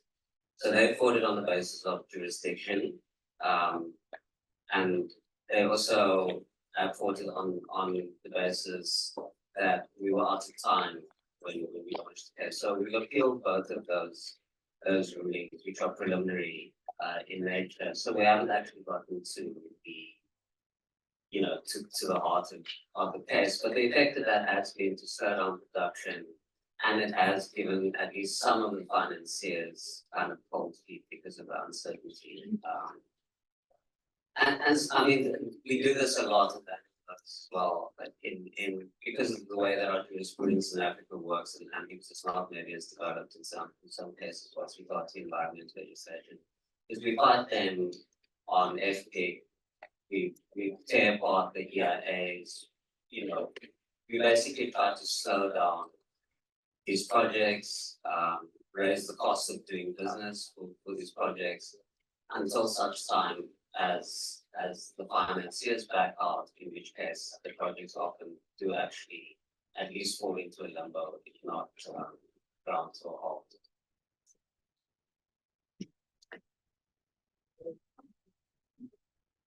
Thank you. How do you hold this East Africa crude oil pipeline accountable? I found that last year they said that they want to respect, that they've had an agreement, they're going to respect the human rights, the dignity, and culture of indigenous populations.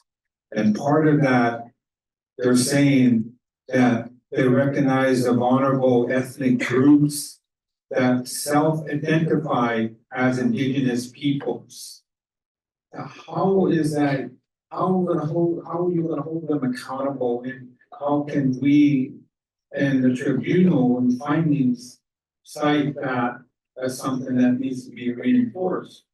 And is the East Africa crude oil pipeline in a situation where there could be a campaign for them to recognize also the dignity of Mother Earth, the dignity of the water, the dignity of the elephants and wildlife, and recognize the rights of nature? Thank you. Thank you for that question. I mean, that is our pitch, because that through this case, we can stop the pipeline, and that we can also use the case as a way to kind of foreground some of these issues around the rights of nature, particularly, as I said earlier, because Uganda has already taken that step towards recognizing the rights of nature in terms of its own environmental regulations. South Africa, I mean, it's quite a complex discussion in Africa around sort of indigeneity, generally speaking. But in both East Africa, I mean, in both Kenya, Tanzania, and Uganda, certainly there is a growing recognition that in terms of African jurisprudence, you know, which stems mostly from the African Commission on Human and People's Rights, which has sort of given us guidelines as to how we look at the question of who is indigenous. And part of that does have to do with your connection to land, is that we can begin to build this kind of jurisprudence, not only through cases like these, but also the work that we're doing with Makoma around the MMSEZ in Limpopo, some of the work we're doing in Mozambique with Daniel and so on. So I think we have a long road to travel, and our context is slightly different, I think, from countries like in North America and so on. But as I said, for us, you know, again, this is one of the themes, is that these projects always seem to happen in territories that are claimed by people that self-identify as indigenous. And that's why our organization particularly focuses on indigenous communities and their connection with the land and with Mother Earth. Thank you very much. Oh, I'm sorry, did you? Thank you.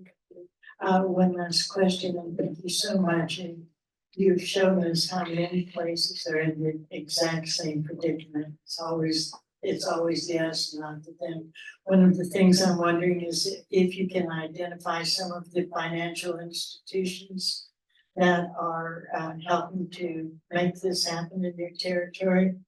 And also, is this East African crude oil pipeline part of a larger one, like Exxon or Mobil or one of those? Yeah, so I think if you go back to, I think it was the third slide, I can't quite hear you. Sorry, we had it on one of our slides. I mean, the main company that is involved in this in terms of the big kind of oil companies is Total Energies, which is a French company, and they've got 62% shareholding, so they're by far the biggest shareholder.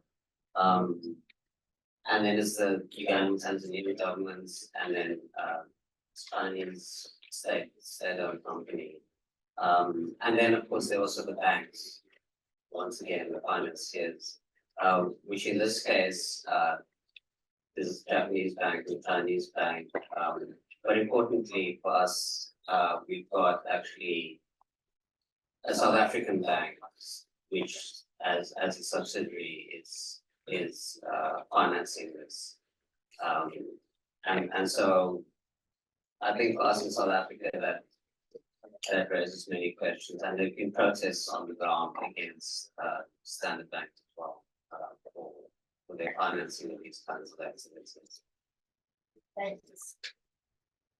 Thank you very much for your remarks and support. Thank you.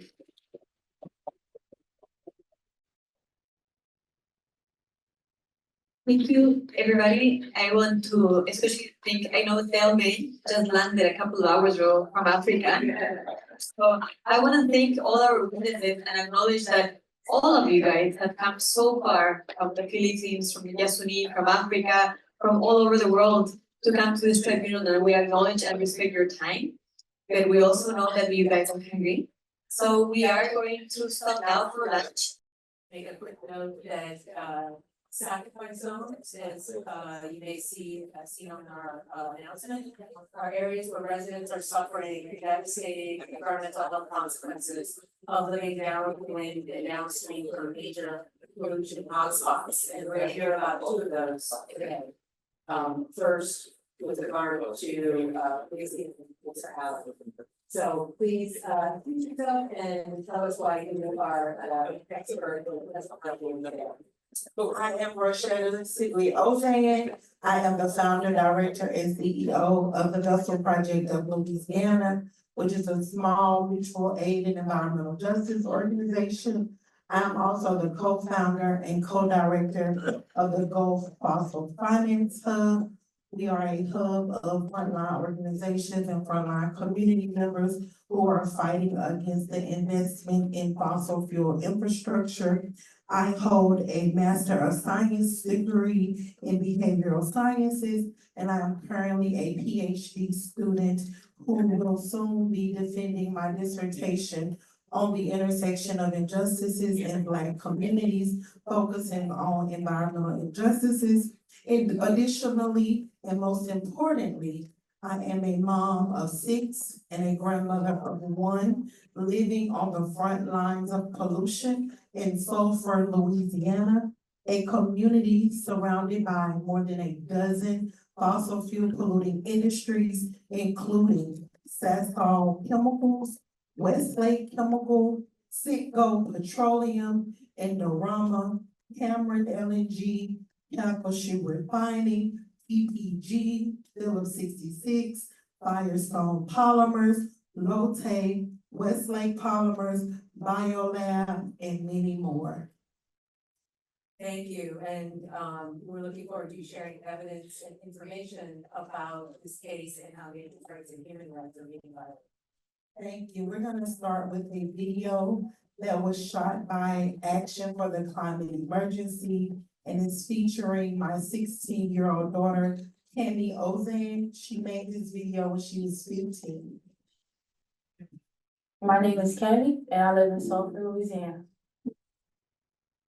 Liquefied natural gas being in our community makes me very afraid. We need to step up and protect the Gulf Coast communities by stopping the approval of new and expanded LNG export projects. These facilities are disproportionately and deliberately built in low-income neighborhoods and communities of color. Building more export terminals across the Gulf Coast to export even more methane gas means locking in decades of gas production, infrastructure, and use, making it all but impossible to reach our climate targets. Personally, I like to play basketball and play other sports. I have 5 siblings and a single mom. All together, we love each other and we do anything for each other. There's a lot of fossil fuel developments and industries in our communities, and it's polluting our air. It's hard to breathe in. Our air, it smells like rotten air. The look of it is very cloudy, foggy. It looks like it's always a storm. You wouldn't want to breathe. We need to step up and support a just transition to a greener future by investing in cleaner energy solutions in frontline communities.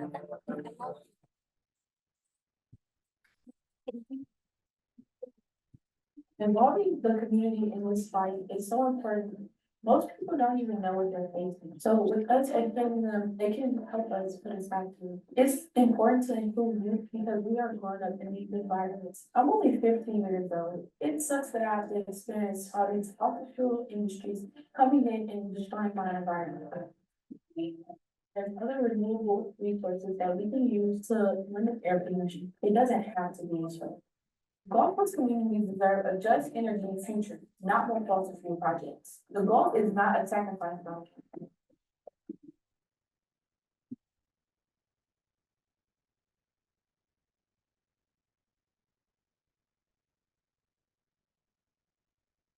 I'm gonna do my best to not be emotional here, but what you just witnessed is what we see every day. That's my community. That's my backyard. I live less than a mile from all of the facilities you saw in the video. And I would be remiss not to ask my community members and my family members who are with me here today to please stand.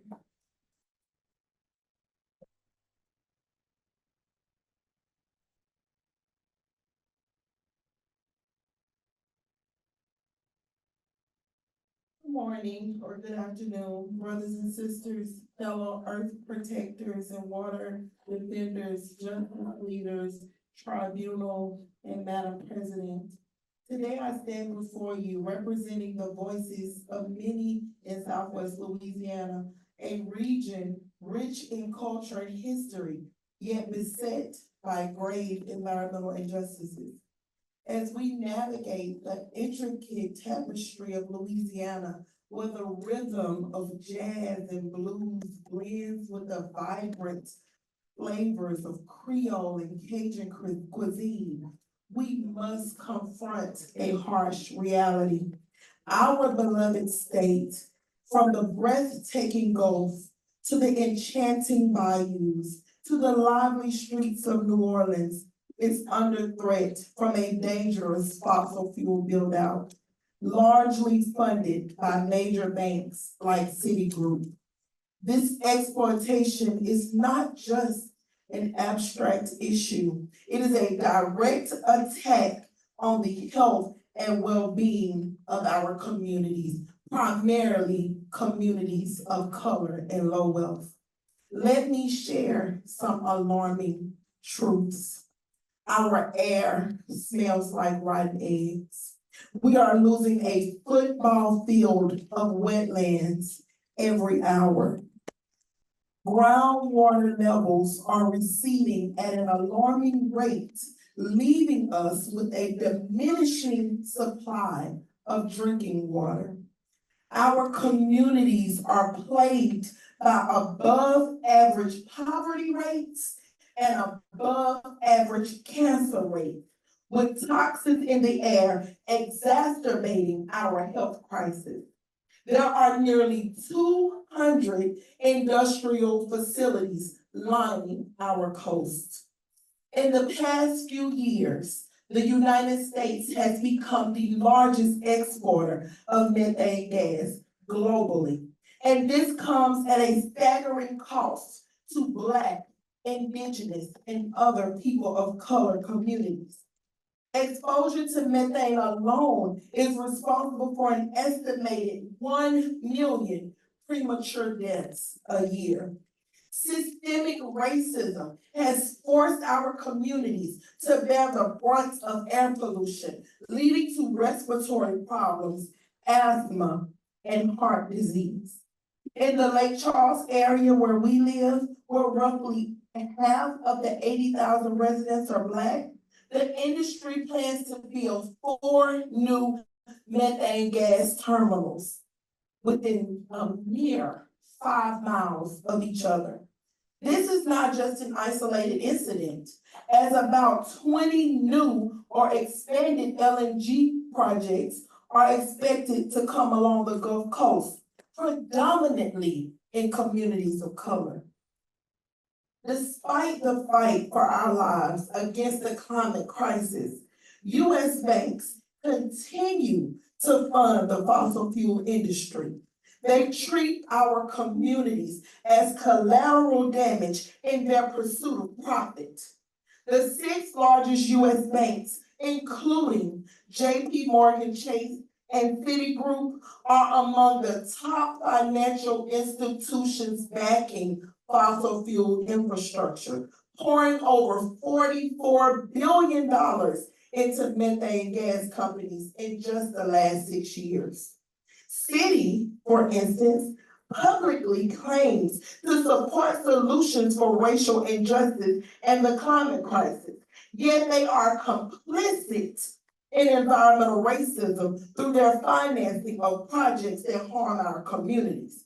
We just released a report a few days ago, and in our report, we revealed the health impacts and greenhouse gas emissions associated with Citi's financing of LNG export terminals and other major polluters. By supporting these projects, Citibank is perpetuating a cycle of environmental injustice.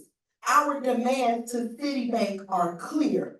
Stop funding fossil fuel infrastructure. We demand a rapid phase out of all fossil fuel financing immediately. We insist that clients respect the rights of Indigenous people, including their right to free, prior and informed consent. We urge an end to financing projects that violate human rights, especially those in marginalized communities. We call for the adoption of an exclusion policy for harmful sectors and an increase in investments in renewable energy solutions. As a Black mom and mother, my commitment to environmental justice stems from a deep understanding of the health disparities faced by communities of color. Everyone deserves access to clean air and clean water. Here are the facts. The continued reliance on fossil fuels significantly contributes to climate change. After hearing this powerful testimony and the testimony of so many today regarding the environmental injustices and the environmental impacts that the fossil fuel industry and fossil fuel financing is having on marginalized communities, I'm asking you, tribunal judges, to please recognize and acknowledge the systemic nature of environmental injustices and the disproportionate impact on Black, brown, and indigenous communities. I'm calling for you to urge banks and financial institutions to cease financing new and expanding fossil fuel projects. I'm asking you to mandate a comprehensive health impact assessment for projects that could affect our communities. I'm asking you to support community-led initiatives because the people closest to the problem are closest to the solution. I'm asking you to consider the growing movement advocating for the rights of nature, which states that ecosystems should have legal rights to exist and to thrive. I'm asking for legal representation. Encourage the adoption of legal measures that recognize the rights of natural systems, which would empower communities to take actions against those perpetrators like big oil and gas. I'm asking that you adopt some mitigation strategies and urge the implementation of comprehensive climate mitigation and adaptation strategies that prioritize the protection of ecosystems and their ability to absorb and buffer the impacts of extreme weather events, such as hurricanes, which Ms. Sharon and I are here on the heels of. We just had Hurricane Francine come through and demolish our communities yet again. I'm asking for a holistic approach to environmental justice. Emphasize the need for an integrated approach to environmental justice that addresses both the rights of individuals and the rights of nature, ensuring that decisions consider the long-term impacts that these decisions are causing on our communities. I'm also asking that we highlight the importance of international cooperation in addressing the global nature of climate change and environmental degradation, recognizing that actions in one part of the world are impacting what's happening in another part of the world. By addressing these considerations, you can contribute to meaningful change and support the fight for environmental justice in our affected communities. In the words of Amelia Earhart, the most difficult thing to do is the decision to act. The rest is pure tenacity. Let us all unite in the fight for environmental justice. As Fannie Lou Hamer once said, 3 people are better than no people, and there's a whole lot of people in this room today. Let's continue to fight. Thank you.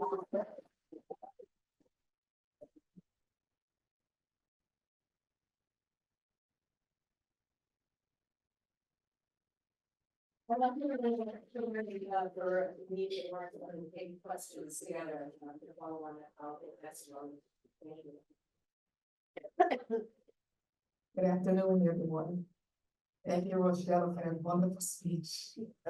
All in this together. My name is Sharon Levine. and I'm the director and founder of a faith-based organization called Rise St. James. I live in the heart of an area called Cancer Alley. Cancer Alley is an 85-mile stretch from New Orleans to Baton Rouge, and I'm in the heart of it. In my community, we have 12 industries within a 10-mile radius. We have over 100 storage tanks on that bottom right there. And these storage tanks, they spill. When we had Hurricane Ida, we had a big spill from Marathon. Marathon did not report this to our public officials, but Rise St. James did. We live there. This is the graveyard that my parents are buried in, and the storage tanks is on a walking distance of this graveyard. That's how close they are to human lives. Human sites. And where I'm from, our school was sold to Coke Ethanol. Our post office was closed because of planes. We have so many different facilities in St. James Parish. I'm on the west bank of the Mississippi River. And like I said, we have over 180 petrochemical facilities between New Orleans and Baton Rouge. The 4th and the 5th district are the most, but the 5th district have more. Whenever an industry tried to come into St. James, our 7 parish council members vote yes for them to come in the 4th or 5th districts. Now we have 7 districts now. Whenever they want to go into a white district, which is the 1st or 2nd district, they voted down, they said no. When it comes to our district, all 7 of them voted yes. So we don't really need politicians because they are not trying to save our lives. They are in the pockets of industry and they are being polluted just like us. Next slide. That's the storage tanks right there. 100 storage tanks in the 5th district alone within a 10-mile radius, not the whole district, just certain areas in that district. Next slide. When the mother is fed up, I was fed up when I first found out that Formosa Plastics wanted to be built 2 miles from my home. Then I said, no, wait, it's not coming next to me. We already have 12, so you want to make 13? And Formosa would have 14 plants inside of the complex. 14 plus 12. Behind me, that's American Styrenics. They make styrofoam and they pollute our water with benzene, formaldehyde, all these different chemicals. So I couldn't take the picture during the weekday because they wouldn't allow us to go near their facilities. But we went on a weekend and we took that picture. Next slide. We showed them. All right. In our organization, we educate the community. They don't know what's there. They see these facilities there, but they don't know the health effects of these facilities. We have the chemical of the month. We do a chemical each month to tell the community what's in the air, and what's in the water, and what's in the soil. We do Rise University. We have a series like 3 or 4 times a year. Some might last for 3 months, some might last for 6 weeks, 7 weeks. We have Rise and Reclaim podcast. We have a podcast that we did one of a retired plant worker. He retired from the industry and he said he's so sorry he ever worked in industry. Now he's battling stage 4 colon cancer. We have another worker that retired from the plant. It was called CF, an ammonia plant. That's right next to where I live. And they don't want us to speak over there because we're going to let the community know what they're being poisoned of. And so they ran us out of Donaldsonville, St. John Parish, but we're going back. You can't stop us. Trust me. We're going back. And we also facing a lawsuit with Formosa Plastics. They started off with a $9.4 billion industry.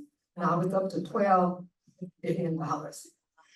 We fought this industry and they appealed it. Then we went to court November 7th with a 3-judge panel. They voted against us. We went back to court with a 5-panel judge on December 14th. 1 voted in our favor, 4 voted against us. So we appealed that. In July, we found out that the district court in Louisiana, they denied our appeal. Only thing we have left now is the Army Corps of Engineers. We asking them to deny the wetlands permit from Formosa. Once they denied that permit, right, Formosa cannot come in. Next one. Serving our community. These are some of the things we do in the community. We have our youth. We have people from different areas come to see about us. We have giveaways. We have so many different things. We have the carnival with the glass beads. We don't have plastic beads anymore. I mean, we try not to promote the plastics because we are fighting plastics. If we can get rid of all this plastic, we can live. This plastics are killing us. And that's what these industries want to reduce, plastics. We had our Black History program, the lady in the red, she is still living after 7 people integrated out of school in 1966. So she's a fighter, she's still living in St. James. Next slide. This is Administrator Michael Regan when he came to St. James to see about us, to hear our voices, to talk to the community and not the politicians. People coming to our community, they talk to the politicians, they don't come to us. Administrator Regan came to us. He said it touched his heart to see Bird Land living in between 2 industries, New Star and Marathon. People over there, lady right there with the white shirt on. She has cancer. Her brother has cancer. The neighbor down the street has cancer. The other lady died from cancer. And another one died from cancer right down that same street. So he came to see about us and he said it touched his heart. Every time he tried to do something to help us, they filed a lawsuit against what he's doing to help us. Next slide. These are some of the chemicals that's in our air, water and soil. As you can see, ethylene oxide causes breast cancer, benzene, leukemia, formaldehyde, throat cancer. We have all of these things in our community. These people are sick, they're dying. I have 2 brothers with cancer. I have a friend with liver cancer, stage 4. I have Melvin with stage 4 colon cancer. This other man have cancer. My friend Keith died with respiratory problems. He was a fighter. So many people, I can't name everybody. They asked me to make a list. I had to stop. It's too many. So many people. One family died. This lady died on Mother's Day with cancer. Her husband died in September with cancer. That's all we have. Then they still want to bring more into our community.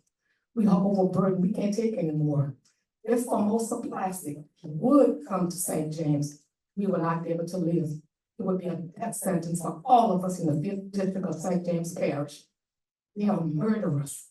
They're polluting us and they're killing us. Next slide, please. That's when the judge, this black judge name was Judge Trudy White. She ruled in our favor against Formosa Plastics.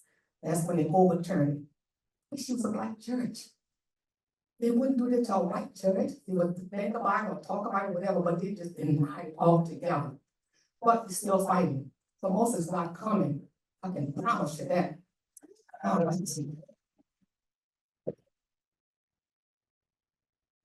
We are not going to give up. When you give up, they come in.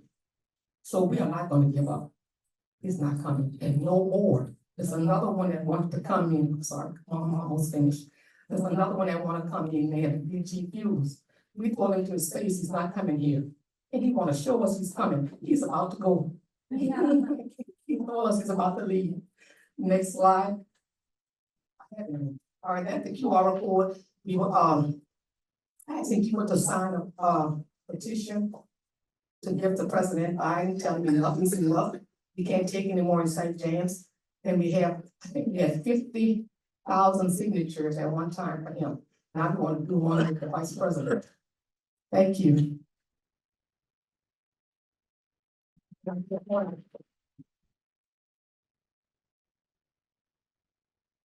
Is there a question for the, from this review?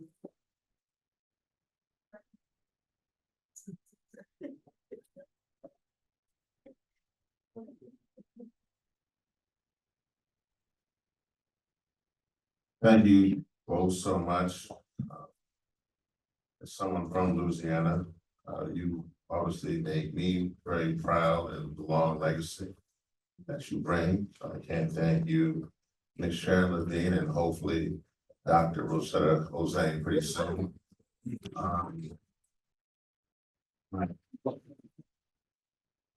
My question is, there's a theme we've been looking at this tribunal has been that the banks have been funding this crime. And one of the things there is not lost to me as you were talking, that the banks, these same banks you mentioned, not only funding this crime in regards to fossil fuel industry, but they also funded the slave trade. And it's not lost on me that these same banks are trying to put plants on former plantation sites. And so with that, and I ask this question very seriously, I take this job of judge extremely hard. I was a former U.S. Air Force officer whose job was to protect all citizens, Republican, Democrat, Independent. But my question to you is simply this. After your testimony, it seems like the U.S. government, so I think what I mentioned U.S. government, turn lights up right on there, see that? Right on cue, the U.S. government probably know, look at it, they took my question. What? They heard me. They took the screens. They said, you can't have somebody who's a former Air Force officer ask this question. Go to the whole world. But I'm gonna ask this question regardless. The question is simply this. Is the United States of America allowing your community to die? Yes, the answer to your question is yes, the United States of America is complicit in backing environmental racism, which is directly linked to the deaths of Black, Indigenous, and people of color in our communities.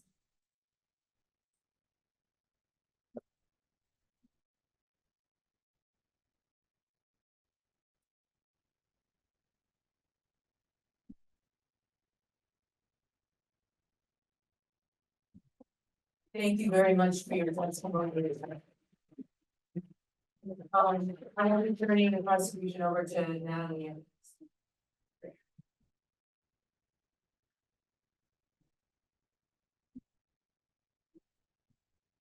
Muchas gracias, muy buenas tardes.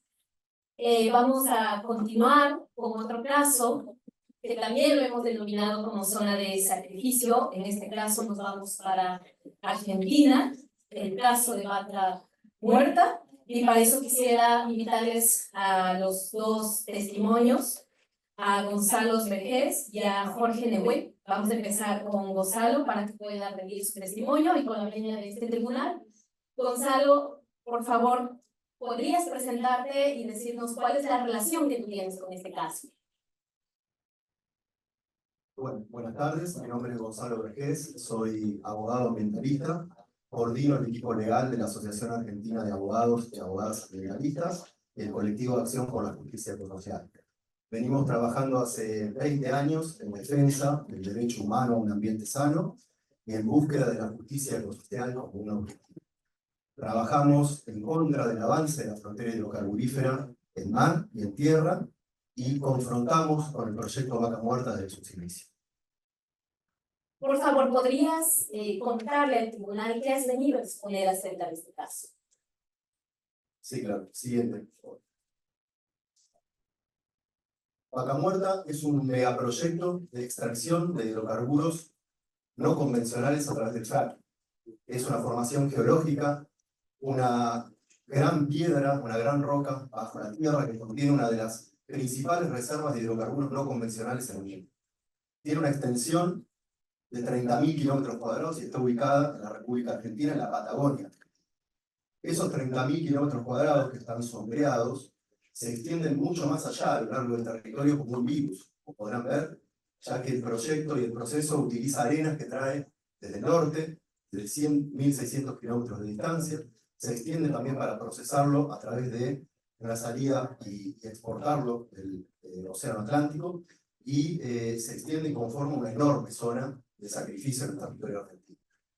Vaca Muerta es importante comentar que nació concebida como una zona de sacrificio, con algunos elementos que contienen los proyectos extractivos, como un acuerdo entre empresas, en este caso, entre la norteamericana Chevron e YPF, la empresa argentina de bandera.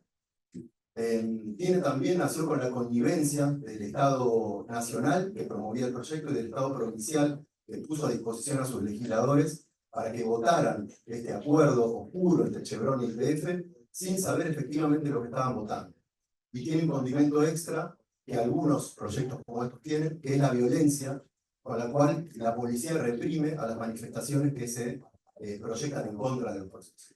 Y además, por último, nace también, el siguiente, por favor, nace también en un concepto, en un contexto de crisis económica, socioeconómica en Argentina, allá en el 2013, en agosto del 2013, en donde teníamos enormes niveles de pobreza, de desocupación, de indigencia, de deuda externa, de crisis energética, que como verán, 11 años después de Vaca Muerta, no han mejorado, ni mucho menos, sino que han empeorado. Hoy tenemos más pobreza, un 50% de pobreza, indigencia, pobreza infantil, desempleo, inflación, 235% de inflación, 1% de inflación al año y un 60% de deuda externa de crédito. Ese es el caso que vengo a poner en este momento. Gonzalo, ¿podrías explicar a este tribunal cuáles son los impactos a los ecosistemas, a las poblaciones y los posibles responsables en este caso? Sí, claro. Las principales violaciones a los derechos de la naturaleza tienen que ver con el uso y la violación al derecho al agua. Vaca Muerta viola el derecho al agua como fuente de vida. Utiliza enormes cantidades de agua y utiliza también el agua más pura que tenemos en el territorio, que surge de la montaña, que baja de la montaña, que baja del deshielo, que es la que alimenta a los ríos más importantes de la Patagonia, 3 de los ríos más importantes, y que es utilizada por el proceso de fracking, directamente extrayéndola de los acuíferos y sacándola a través de estas mangueras, que se conocen como anacondas, y que transportan el agua de los ríos directamente a los pozos petroleros. Decimos que utiliza mucha agua la vamos a cuantificar para ejemplificar, y esto es el ejemplo de solo un pozo. El pozo de Petrol utilizó, por datos oficiales, 108 millones de litros de agua para una perforación. Eso, para representarlo, podemos convertirlo en 2.900 tanques cisternas o camiones cisternas para transportar esa cantidad de agua. Siguiente, por favor. Con esa cantidad de agua, con esa cantidad de camiones, podemos formar una fila de 43 kilómetros que nos permitiría cruzar toda la extensión de la isla de Mantalla. Esto, al mero ejemplo representativo. No solo viola el derecho al agua, sino el agua como fuente de vida, sino que además también perjudica el suelo. Contamina muchísimo el suelo, contamina la tierra, produce enormes cantidades de residuos. Esos residuos son a la vez muy contaminantes, contienen mercurio, cromo, cadmio e incluso materiales radioactivos que son volcados al territorio y al suelo. Lejos de ser tratados como deberían, Vaca Muerta no cuenta con la infraestructura para tratar esos residuos en basurales petroleros. Siguiente, por favor. Muy por el contrario, lo que se hace es cobrar, las empresas cobran altas sumas de dinero para hacer que tratan los residuos, y lo que efectivamente hacen es acumularlos en distintas montañas o a veces en piletones y los dejan almacenados. La asociación ha presentado una mega denuncia penal en la cual denuncia estos hechos y ha logrado que al momento estén embargados los directivos de esta empresa Comarsa, al dueño de esta empresa, por 7 millones de dólares. El uso del agua, la contaminación del suelo no es lo único, sino que también genera, siguiente por favor, genera sismos, lo que nosotros conocemos como sismicidad inducida. Estos sismos que son generados por la actividad del ser humano y que generan enormes consecuencias en el territorio y obviamente en la tierra. No había sismos antes de Vaca Muerta, no había sismos en la zona antes de Frac, no había registros. Sin embargo, ahora, a través de los datos del Observatorio de Sismicidad Inducida, tenemos ya el triste récord de 500 sismos en 9 años. Esto es 55 por año, alrededor de 1 por semana, ¿sí? Que perjudican obviamente la calidad de vida de las comunidades. Por último, y esto es un poco obvio, siguiente, pero vale la pena mencionarlo, estamos en la semana del clima. Vaca Muerta es una enorme contribuidora al cambio climático. Es un dealer, una proveedora de un planeta adicto al petróleo. Ya ha producido 515 megatoneladas de dióxido de carbono que ha liberado a la atmósfera. Igual, este dato es absolutamente relativo, pero porque no contiene los datos de los gases de COP30, es decir, los que se generan afuera de la producción. Por último, Vaca Muerta viola los derechos de los defensores naturales de la naturaleza. Eso se lo vamos a ceder el espacio a Jorge, que va a venir después de mi presentación. Pero produce enormes violaciones a los territorios en materia de derechos de defensores naturales. Muchísimas gracias, Gonzalo. Le convocamos a Jorge Nahuel, por favor, para que pueda dar su declaración ante este tribunal. Jorge, bienvenido. Por favor, ¿podrías presentarte ante el tribunal y decir por qué es importante escucharte en este caso? Bueno, mi nombre es Jorge Nahuel, yo soy autoridad del Pueblo Nación Mapuche, concretamente de la Confederación Mapuche de Neuquén, y la zona que me toca coordinar a mí está justamente en el epicentro de esta explotación, esta formación Vaca Muerta que puso con tanta claridad el compañero. Jorge, ¿qué deseas contar a este tribunal respecto de lo que está sucediendo en tu territorio? Sí, yo lo que quisiera incorporar a este análisis que Gonzalo expuso es fundamentalmente cuando el pueblo mapuche habla de la naturaleza, lo habla desde afuera, está incorporado, es parte de la naturaleza. Entonces, ese orden circular que la naturaleza lo va marcando, hoy está violentada por esta tecnología, es el fracking, porque viene a destruir fundamentalmente el aspecto cultural del pueblo mapuche. No es solamente un aspecto social y ambiental, es cultural. Se quiebra la convivencia comunitaria del pueblo nación mapuche, se violenta sus centros ceremoniales, se arrasa con su cementerio, se rompe la armonía y la convivencia interfamiliar de una comunidad, y eso genera un quiebre cultural, un debilitamiento cultural que amenaza de muerte a una cultura. Eso tiene que ser detenido. Hay un gobierno que lo único que busca es la renta y no le importa absolutamente nada a la suerte de un pueblo, de una nación, como es el pueblo mapuche. Entonces yo quiero plantearle al tribunal que fundamentalmente ponga atención en una violación de derechos que se está cometiendo de manera sistemática. Vaca Muerta se está aplicando de manera ilegal porque está violentando toda la normativa vigente en el aspecto ambiental, en el aspecto cultural, derechos que nos han costado vidas defender. Entonces,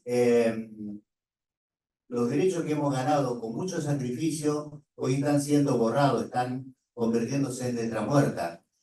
El derecho al consentimiento libre, previo informado es una obligación jurídica que tiene el Estado por ser una obligación constitucional y una obligación marcada en el derecho internacional. El derecho al reconocimiento al territorio, el derecho al reconocimiento jurídico a través de su personería jurídica, el derecho al reconocimiento de la libre determinación que nos corresponde como pueblo nación mapuche, son los aspectos que están siendo violentados y transforman a la explotación de Vaca Muerta en una acción absolutamente ilegal, y eso es donde quiero que pongan atención. Eso es lo que podría decir para complementar el informe previo. Querido Jorge, quisiéramos conocer desde tu experiencia y vivencia cómo se han afectado los ecosistemas que se encuentran en el territorio mapuche. Bueno, lo que informamos previamente marca claramente que el ecosistema está amenazado de muerte, porque el hecho de que desde la aparición del fracking, hace apenas 10, 11 años, se generan sismos que nunca existieron, movimientos de tierra que nunca habían existido en la región, que están totalmente alejados de zonas sísmicas. El hecho de que hayan basureros, los llamados plantas de tratamiento de residuos, son basureros que acumulan toneladas de basura y no hay forma de darle tratamiento a toda esa basura que genera la industria. Por eso el aspecto ambiental de Vaca Muerta está colapsado. Es imposible poder seguirle el ritmo a una explotación de 24 horas al día. Eso entonces nos convierte a nuestro territorio en un territorio amenazado y nos convierte a nosotros en una cultura amenazada. Y finalmente, ¿quiénes serían los responsables de estos impactos y vulneraciones que has mencionado? Bueno, el primer responsable es el Estado, porque el Estado tiene el derecho, tiene el deber, la obligación de ejercer control, de fiscalizar, de marcar de alguna manera un límite a eso. Sobre todo cuando hay un marco normativo abundante en el tema. No es que no carece de leyes o carece de normas para poder ejercer ese control. Las normas, las leyes, la Constitución lo obliga a ejercer ese rol y hoy nos ha dejado prácticamente el estado de abandono al no cumplimentarlo. Muchas gracias, Gonzalo y Jorge. Si el tribunal tiene alguna inquietud, por favor, para que procedan.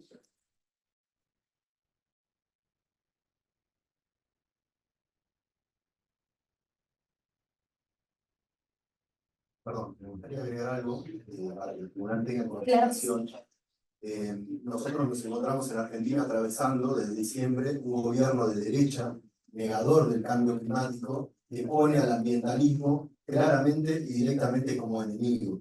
Esa es una consideración importante para que el tribunal tenga presente. Necesitamos que fomente el incentivo en contra de este tipo de cuestiones, sobre todo por la protección de los defensores ambientales, y además la incidencia de este nuevo gobierno en políticas que en connivencia con el propio Parlamento fomentan normativas como el régimen de incentivo a las grandes inversiones, que profundizan el saqueo, que garantizan el saqueo a largo plazo y que además promueven obras complementarias a Vaca Muerta, como el oleoducto Vaca Muerta Oil Sur, que pretende unir Vaca Muerta con el Golfo San Matías para potenciar de forma exponencial la capacidad productiva de Vaca Muerta y obviamente sacrificar aún más el territorio. Muchas gracias.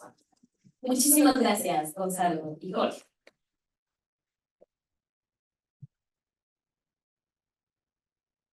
Finalmente nos acercamos a los 3 casos que queríamos exponerles, que también han sido afectados por la explotación de combustibles fósiles, pero que alguna solución están planteando para una transición energética realmente justa, realmente equitativa. Y este primer caso que queremos presentarles, y a quien llamamos como testigo, a Juan Bay, quien nos referirá sobre lo que está sucediendo en Ecuador respecto del Parque Nacional Yasuní y la población guaraní. Por favor, Juan, con el permiso de este tribunal, te doy la palabra.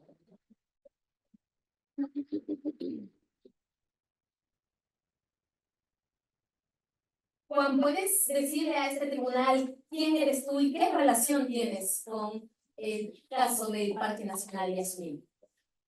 Guapone, Gaureke, Tomamini Tono, Guayo Bomini, Nanito Bomba. Muy buenas tardes, mi nombre es Juan Bay, soy presidente de la nacionalidad guaraní del Ecuador, donde estamos asentados en las 3 provincias, que es Pastaza, El territorio guaraní es aproximado, reconocido por el Estado, es más de 800.000 hectáreas, y por reconocer es 1.200.000. Este territorio también está el Parque Nacional Yasuní. El territorio compartimos con los pueblos del ambiente voluntario. Vivimos y vivo, nací, crecí y seguimos existiendo en ese espacio del territorio. Juan, ¿qué información deseas compartir de este tribunal respecto de lo que sucede en el Yasuní y la explotación petrolera? Bueno, les quiero compartir la lucha histórica que venimos haciendo como pueblos indígenas desde la Amazonía ecuatoriana Bueno, entendiendo que en 2008 el Estado ecuatoriano reconoce o da el derecho a la naturaleza bajo una constitución, y 2023 bajo una resolución de la Corte Constitucional en el Ecuador decide que tiene que ir a la consulta popular sobre el Cial Yasoní. En mi territorio existen 10 campos petroleros. Los pueblos guaraní somos un pueblo forzado, un pueblo apenas 6 décadas de la civilización. Iniciamos el contacto de civilización cuando inicia la explotación petrolera en la Amazonía ecuatoriana. El 8 de mayo, la Corte, bajo una resolución, resuelve que hay que proteger el Parque Nacional Yasuní. Y el 20 de agosto, con 58% del apoyo del pueblo ecuatoriano, decide que el petróleo tiene que quedar bajo subsuelo. ¿Por qué? Porque necesitamos garantizar los derechos de la naturaleza.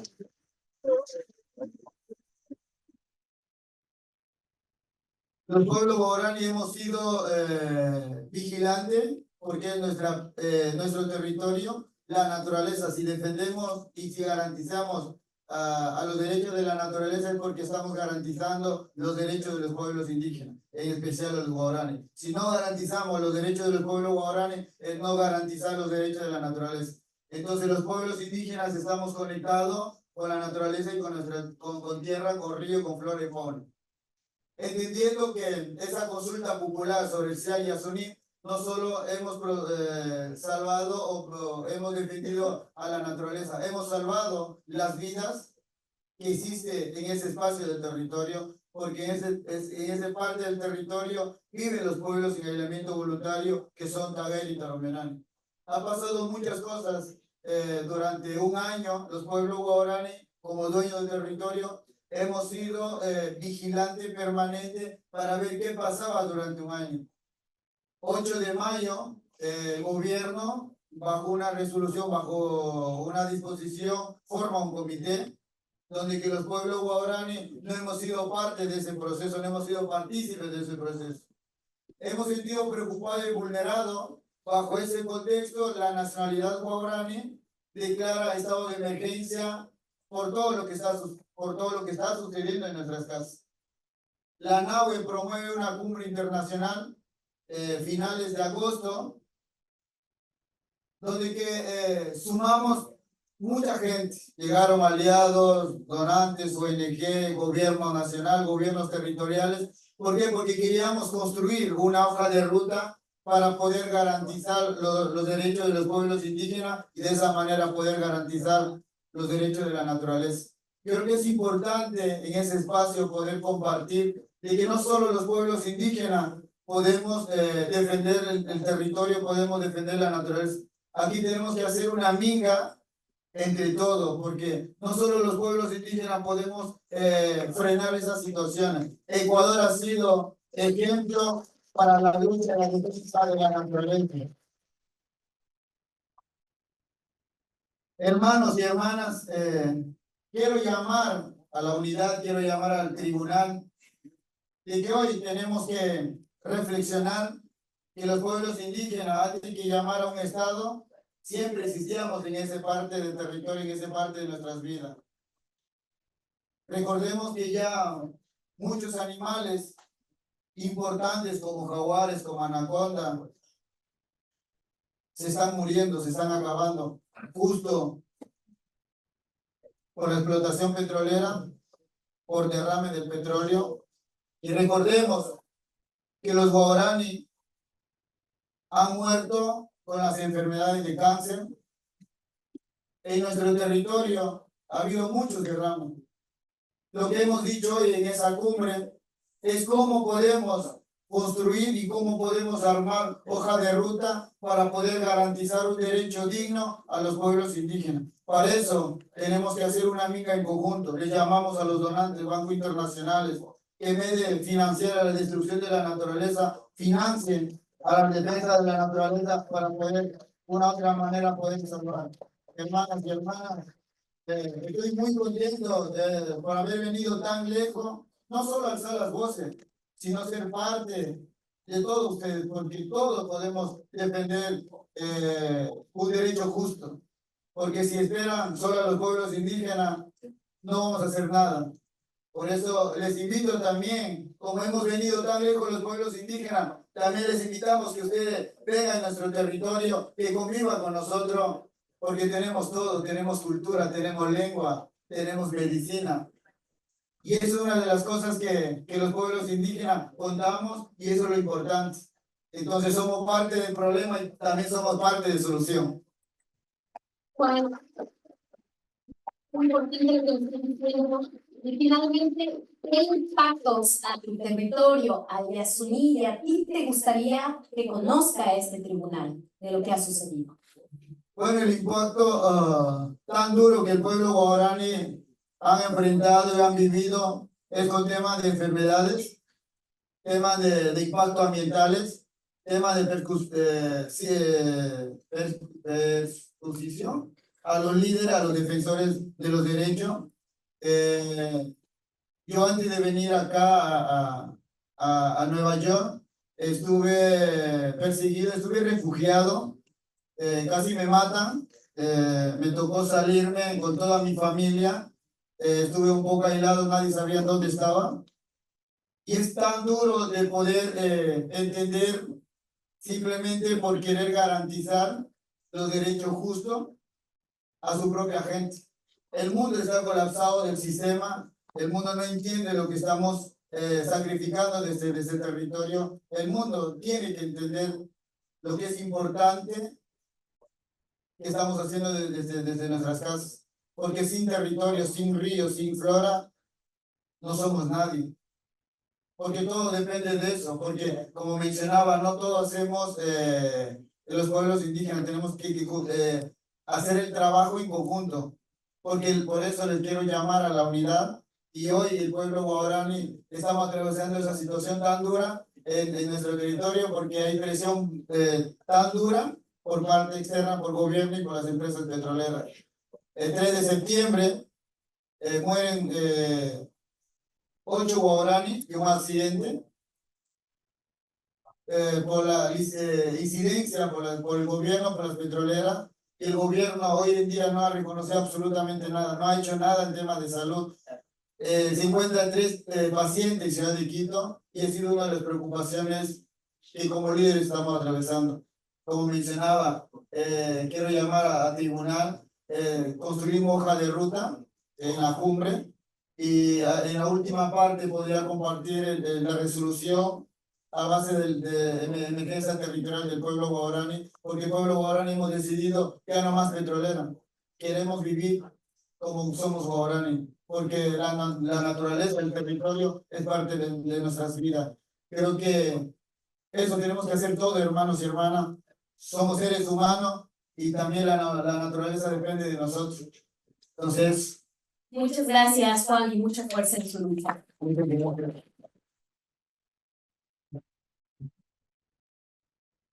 Señora Presidenta, ¿me puedo escuchar algunos casos para luego abrir a un espacio de preguntas? Le doy paso a mi colega Lina.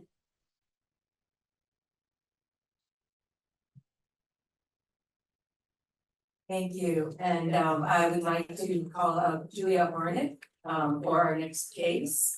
I'm going to do the so next to.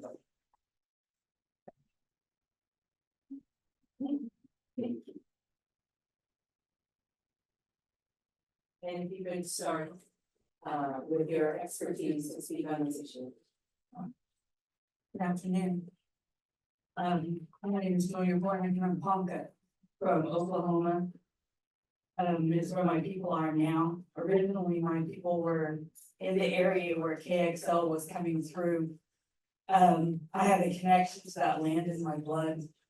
I can feel it. It's part of my ancestry. It's part of my past, my present, and my children's future. I'm here today. I'm having a real hard time talking to you all, because I just sat here and I listened all morning to these stories of genocide. And it can't be called anything other than genocide.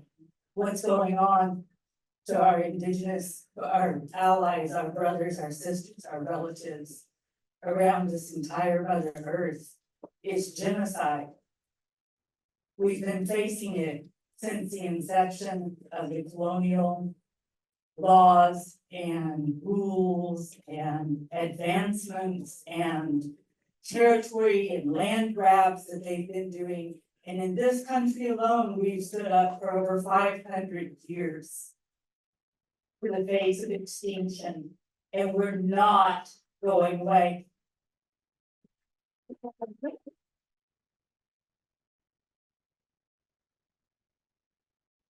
There's some, about KXL, I want to talk to you a little bit, because what we've witnessed this morning, what we have stood witness to, has been testimony that it's heartbreaking and it's hard and it's heavy, and you don't even know where to go from there sometimes. So what I'm gonna stand up here and tell you is, we have hope. We can be successful, we can stop the things that our territories are facing. It takes all of us coming together in support of one another. I wrote something that I have not even read, because I'm sitting here, I'm listening to you all this morning, you know, I'm looking at these things about respecting our existence here.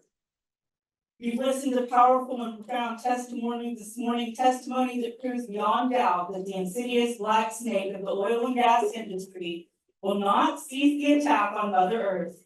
It is up to us, the speakers of the colonial court system's language, to stand on her behalf and be her voice.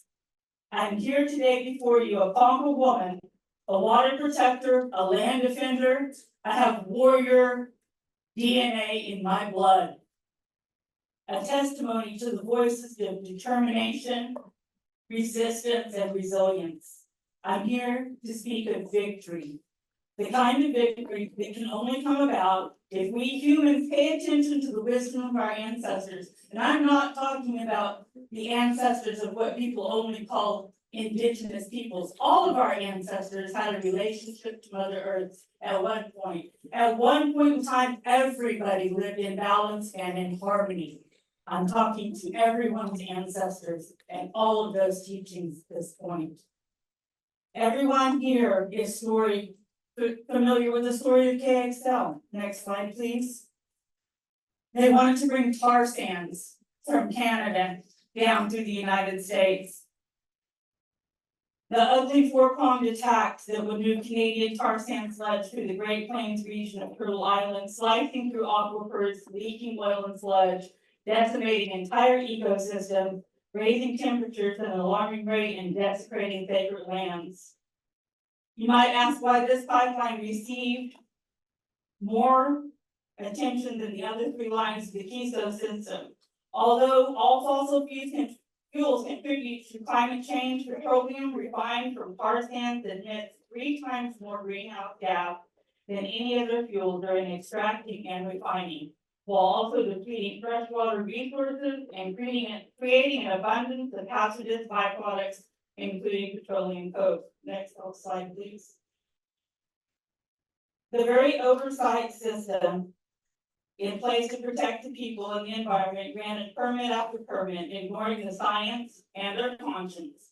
It was not until the Keystone XL pipeline system was set to move forward with the fourth and final attack, an expansion of the pipeline system designed to connect more direct route to the United States of Montana and South Dakota using a larger diameter pipe, that we demanded to be heard. Next slide, please. This is the path that they were trying to come down through, where they were going to take a shortcut across through there and endangering our aquifers and our sacred sites. Next slide, please. Indigenous leaders sent out a call for help to save the sacred sand hills and protect the aquifer, to block the passage of KXL through these or any other lands. Landowners, which we don't really believe in, you can't own the land, right? We'll call them caretakers, sent out a call for help. They were faced, next slide please, with a situation we natives are very, very familiar with, called eminent domain. Imagine that. People don't want their land taken. Scientists decried the safety. We know no pipeline is safe. We heard the call and we mobilized. Next slide, please. Indigenous leaders aligned with ranchers and farmers, forming things like the Cowboys and Indian Alliance. Grassroots activists joined ranks with the big-time environmental organizations for direct action across Turtle Island. In front of the White House, they laid down in a sea of oil. Next slide, please. Media picked up the story, and the White House was forced to listen and acknowledge that we, the people, would not stand for tar sand sludge to contaminate the heart of this land. Rights of nature took center stage. Water protectors and land defenders are profound thinkers. We know the only way to win the game was to enter the game and play it on their field. So we thought we could look into treaty rights, so we did. Save our sacred sites, burial ceremonial grounds, lay the path of the black snake. We're gonna use this to stop KXL, we're gonna use our treaty rights to stop KXL, and we're gonna plant our sacred corn to stop KXL. All of those things came together and they worked. Direct action could be, we were going to be loud and present in ways that they couldn't ignore. Chain ourselves, do anything that we could to stop this. This is the power of civil society. This is the power of people amplified by Mother Earth. This is the revolution of indigenous-led climate solution. Next slide, please. Rights of nature is a solution. Land defenders are a solution. Water protectors are a solution. And just transition is a solution. Next slide, please. This is my granddaughter. Her name is Meadow Warrior. Can you think of a better name for a pro-activist or environmental justice than Meadow Warrior? And she's why I stand up here today. So I don't have an ask from the judges. I have more of a statement that I want to say to you. I want to say, please, please, please, everyone in this room, our judges included, be vigilant. KXL was stopped in its tracks, but big oil and gas are sneaky and they're connected. They know ways to profit from and circumvent the laws set out to protect on a national and international level. A recent article published in Climate News by journalist Katie Sermon, the exploitation of a common part of free trade agreements that helps fossil fuel companies force big payouts from governments phasing out oil and gas projects. The United States narrowly avoided a $15 billion claim over the shuttering of Keystone XL pipeline. The Investor State Dispute Settlement, ISDS, learn about it. They have. It is a guarantee that the money we know that the money that they receive will not be part of the just transition. And to all you water protectors, next slide, please. Land defenders and allies, be ready. The Minnesota Public Utilities Commission has approved a route to permit for a petroleum pipeline near the Pipestone National Monument. This is a sacred site, and we will protect it.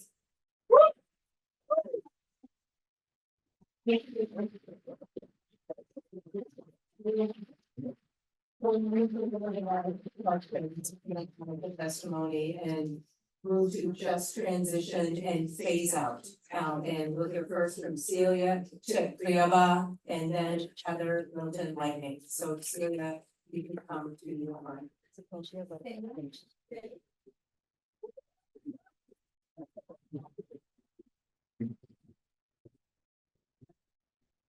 And then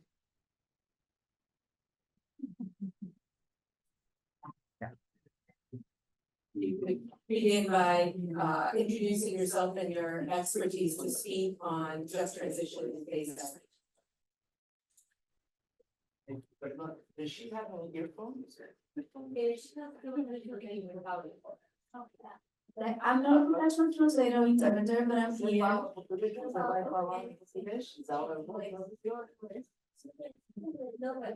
You can translate too.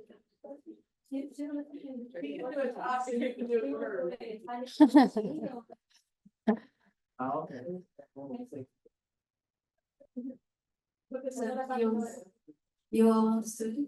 I will have to do consecutive translation now. It's all of ours and not so much. Nandun para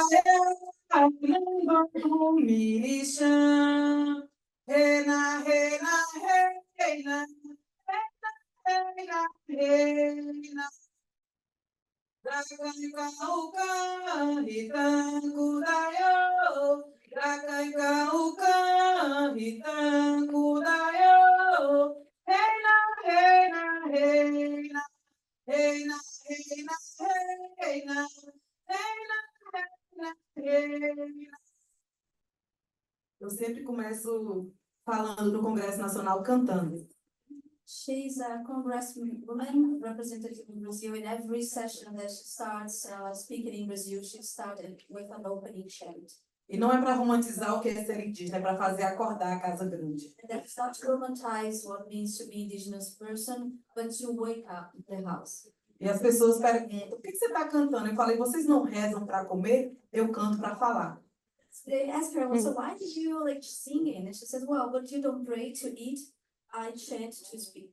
No Brasil são 1.700.000 indígenas. E eu tenho a responsabilidade de representar 1.700.000 indígenas. Brazil has now 1,700,000 indigenous peoples, and I am charged with the responsibility of representing them. Sou deputada federal Célia Chacriabá. I'm a federal deputy, Congresswoman Célia Chacriabá. E quando lançamos a nossa candidatura, eu e Sônia Guajajara, nós falamos, é a candidatura chamada pela terra.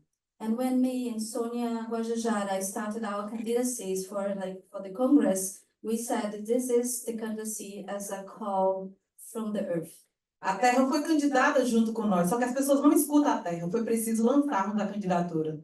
The earth is a candidate as with us, but as people do not listen to the earth, it was necessary that we came and spoke. E quando as pessoas pensavam que não era possível nos eleger porque nós nunca fomos deputada, vereadoras, prefeita, when many people thought that we'll never get elected because we have never been like a councilwoman, deputy before. Eu fui eleita em 804 estados. We were elected, indigenous people got elected in 804 cities in Brazil. Sou a terceira mulher mais votada do meu estado. And she's the most voted technically in all the states in the world. A autoridade mais importante que nós temos no mundo. And the authority, the most important authority we have in the world. Você sabe qual é o nome dela? Do you know what is her name? A autoridade mais importante é a terra. The most important authority in the world is the earth. Nós não falamos pela terra, nós falamos com a terra. We don't speak at the word, but like as if we were there, we speak for her. E nesse tribunal, a terra que é juiz.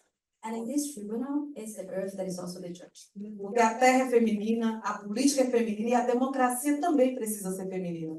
Because the politics is women, is a feminine force. This tribunal has a lot of women, and then the earth, the judge also has women.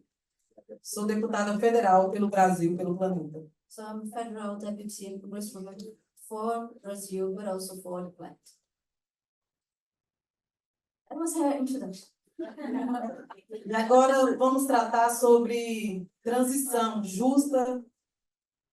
And now she wants to speak about just transition.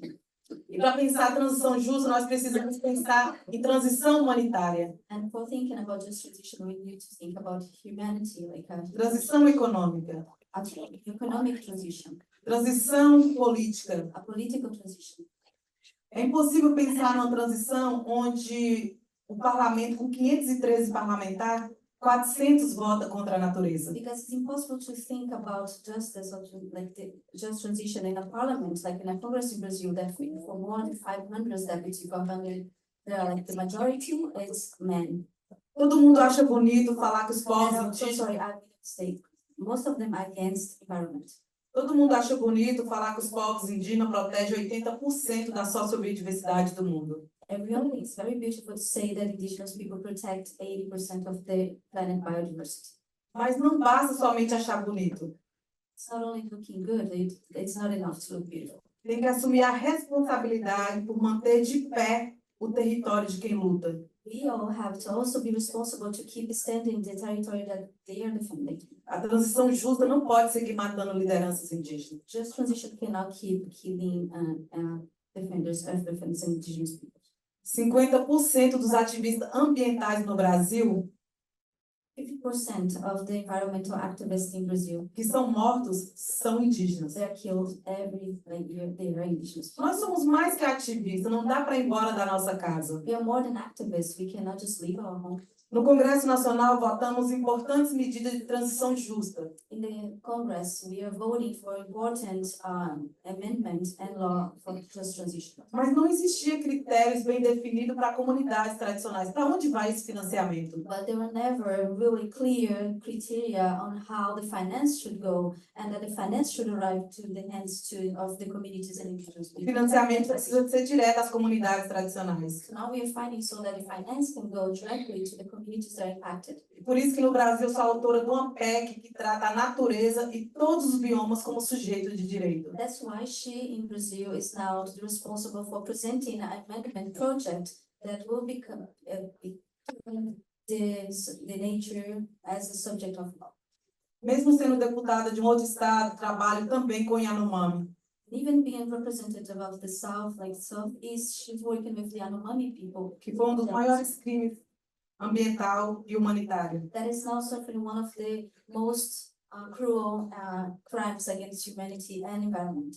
Eu faço parte de um estado onde aconteceu a morte de 2 rios importantes. In her state, recently, they have the loss of 2 important indigenous leaders. A transição justa não pode seguir matando os nossos rios. And that again, energy, like just transition, cannot keep killing our people and our rivers. Eu falo que a terra é mãe, mas o rio é pai.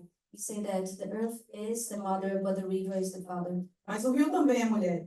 But the river is also a woman. Porque é como se tivesse um peito coletivo que amamentasse a humanidade. It's like having like a collective breast that is feeding humanity. Para finalizar, eu tenho dito So to finish, to say que somente sabe ser humano, that only the one, somente sabe ser humano, aqueles que sabem ser rio. the only one that really know how to be human is the ones that knows how to be a river.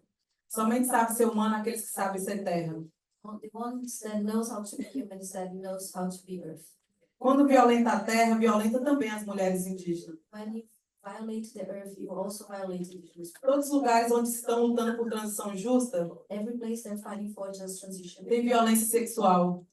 Violence, sexual violence. E por isso, eu também tenho um projeto de lei que já aprovou a urgência do combate à violência às mulheres indígenas e à terra. That's why it also has a project that's trying to combat the sexual violence against women and the earth. Por fim, o importante é saber que a solução ainda existe.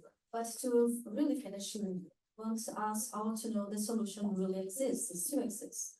Para fazer a transição, To make the just transition, transição justa precisa reflorestar mentes e corações. to really make a just transition, reforest our minds and Reflorestar a hearts. política, We have to reforest the a economia the economy e o planeta. and the planet.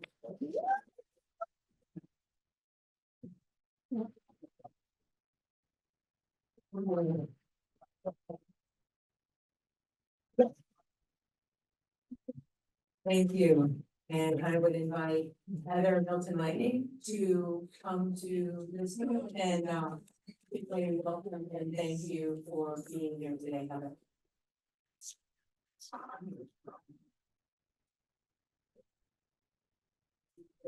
Begin when you're ready to introduce yourself and your expertise. Good afternoon. My name is Heather Milton Lightning. I'm going to turn to the first slide. This is my home community. I'm from Treaty 4 territory in occupied Canada. I'm 4 different nations. I've been working on just transition for a while now. It's a passion. Wouldn't say I'm an expert, I just kind of nerd out on these things. One of the things I'm trying to work on right now is building the Transition Institute in Canada. It's just been a really long time. There's a lot going on in the world. So I want to move to the next slide. So I think this really speaks for itself. You know, transition's happening whether we like it or not. I'm sure I wasn't, my apologies for being late, but we know that transition is happening and it's not happening the way we need it to, right? All of our communities are fighting for this. I think the thing that we're not talking about is justice at a global scale. And what I mean by that is the UN defines just transition as a way to ensure that transition to a low carbon economy is fair and inclusive and no one is left behind. However, that doesn't actually really talk about what is just. How is this transition just? How does it hold harm and colonial harm? Just want to keep going to the next slide. I think, you know, I'm Indigenous, I'm from Canada, the occupied territory there. I think for many of our global peoples movements, Indigenous people, Black and Brown communities all over the globe, we understand that just transition and the globe must address rapid capitalism, right? For many of our communities, colonization, the root of it, one of the main roots, is capitalism. So you really have to think about how are we moving forward in addressing a just transition that takes down capitalism? I believe that just transition must address colonial harm. It must take down rampant, crazy capitalism that has no boundaries.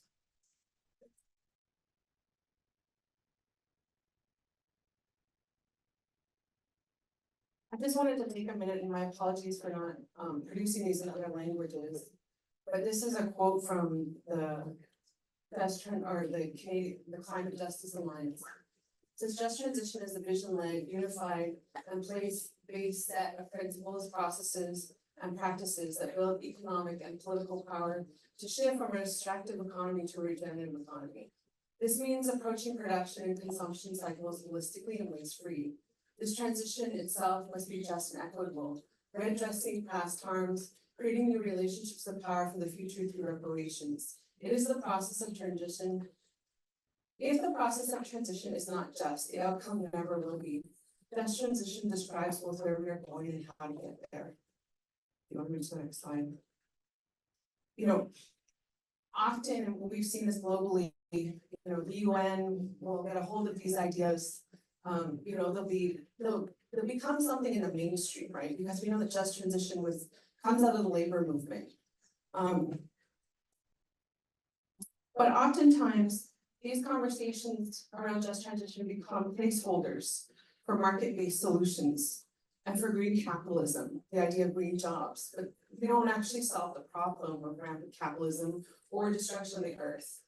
I wanted to put this slide from the Our Power campaign that was put together by Movement Generation. I really love it because it talks about this extractive economy that everyone's talked about the impacts in their communities. You've heard from everyone, but where we need to go to regenerative economies.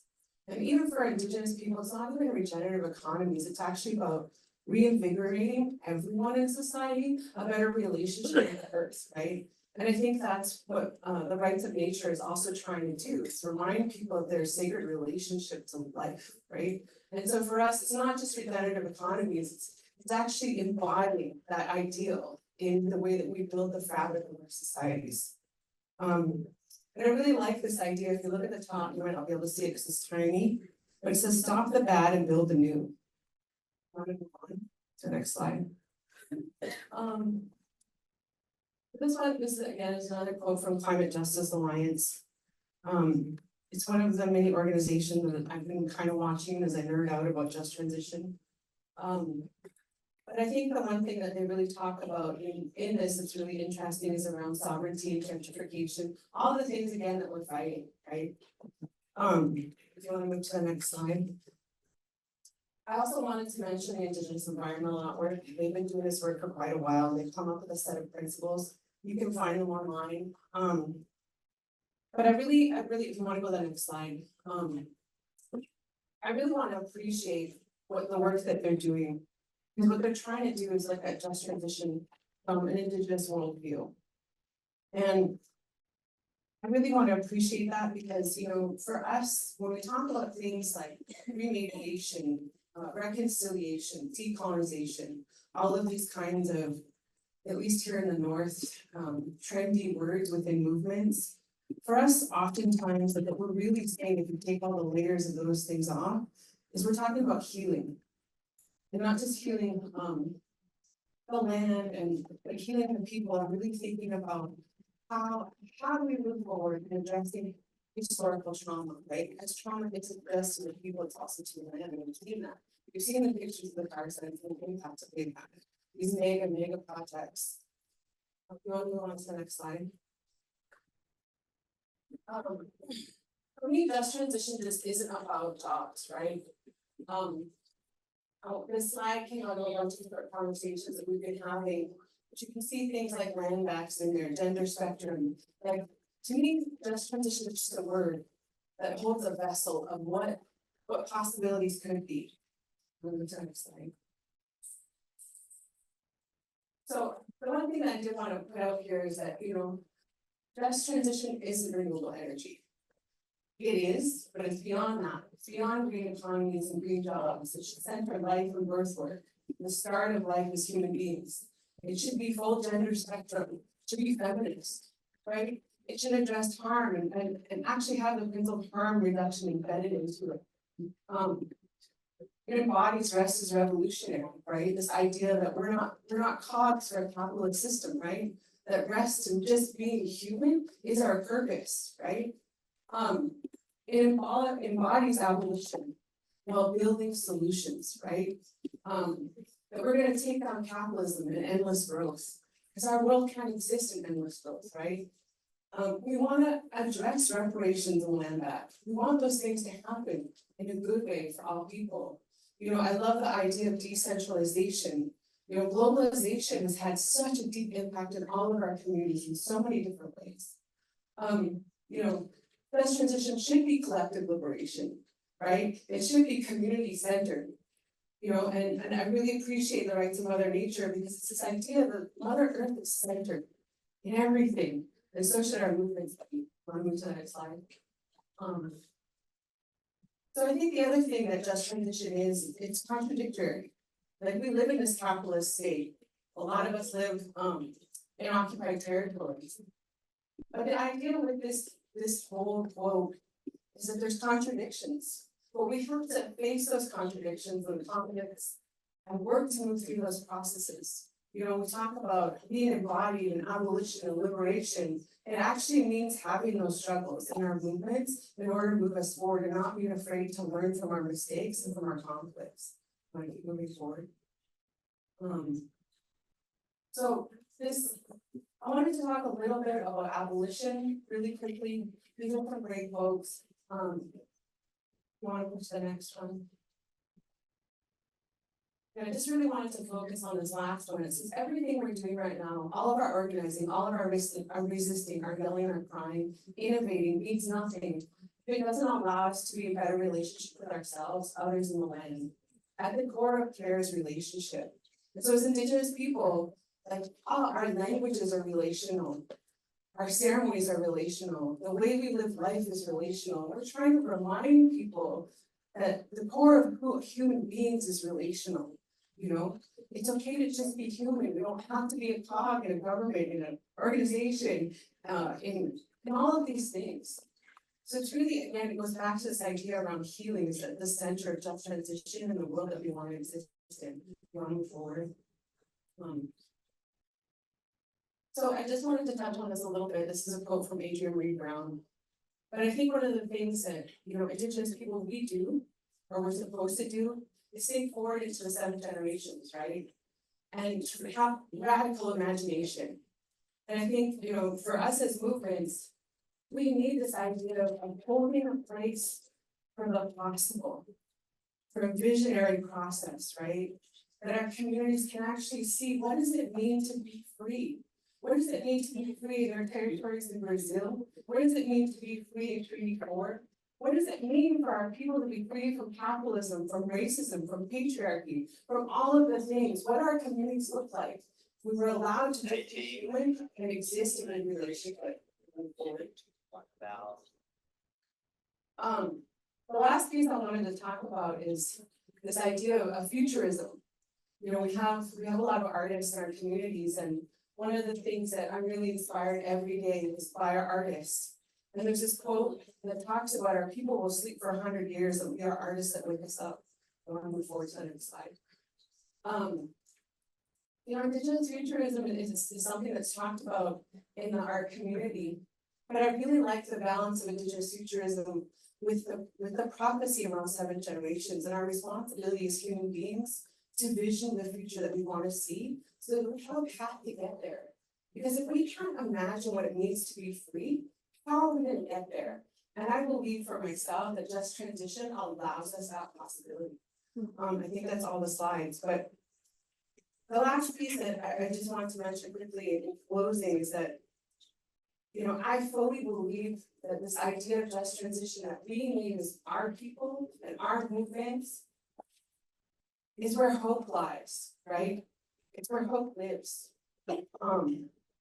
You know, one of the things that I've been thinking a lot, you know, as the genocide is happening in Palestine and Congo and all of these places, is that our people, we lost 80 to 90% of our people, 90% of our people during the epidemics.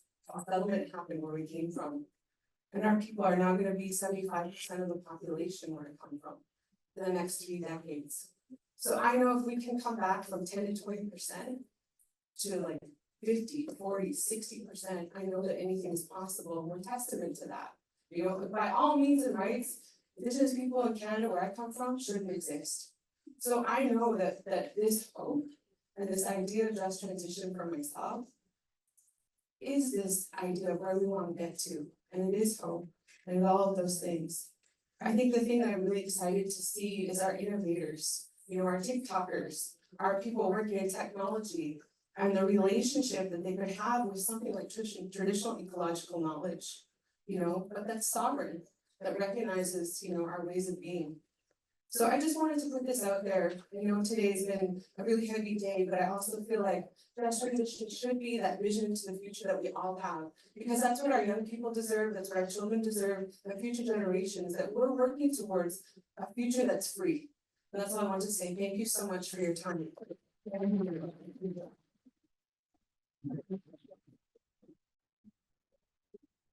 And now with Madam President, your permission, we will turn to closing statements.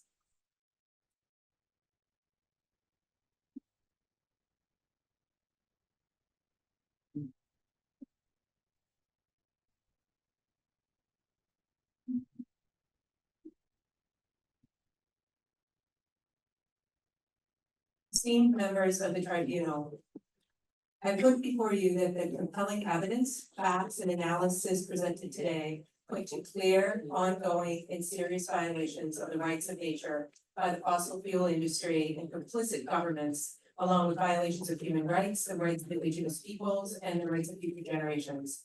I urge you to condemn such violations and call for accountability, justice, and restoration for the natural world and all affected. I further ask you to provide judgments that find violations of specific rights and allocate responsibility as warranted.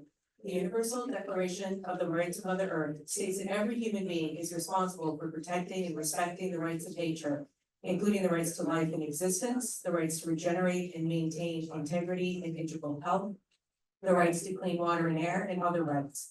The Declaration states we must actively promote the full implementation and enforcement of these rights and obligations, and promote economic systems that respect such rights. Violations prevent us from living in harmony with the natural world.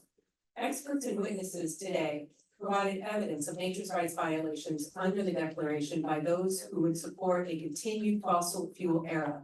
Cities, ports, and nations around the world have also begun recognizing nature's rights in law, including Uganda's National Environment Act. These rights should be further integrated into your judgments. Here are just a few of the numerous examples of injuries to nature's rights that you heard about today.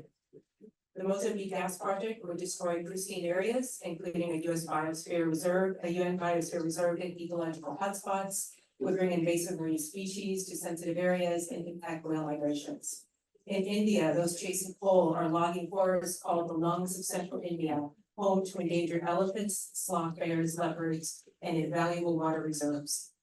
The East African crude oil pipeline would run through incredible habitats, nature reserves, waterways that are home to iconic and endangered animals like lions, buffaloes, hippos, and many others. American ecologist Bill McKibben commented that ECOP's proposed route almost looks as if it was drawn to endanger as many animals as possible. Just one spill or leak could have catastrophic impacts on water resources, and this likelihood is high because it runs through an active seismic zone.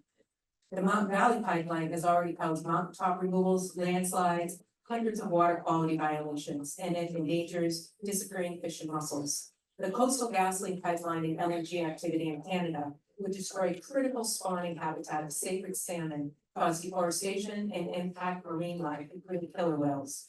And in Louisiana's Cancer Alley, land, water, and creatures are all being poisoned, including fish poisoned with benzene and wetlands being paved over.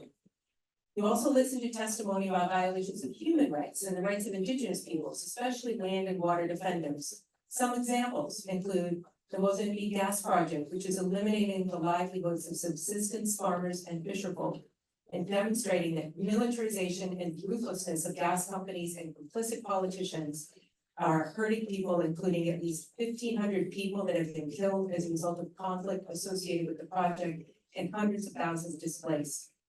In India, coal mining is causing land grabbing and violations of indigenous rights, as well as large-scale involuntary displacement. The East African crude oil pipeline will result in 100,000 forcible relocations, including thousands of farmlands that represent primarily small-scale women farmers. The Mount Valley Pipeline is violating tribal sovereignty over their lands, contaminating the water that people must drink to live, and was advanced through an undemocratic process that ran over the interests of local communities. The Coastal GasLink pipeline and LNG activity in Canada violates the rights of Indigenous peoples and is a source of violence and imprisonment for Indigenous land defenders.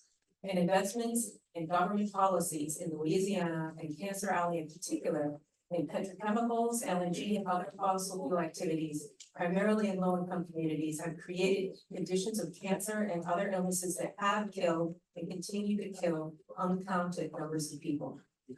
Finally, you also heard disturbing information about the rise in greenhouse gas emissions that will accompany the fossil fuel projects discussed, which will dramatically impact the rights of current and especially future generations.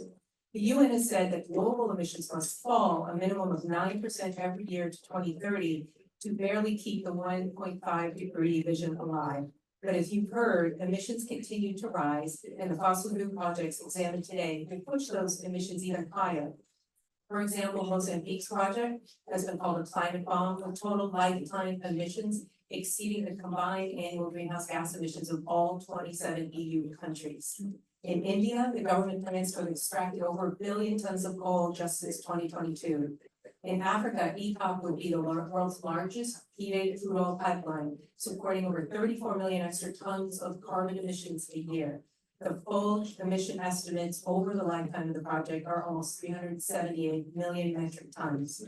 And the proposed Formosa Plastics petrochemical complex in Louisiana will emit over 13 million tons of carbon pollution each year, as much as 2.8 million passenger cars, and that's their own data.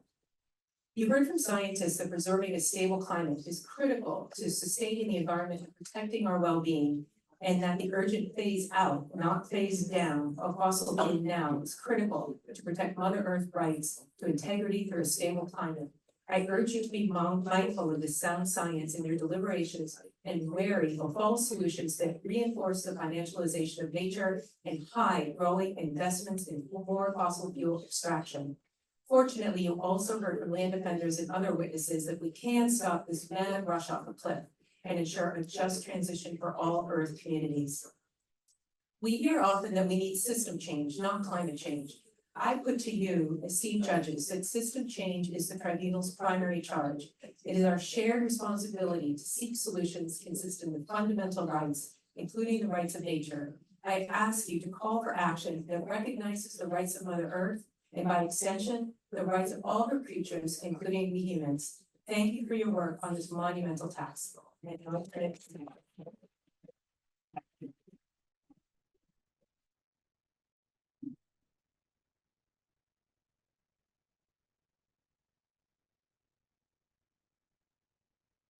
Bueno, quisiera arrancar, no la pantalla, pero quisiera arrancar agradeciendo a nuestros expertos y testigos por su sabiduría y energía y por supuesto a todos ustedes por acompañarnos en toda esta jornada. Queríamos decirle al tribunal que a lo largo de los 4 testimonios de expertos, de los 13 casos, de los 22 testimonios expuestos y de toda evidencia científica mostrada en este espacio, hemos constatado que existen patrones y prácticas sistemáticas, deliberadas y violentas que demuestran la destrucción, la contaminación, la falta de restauración y reparación y, por supuesto, la extinción o amenaza de extinción de especies, de ríos, de océanos, del planeta, de los seres humanos mismos que estamos muriendo de cáncer. Y literalmente hay seres humanos muriendo de cáncer por lo que ha sucedido a raíz de esta era que estamos viviendo de la explotación de combustibles fósiles.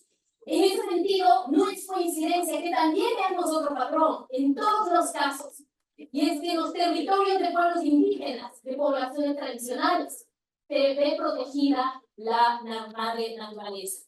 En ese sentido, le solicitamos a este tribunal que no haga caso a 4 falacias que han sustentado esta era de combustibles fósiles. No es posible seguir tolerando que la explotación de los combustibles fósiles trae desarrollo, cuando lo que ha demostrado los casos aquí es la muerte de seres humanos, la muerte de especies. Así, por ejemplo, nos han dicho que los oleoductos de petróleo y sus químicos están promoviendo la sedimentación que no permiten, por ejemplo, a los mejillones reproducirse. Que más de 50 años de explotación en el Perú ha traído la contaminación de más de 3 ríos que desembocan en el Amazonas. No es posible que estemos en un momento en que si no paramos, no vamos a alcanzar las metas que nos hemos propuesto en el Acuerdo de París. La segunda falacia que no podemos permitir es que se deba explotar los combustibles de un lado para salvar la parte de otro planeta, cuando vemos que se minimiza y se ridiculiza esos impactos interconectados, esos impactos que están relacionados.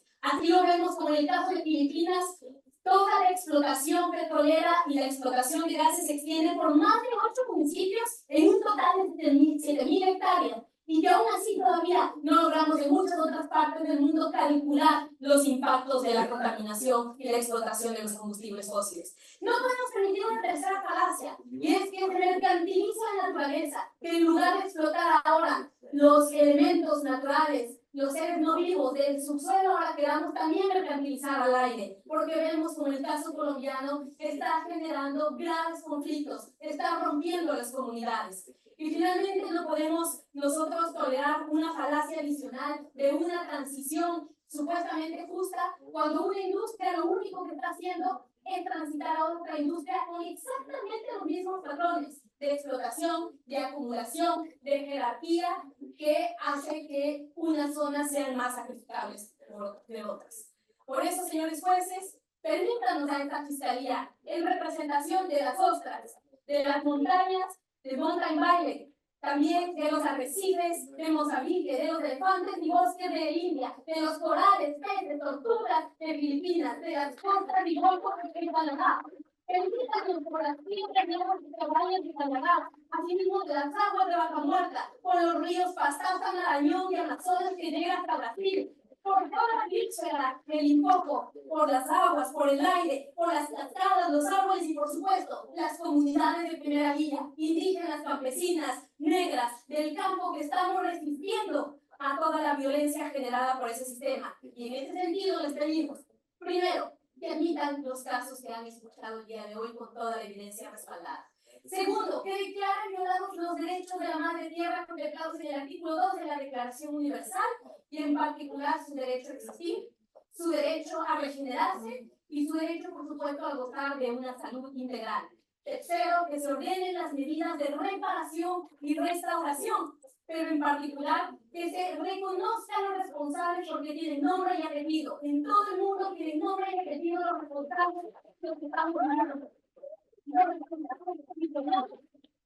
Los responsables extraterritoriales, gubernamentales, empresariales e inversionistas.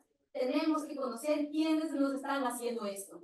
En tercer lugar, queremos pedirles también que dicten medidas de precaución, porque todavía hay especies, habemos seres humanos y no humanos que estamos todavía dando la lucha. Y en ese sentido, en particular, medidas de protección para las y los defensores que están amenazados de muerte. No podemos seguir permitiendo que más defensores se mueran. Y finalmente, con la competencia ética que ustedes tienen, con la competencia en sus saberes múltiples, les queremos pedir que ejerzan justicia no solo climática, sino para la naturaleza.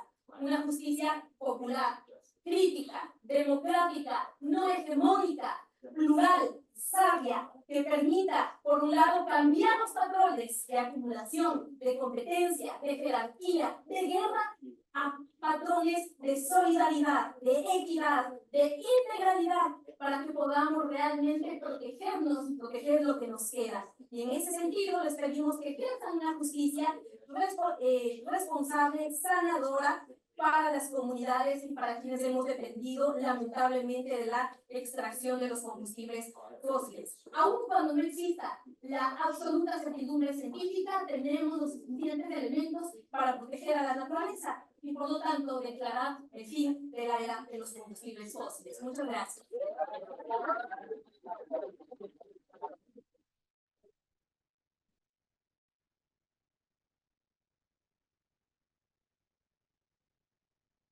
Muchísimas gracias a nuestros fiscales. Thank you so much to our Earth prosecutors, to oral witnesses, and for an amazing day. And to finalize this day, we will start listening to our esteemed panel of judges. Thank you so much for being here with us, and we will call our first judge, Osprey Orlake.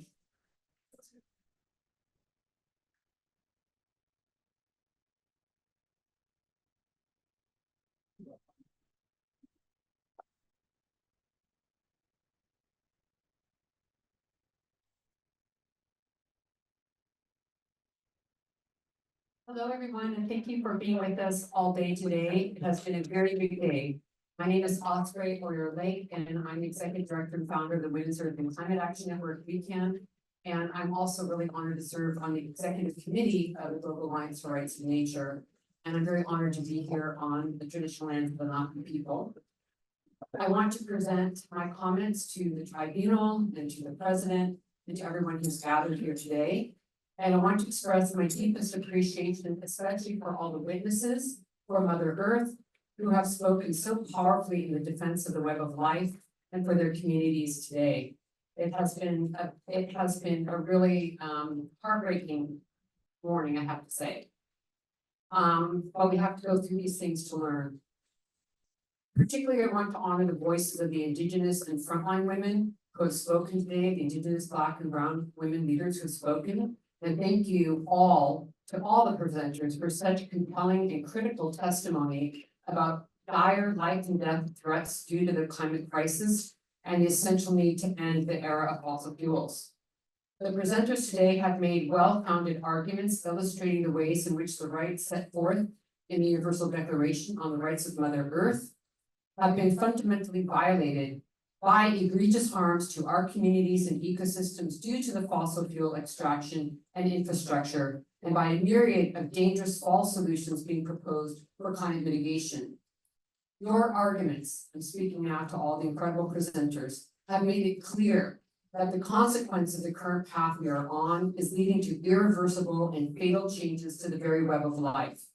Because of this and the destructive pressure of an extractive economy and a worldview based on supremacy, racism, patriarchy, and colonization, we can see that there are grave violations of Mother Earth's rights that are not only destroying animals, forests, rivers, oceans, and the very atmosphere that we're trying to breathe, but are bringing into question the very existence of the human species, with Indigenous, Black, and Brown, and frontline communities already being impacted first and worst by all these forces.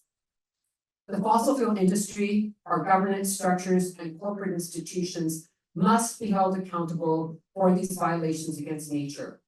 I also want to enter into the record a new report from WECAN that we just released this month that addresses disproportionate gender and race-specific health and safety impacts, as well as human Indigenous rights violations due to the fossil fuel extraction. Particularly, this report applies to the United States and Canada, but it can be applied anywhere. And I think it has come out in this report so that we cannot leave out environmental racism and colonization from the front and center of this conversation. So this is a report, you can find it online on our website.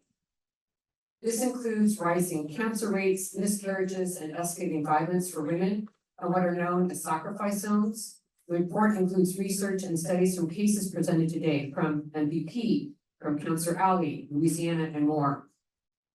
Today, as we hold our International Rights of Nature Tribunal, governments as I mentioned earlier this morning, are meeting in New York for the Summit of the Future.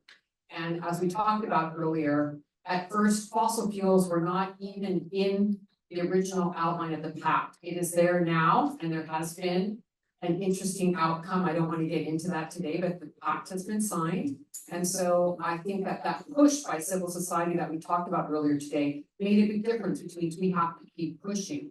We also know that the COP29 presidency has put out their agenda for COP29, and fossil fuel phase out is not on it. So this is why we're meeting here. We have got to collect ourselves together. In response to these, what governments are doing, it really highlights it again why we, the people, and our movements for climate justice and ending fossil fuels are so vitally important. While many world leaders hold on to the notion that we can postpone reductions in fossil fuels, nature is clearly demonstrating to us that she's not waiting, and that the Earth's natural laws can't be manipulated, purchased, compromised, or ignored. Thousands of people have already lost their lives this year in climate disruption events and from fossil fuel related pollution. And let's be clear that the International Energy Agency, IPCC reports have stated that to keep within the 1.5 C guardrail outlined in the Paris Agreement, there can be no more fossil fuel expansion. I don't know how much louder we need to say it, how many more dead bodies and dead communities and dead ecosystems do we need to have so that we can hear loud and clear, no more fossil fuels. From the presentations today in cases in previous tribunals, we can see that false solutions such as geoengineering, there was a great presentation today on that, carbon capture and storage, carbon offsets and markets, climate smart agriculture, only are furthering the violations to Mother Earth's rights. These are in the old system, and we need a new system, so we can't go down the road of these false solutions. As climate disruption and environmental degradation increases globally, it could not be more important to highlight that exploitation and extractivism is a result of patriarchal societies, colonization, racism, and neoliberal capitalism, which are all based upon the same systems and ideologies of power over and exploitation of women, indigenous peoples, people of color, and the land. It's clear that the global community needs to address these systems of oppression in an intersectional manner and to move towards justice and real solutions, and Rights of Nature can offer a vital path forward in this effort. I think that's what's really exciting about the Rights of Nature movement and the cases that are already being won, is it's big enough to hold this, what many scholars are calling a polycrisis, of many crises piled upon one on the other. We don't want the commodification of the Mother Earth or the sky. Our earth and atmosphere are not for sale. We don't want our sacred earth, water, air, and forest on the marketplace. Instead, we want to see pollution stopped at the source, and for governments, corporate actors, and all of us to live with respect and reciprocity with Mother Earth. When we think about the rights of nature, we have to ask, do we have the right to sell and destroy something that belongs to everyone and should be a shared commons? And does it make any sense to try to protect nature and heal our damaged ecosystems by furthering subjecting nature to an economic and legal system that caused the damage in the first place? It just doesn't make any sense. I've been deeply moved by the tribunal and all the case presenters we have heard from today. Our Mother Earth is calling out to us, and our hearts are literally breaking. She's letting us know that we are on a path of great devastation. Today, our hearts also break for our fallen sisters and brothers, defenders of the land that we heard about today, whose stories we have heard during the tribunal, but throughout the year. The fact that people are putting their bodies on the line, dying for their ecosystems to live, is insane. It's just absolutely insane that we're fighting our own governments and our own financial institutions to live. And while it's true the earth will live on and survive even though we may not, it's tragic to think that our mark as a species on this beautiful planet will be one of destruction and violence instead of beauty making, dignity, creativity, imagination, and harmony, which is also part of who we are. The presentations today make it clear that our legal and economic frameworks are at war with the sacred web of life, and clearly we need an entirely different legal configuration that recognizes the Earth's living systems are not the enslaved property of humans for exploitation.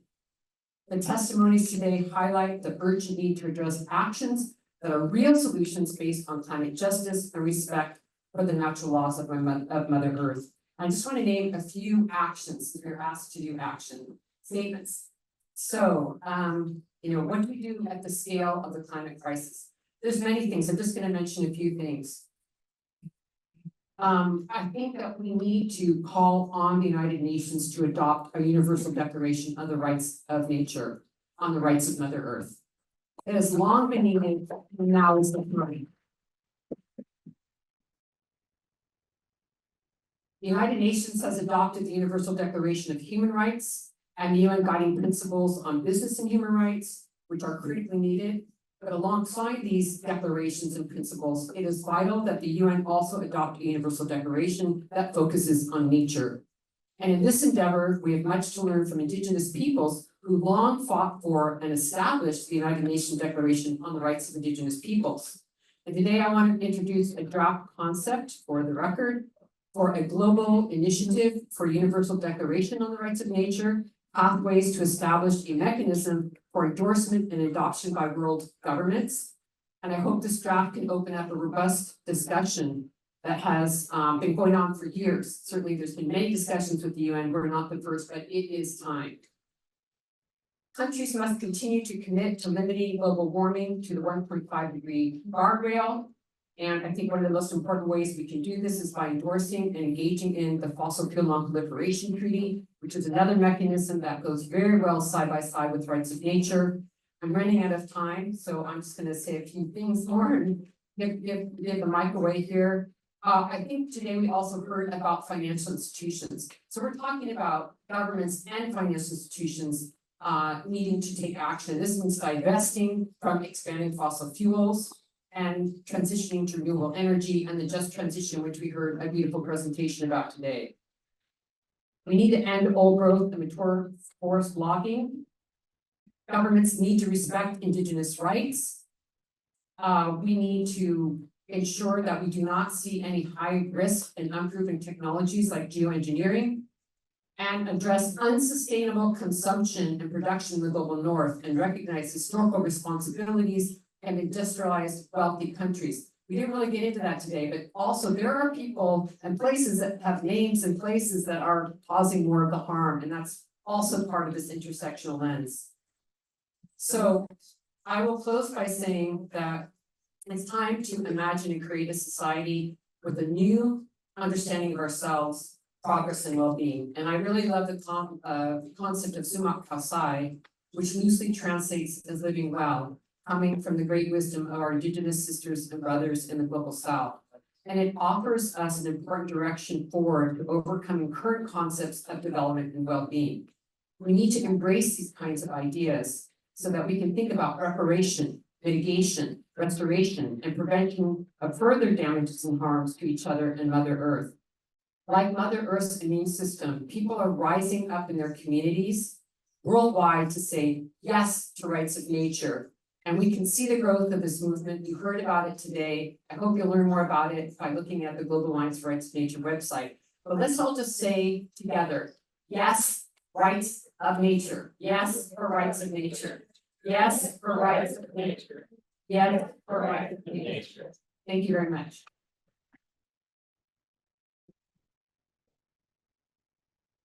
Thank you, Osprey. And next we would like to call our sister Casey Camponi.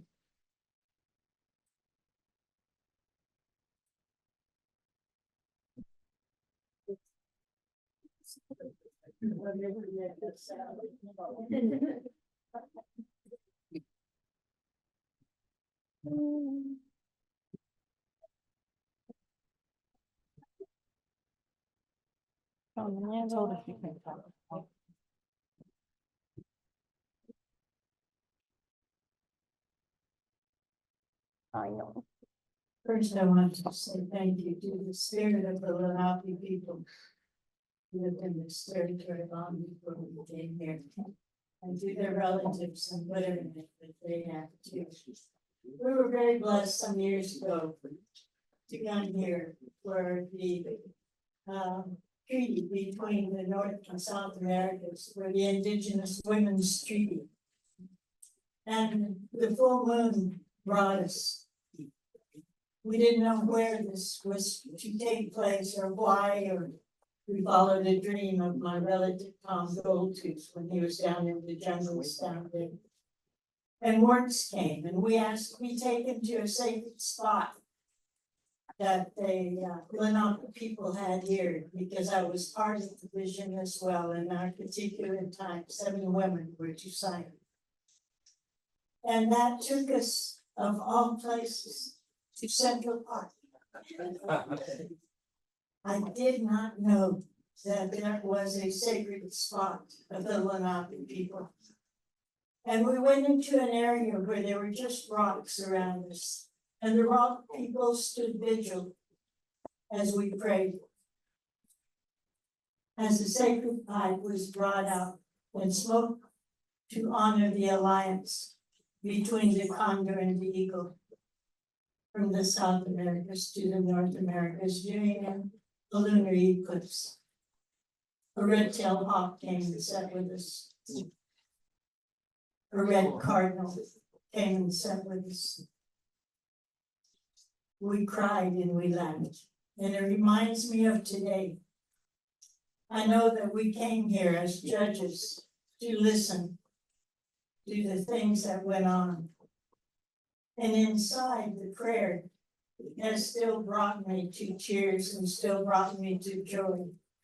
To the joy of resistance, to the joy of the understanding that at this sacred moment in time, we are in the process, not just of healing, but of adaptation, of post-traumatic growth, post-traumatic wisdom that is flowing from the indigenous people, all the allies. I was once told by my brother Carter Camp, leader of the American Indian movement, he said, "Sis, a time is coming right now," he said, "where it won't just be Red Nations people that feel and understand what this earth is saying. Because those same people who came here as settlers, as colonizers, are eating the foods of Mother Earth. They're drinking from her breast, from the streams that flow. They're breathing the air that she provides from her mountain tops, from inside her wind cave. And they too are getting the same understandings as she gave us. So today when we came here to listen, and I can only look back on these things, I took notes. I'll live those notes. I'll be with you every step in prayer. But the judgment isn't for us to give. It is for those who have to look in the mirror and see what kind of legacy that they're leaving for their generations. Because you can look in the mirror. You know what you're doing for your generations. You understand that as you come here for warriors of peace, warriors of protection, warriors for the future, that there are those who only act from greed. And they're the ones who have to answer to themselves. So I'm just going to remind you of the agenda a little bit. We had an opening from our secretary, Natty Green, who talked to us about why the Global Alliance of the Rights of Nature came about and what it means in terms of our continued presence with all of our relations here on Mother Earth. I'm seeing a man over here who has some specific palms of red corn, and I thought of you when it was showing up here a little bit earlier, because that's how deep our allyship goes with all of our relatives. We have the introduction from Osprey Oriel Light in the tribunal presidents, Patricia DeLingua. Remember what they said. That's why we're here. We had the initial arguments on behalf of our mother dear from the prosecutor, Linda Sheehan, who's been on the front lines for the rights of nature for as long as I've been part of this. We had the theoretical frameworks in client science from Sivan Carta and Antonio Perez. But that indigenous science goes hands in hands with that. We cannot listen to those scientists without listening to the indigenous wisdom and the science that it brings forth at this time of climate change. We listen to the false solutions of red plus and geoengineering, fossil fuel infrastructure expansion and impacts, case one Mountain Valley Pipeline. We've been on the front lines with this family. We know the strength of what they're doing, and we understand the depth of what the muscle does for us. I didn't know. All of these sciences and these indigenous sciences and the spirituality that comes with being an indigenous person has been present through that. Case 2, Mozambique. Case 3, coal in India. Case 4, coastal gas link pipeline in Canada. Coffee break, my favorite. Case 5, the refinement. Case 6, oil spills in the Philippines. Case 7, coal in Africa. Case 8, ECOP. Stories of the sacrifice zones in Louisiana, Cancer Alley. We can all relate to that where we live with the petroleum industry. Case 2, Argentina. Solutions. Ecuador. My darling Julia Hornick talking about Keystone XL. Case 3, just transition brought us full circle to the Earth prosecutors, again reminding us of why we are here. Why we are here is to very clearly condemn the mass murderers of the extractive industry.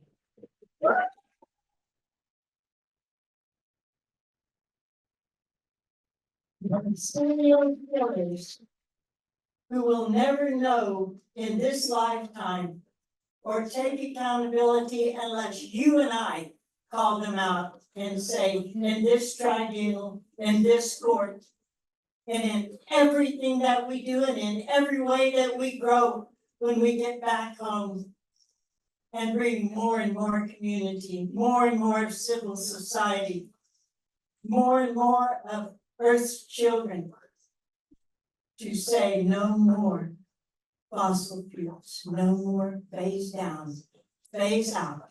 Now is all we have to say.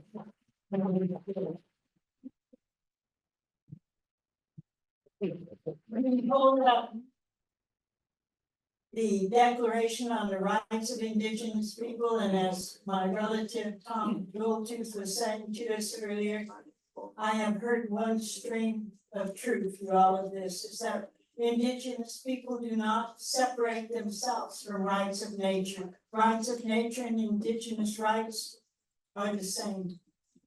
And that means for all of us.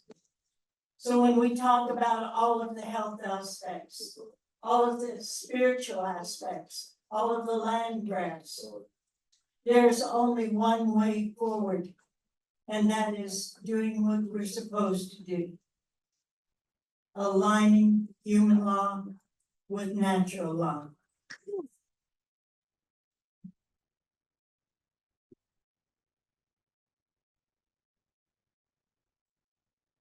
Thank you so much, Casey. Next, we will call our judge for government.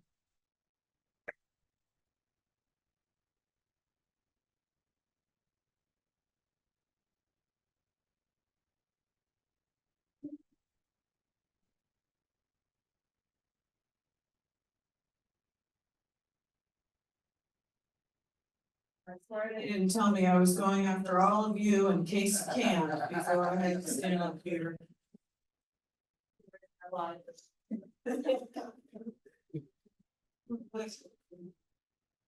I'm so honored to be here with you today and to have been here all day and get to have the opportunity to listen to your stories, to learn from your knowledge. And I mean that from the bottom of my heart.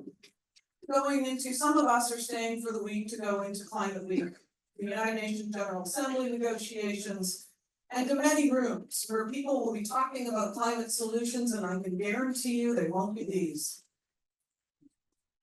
The conversations that'll happen in New York this week and many other rooms will be remarkably different from what we heard today. And that's why I think this day is so important. I've always thought for the 30 years I've done this work that our job is to bear witness in part. Our job is to amplify the storage and messages and to bring our power together. As a judge today, I stand before you humbled. As the chair and founder of the Global Fossil Fuel Treaty, I am inspired to continue doing this work. And as a mother, I stand before you somewhat heartbroken. It's been hard today. It's been hard, and many of the stories that we've heard today and the places we've heard about I've been to. This isn't the first time I've met many of you in the room, but to hear it all together, to have this tour around the world, well, that was something. I want to just take a couple of moments to reflect on some of the implications on some of the early testimonies we heard. Dr. Shivan Kartha, if he's still here, oh, there he is, Shivan, and Antonio Yuhas, the investigative journalist, two people that I have followed and learned from for a decade, and they set a stage which we can't forget. When many of us started this work, standing up to talk about fossil fuel projects in our own communities, we didn't have the backing of the science that we have today. We didn't, because for 30 years the world has been talking about emissions and modeling and numbers and not talking about fossil fuel production, unless you live it. But now what they reminded us is the International Energy Agency, the Intergovernmental Panel on Climate Change. They have all acknowledged that the science is very clear. The UN high-level expert body on net zero. No new fossil fuel projects or fossil fuel investments fits within Paris goals and the goals of keeping climate warming to below 1.5 degrees. It doesn't fit. The science says that. The scientists say it in the halls of the UNFCCC and here at Climate Week. And yet we hear about all of these projects growing around the world. The UN Production Gap Report, created in part early on by Stockholm Environment Institute and still, the UN Production Gap Report that we waited 30 years for shows us that we're on track to produce 110% more oil, gas, and coal by 2030 than we can ever burn if we want to stay below 2 degrees. So we're embroiled in this project when you put it all together, where the world's financial, intellectual, and political capital is working to dig up stuff that we know that we can't burn, or more lives will be lost. We're going to hear this week that there's exciting work in renewables around the world, and renewables are critical. But that tripling of renewables goals that we heard about in Dubai, it didn't come with a commitment to make sure that it displaced fossil fuel assets. 10 years ago, 80% of the energy used on this planet came from fossil fuels. Today, even though we've had remarkable growth in renewable energy, and even though renewable energy is cheaper than oil, gas, and coal now in every single country on earth, price parity. Today, 80% of the energy used on this planet still comes from fossil fuels. Because it's not just about building solar panels. The atmosphere doesn't care how many solar panels we build. The atmosphere cares how many fossil fuel projects we stop.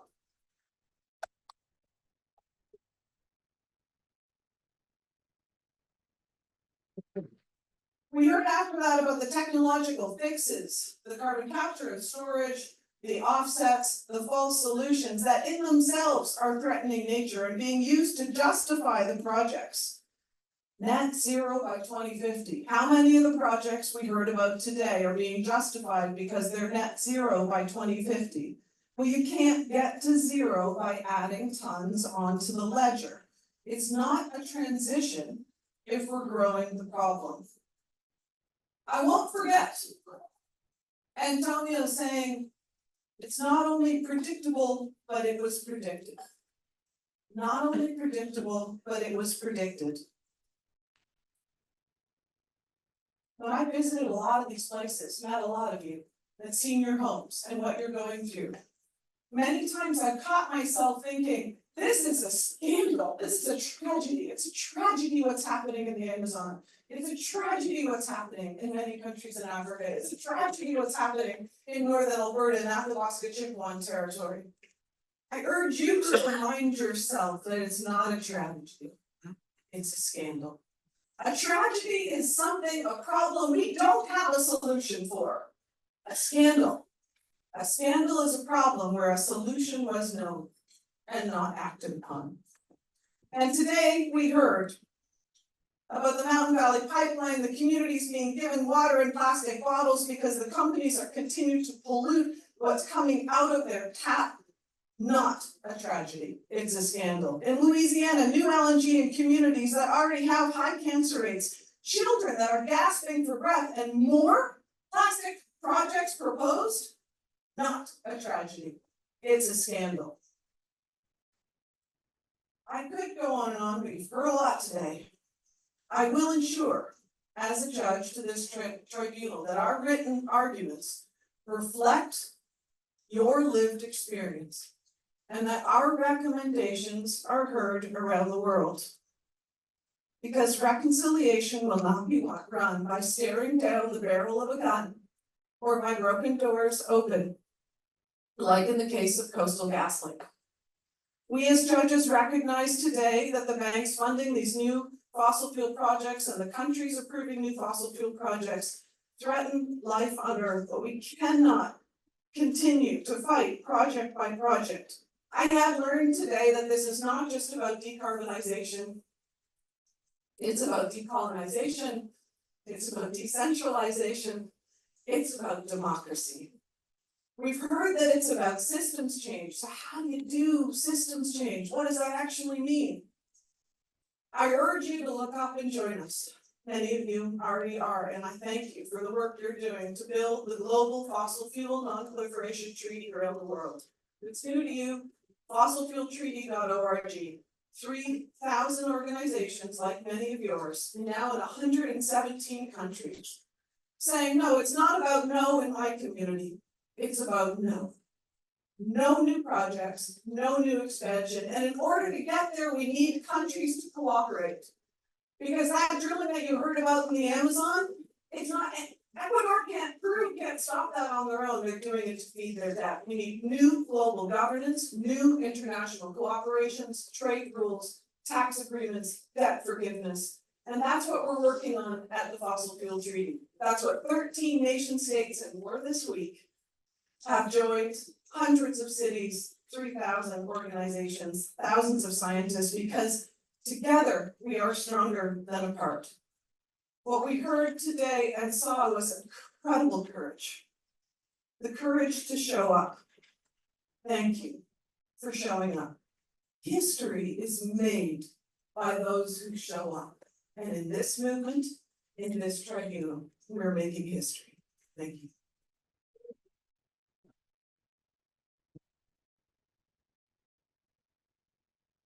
Thank you, Sephora. We would like to call next our Judge Reverend Yearwood.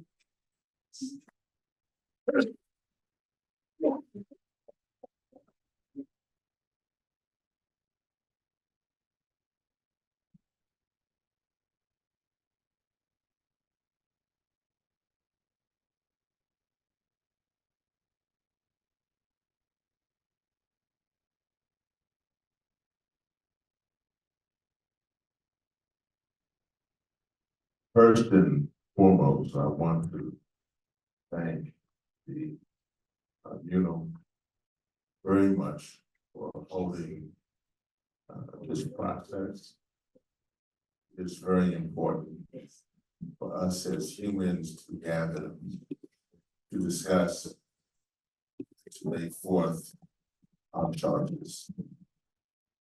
I want to thank the plaintiffs or those who gave testimony for their courageous, beyond courageous testimony today. Last year, almost 200 Earth defenders were killed fighting for the planet. Exact number was 196. Most of those people were Black and Indigenous. This conversation here was clearly laid out in a way that the only thing you can come to is a verdict of guilty. The irony is that there is not enough yellow tape to put around the crime scene. The crime scene is literally a planet floating in this solar system. And so there's not enough yellow tape to put on it because it is an active crime in the process. We have the unique situation of putting forth a tribunal while actively seeing those being killed doing the crime. As we were having this conversation, there were thousands who were suffering from asthma, emphysema, and cancer, and dying in Peru, Philippines, Louisiana, Canada, all over the globe, because of those who are committing the crime. So it was clear we have a villain in this crime. The one thing I've learned for me as someone in the entertainment industry is the need to broaden this conversation. So one action that I would charge with fellow filmmakers, those who are in production, would be the fact that we need to tell this story. Everyone who stood up here said that was the one thing they needed. I will tell you, actually, for those in Hollywood, that any movie that does not have something in it regarding the climate crisis is actually a science fiction. And so I come here because we are still asking those who are committing the crime to change. I was in COP in Dubai last year. And in one of the meetings that I was there with the CEO of Exxon, Darren Woods. Darren Woods, as the CEO of Exxon, makes $39 million a year. And in that process, he came to me because he found it necessary to challenge me to say that the work that we're doing to stop plastics and petrochemicals was wrong. I actually just wanted to go to the bathroom, but he cut me off and moved to the bathroom. I was amazed by what he said. I said, "No, there's people who are dying in Cancer Alley, where I'm from." And he looked me right in the eye and said, "Rev, good Reverend, you're lying." So, literally looking at me, thinking I was being gaslit, I realized that these people are willing to kill other humans with disparity. So I wanted to close with this as we close. What I've realized today, that the 6th International Rights of Nature Tribunal, happening on September 22nd, 2004, the first day of fall, the autumn equinox. The jury is actually not here. The jury is actually not even alive. Because the verdict for what is happening here will happen 100 years from now. on September 22nd, 2124, none of us in this room will be here. We will have all transitioned to hopefully being good ancestors. But there will be a generation who will somehow, hopefully, find this tape. They will look upon the tribunal, and if they have clean air, they have clean water, they still have a way to exist without oxygen tanks. They will look back upon this tribunal, and they will say, thank you. Somehow in this place, probably is no longer called New York City, they will look, say they will find a place in the new school, and somehow they came with all different languages, black, white, brown, red, male, female, straight, gay, theist, atheist, from this part of the planet, from that part of the planet, and they gathered. And because of that tribunal, holding those criminals accountable, we still live. They will find somehow this tape, however they play it, maybe this up on the wall, not using any computers, or however they use it. If you're seeing this, you're probably saying, wow, that looks crazy. The thing is, why is he holding that thing in his hand right now? It's a microphone, we had to use it back in the day. But they will look back, if they are around, and they will say thank you. But if they find this tribunal somehow within a Mad Max society, and your children's children, your grandchildren, and your children's children's children somehow look upon this tape and they find it, and there's nothing left, and we have allowed Exxon and Shell and BP and Chevron and politicians who want to take money, both Democrat and Republican, and allow them to pollute the air and pollute the water and kill this world for them. They will curse you and say your tribunals were a waste. You did nothing to fight to stand up so that we can live. You were selfish. You were self-conceited. You were self-concerned about whatever you were thinking about. The idea of that politician who was orange, who was 80 years old, the idea of the other politician who was saying she could do this, you were more concerned about politics than us living. So all we now have is no tape. All we now have is this grainy video. And we are now dying because you as humans did not have the courage to call them guilty as charged. Guilty as charged for letting them kill humanity, kill nature, kill the living species, kill the coral reefs. There are no chimpanzees. There are no more elephants. There are no more lions. There are no more goats. We have nothing because you didn't have the courage in 2024 to stand up. But if you have the courage to stand up, to take this tribunal seriously, to lay your lives against life, and we will say thank you because we now live. Thank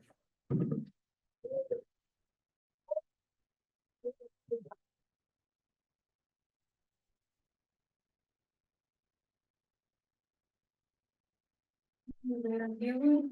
Now we will hear from our judge, Humboldt.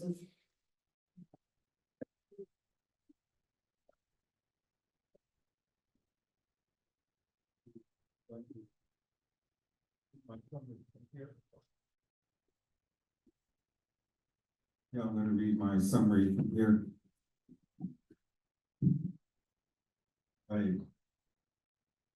Wow. It's been a very important day. I'm gonna focus primarily my observation and my summary on the false solutions. It's very important to me. Some of you would know me. I started to address climate issues starting in 1998, receiving the mandate from many indigenous tribal leaders from a workshop that we had in Albuquerque, New Mexico. And first, the government of the United States only wanted to have the elected political governmental leadership. They did not want the grassroots of indigenous peoples there. They did not want our youth. They did not want our traditional societies of indigenous women. They did not want our spiritual leadership. They wanted only the indigenous government leadership. So at that time, in 1998, we had to fight to be there at that meeting. Our indigenous environmental network comes from grassroots. Our founders come from a community that respects the elevation and protection of our traditional indigenous knowledge to confront acculturation and assimilation.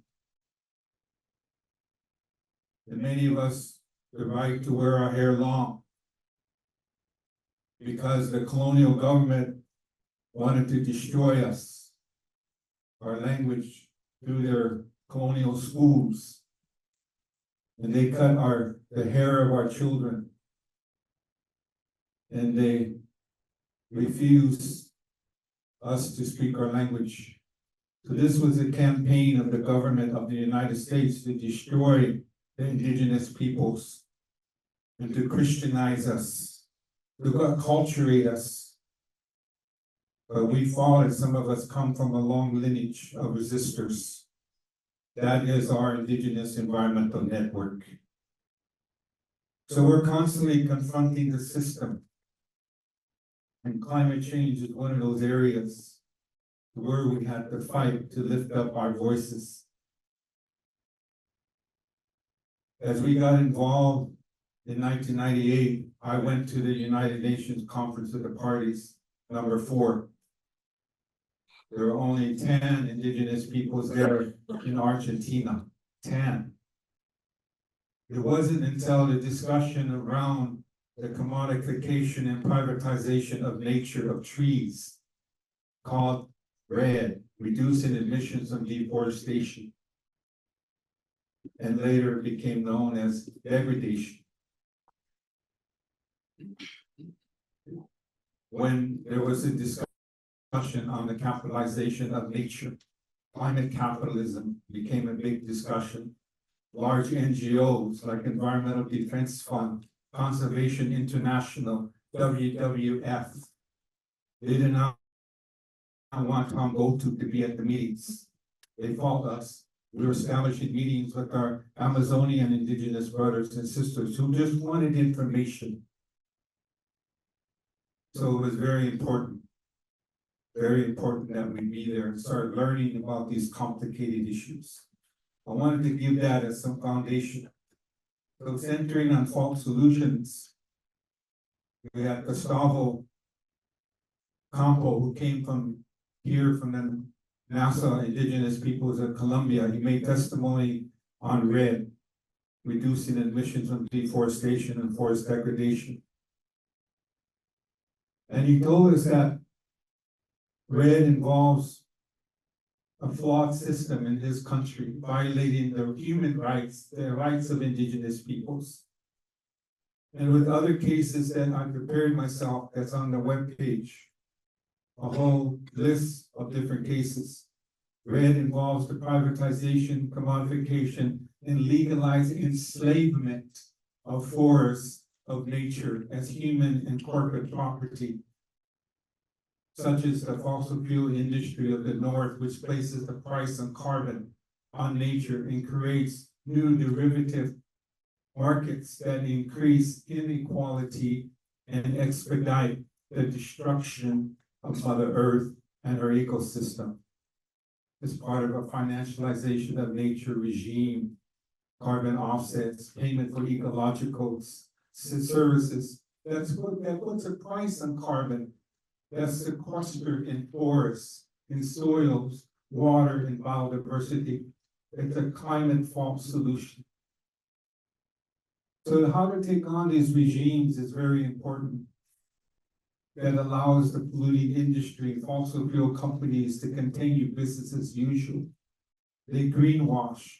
They put out terminology like net zero that was mentioned to go carbon neutral.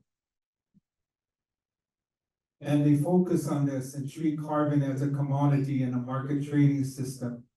So in order to claim property rights of the carbon in the sky, in the forests, in forms of life, they have to go through a legal system. It's a property right issue. That's what it is, a property right issue. It's part of carbon colonialism. So in my testimony, I'm not going to go through the different articles. Only a few I will mention of the Universal Declaration on the Rights of Mother Earth. Some of us were there. But definitely, red projects violate Article 2 on the inherent rights of Mother Earth, especially her right to be respected and not to be commodified and privatized and sold in a market system. That's what's happening. Under Article 3.2, red projects violate the obligation to promote and support practices of respect for Mother Earth and all beings in accordance with their own cultures. Gustavo talked about how it violates their indigenous traditions and customs to participate in a market system of ownership of carbon. There's other articles as well that impacts the local economy. And Paganda, Panguria, that comes from the Nupia peoples of St. Lawrence Island, talked about geoengineering, climate geoengineering, referring to a set of proposed technologies that alter our Mother Earth and Father Sky. On such a large scale, she said it's experimentation and manipulates the sacredness, and that's the indigenous perspectives of her people from Alaska, that it manipulates the sacredness of Mother Earth and Father Sky in a false attempt to roll back the effects of climate change. Fossil fuel industry, she said, likes geoengineering because it claims to address climate change without needing to address their addiction on extraction and the consumption of oil, gas, and coal, and a fossil fuel economy.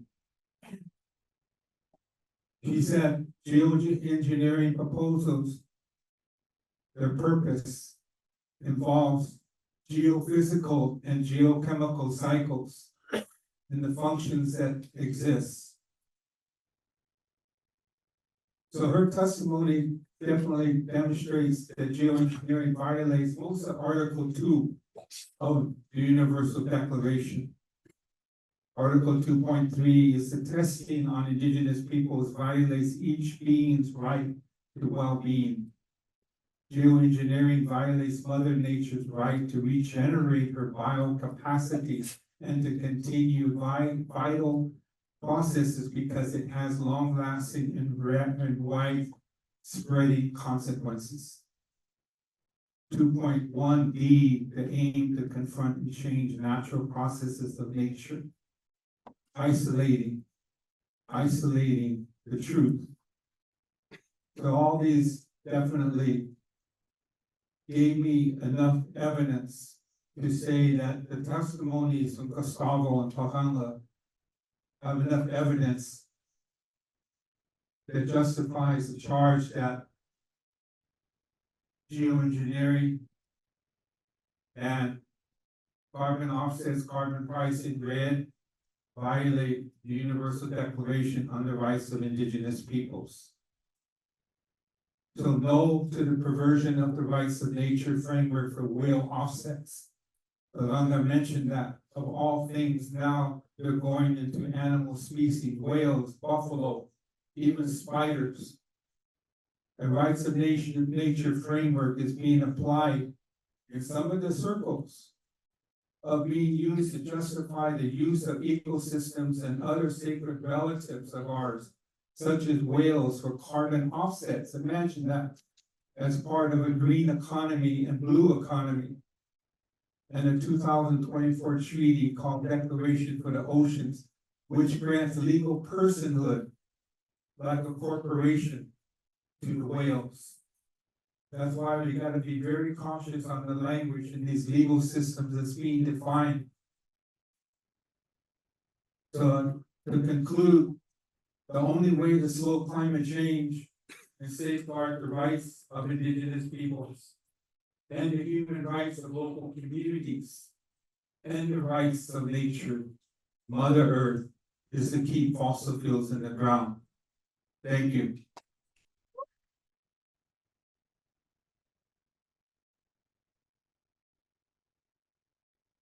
Thank you, Tom, and we will continue with our judge Shannon Biggs.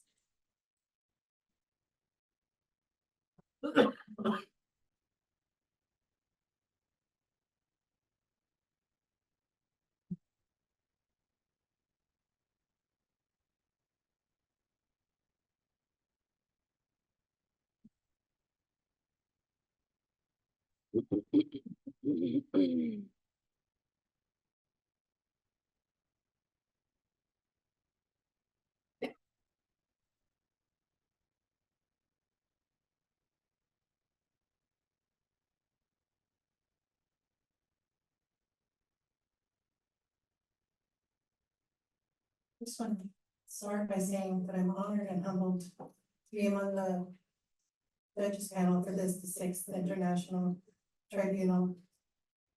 This introduction of cases representing fossil fuels as a violation of the rights of nature. We didn't have time to deliberate, like to write our remarks out before speaking to you now, so what I have are impressions from most powerful and moving testimonies from people who came from around the world to tell us of their living stories, their lived experiences in their communities, and to share that with us. That takes so much courage and energy to bring those stories to life for us today to learn from. And I really want to honor that.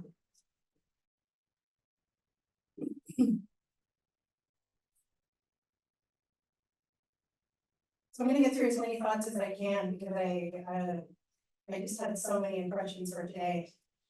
And just breathe that really strongly in front of me because I will just stop and get to my closing comment. But let me first start with the end to make sure that my feelings, my remarks, and my learnings from today are heard on whether the question, whether fossil fuels are a violation of the rights of nature.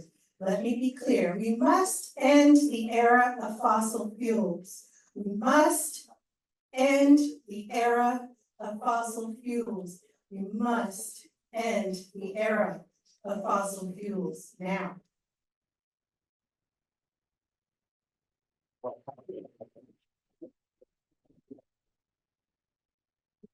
By itself, we've heard today, this industry, single industry, is placing humanity on the fast track to extinction. We can see it, we can feel it every day. It's a single industry, it's financed by a handful of banks and enabled by regulators, politicians, and a legal system that is killing our mother, the earth. But the question is, can we be warriors for change? How do we give nature a voice? Or maybe better, another way to put it is, how do we listen to, with our human ears, our human selves, to what Mother Earth is telling us every single day? How do we get to the transition? How do we get to justice? The new story for humanity is rooted in all our bones and the bones of all our ancestors. As Julia Hornick reminded us today, we are all warrior spirits. All of our ancestors are warrior spirits. Heather Milton Lightning said, we need to remind ourselves, to remind people, that's all of us here, of our sacred relationship with life, with the system of life. And that's what Rights of Nature is trying to do. So now let me go to the beginning and see how far I go. B.K. Goldtooth said, Rights of Nature is a spiritual quest. At the very beginning of the day today, and this is an important difference from anything else you hear in Western legal tradition and colonial structures. That is the monumental task before us in the Rights of Nature movement. The good news is that this is perhaps the fastest growing movement for environmental justice that the world's ever seen. This is a turning point in human history where more than 30 nations have recognized rights of nature. We can do something with that. This has only been 20 years. It's no time at all. 20 years ago, we were crazy. And now it's the fastest growing environmental justice movement in the world, and there's a reason for that.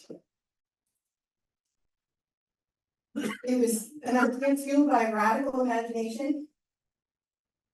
But really, what is the alternative? We've heard a lot today about what our future holds if we don't start to look at our radical imagination and common sense for the future. And the language that we use is really important. Some of the things I was reminded of today.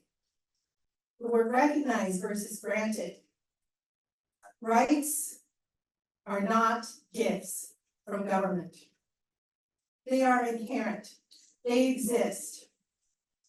They are the other side of the coin as our human responsibilities, obligations to respect each other and our mother, the earth.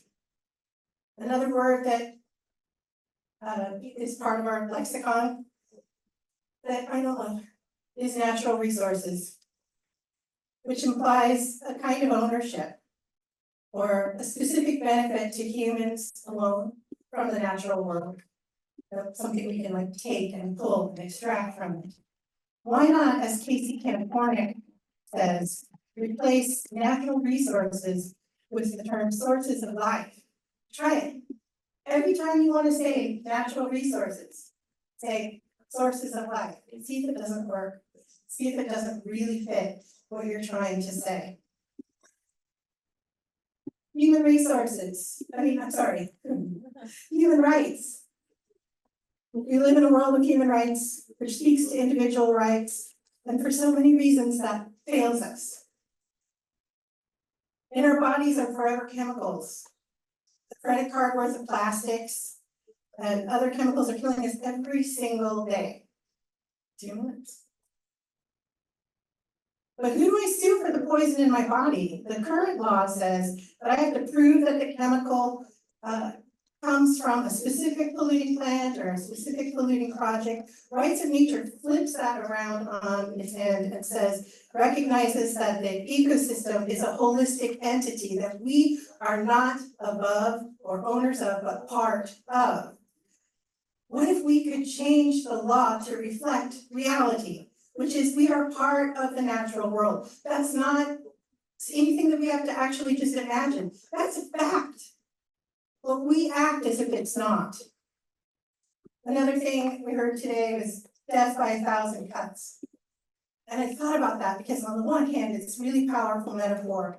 And when you're looking at the Earth from space, that analogy works. If we're looking at the role of fossil fuels killing the planet, or killing life on planet Earth, but we've seen over and over again today that each one of those single cuts represents thousands of peoples, of indigenous peoples who are displaced, which brings us to sacrifice communities. Sacrifice communities. Which communities? So look around the room. Look at the people you're sitting next to and say, who can we sacrifice for corporate profits or a handful or two corporations? So that's what we're talking about. Her testimony today that we're talking about 25 fossil fuel companies responsible for more than 1/2 of the greenhouse gas emissions in the last 30+ years. This fossil fuel scam is killing our planet and our livelihoods. Reverend Yearwood asked Rashida from Louisiana, is the American system allowing your communities to die? The answer in her community and every place else we've heard today was yes. Who are we willing to sacrifice? I have to stop now, so I'm going to get to my very last thought. I have so many more wonderful things that were said today, but you all heard them with me. So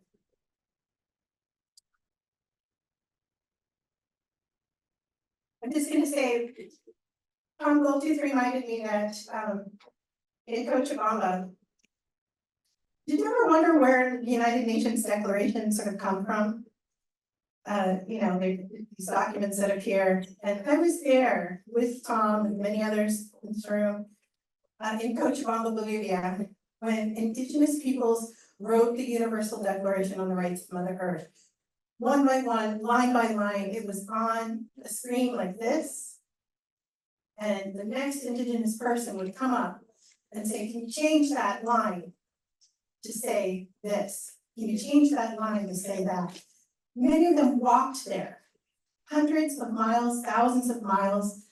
Many of the indigenous peoples from other parts of the world were unable to get there because of climate change, weather systems. This is where the Universal Declaration on the Rights of Mother Earth comes from. It comes from really putting the spiritual into the legal, into moving from our heads to our hearts. And as a child of this cat lady, or dog lady, I can tell you that I'm invested in our future. I stand with frontline communities. I put my body on the line with indigenous peoples. And I encourage all of you to step up and feel the power of breathing in the sacred in these powerful ways. You will never regret the day that you stood with your Black and brown brothers and sisters to stand for Mother Earth. You will never regret it. If we're going to really align human laws with the natural world and stop fossil fuels for future generations, we're going to need to take collective action everywhere. The future will not be written at the United Nations, but by all of us and our radical imagination and actions, we must act in the places where we live today.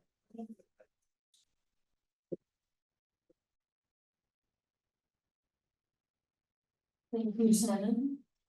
And finally, we'll listen from our president, Patricia Bélem.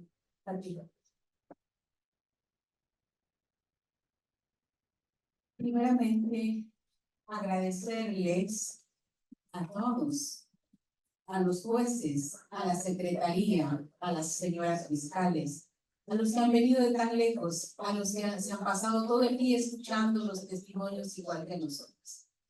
Muchas gracias por estar aquí, porque desde ahí empieza el cambio. Hemos escuchado muchísimas cosas, pero todas concluyen en violación a los derechos de la naturaleza. Pasan por la violación de los derechos de los pueblos indígenas, pasan por la violación de los derechos del océano, de los mejillones, de los chimpancés, de los arrecifes de coral. Todo lo que es nuestro sistema está siendo violentado. Y eso implica que nosotros mismos estamos siendo violentados. Porque nosotros somos ese todo. Nosotros somos los mamíferos, somos parte de la naturaleza.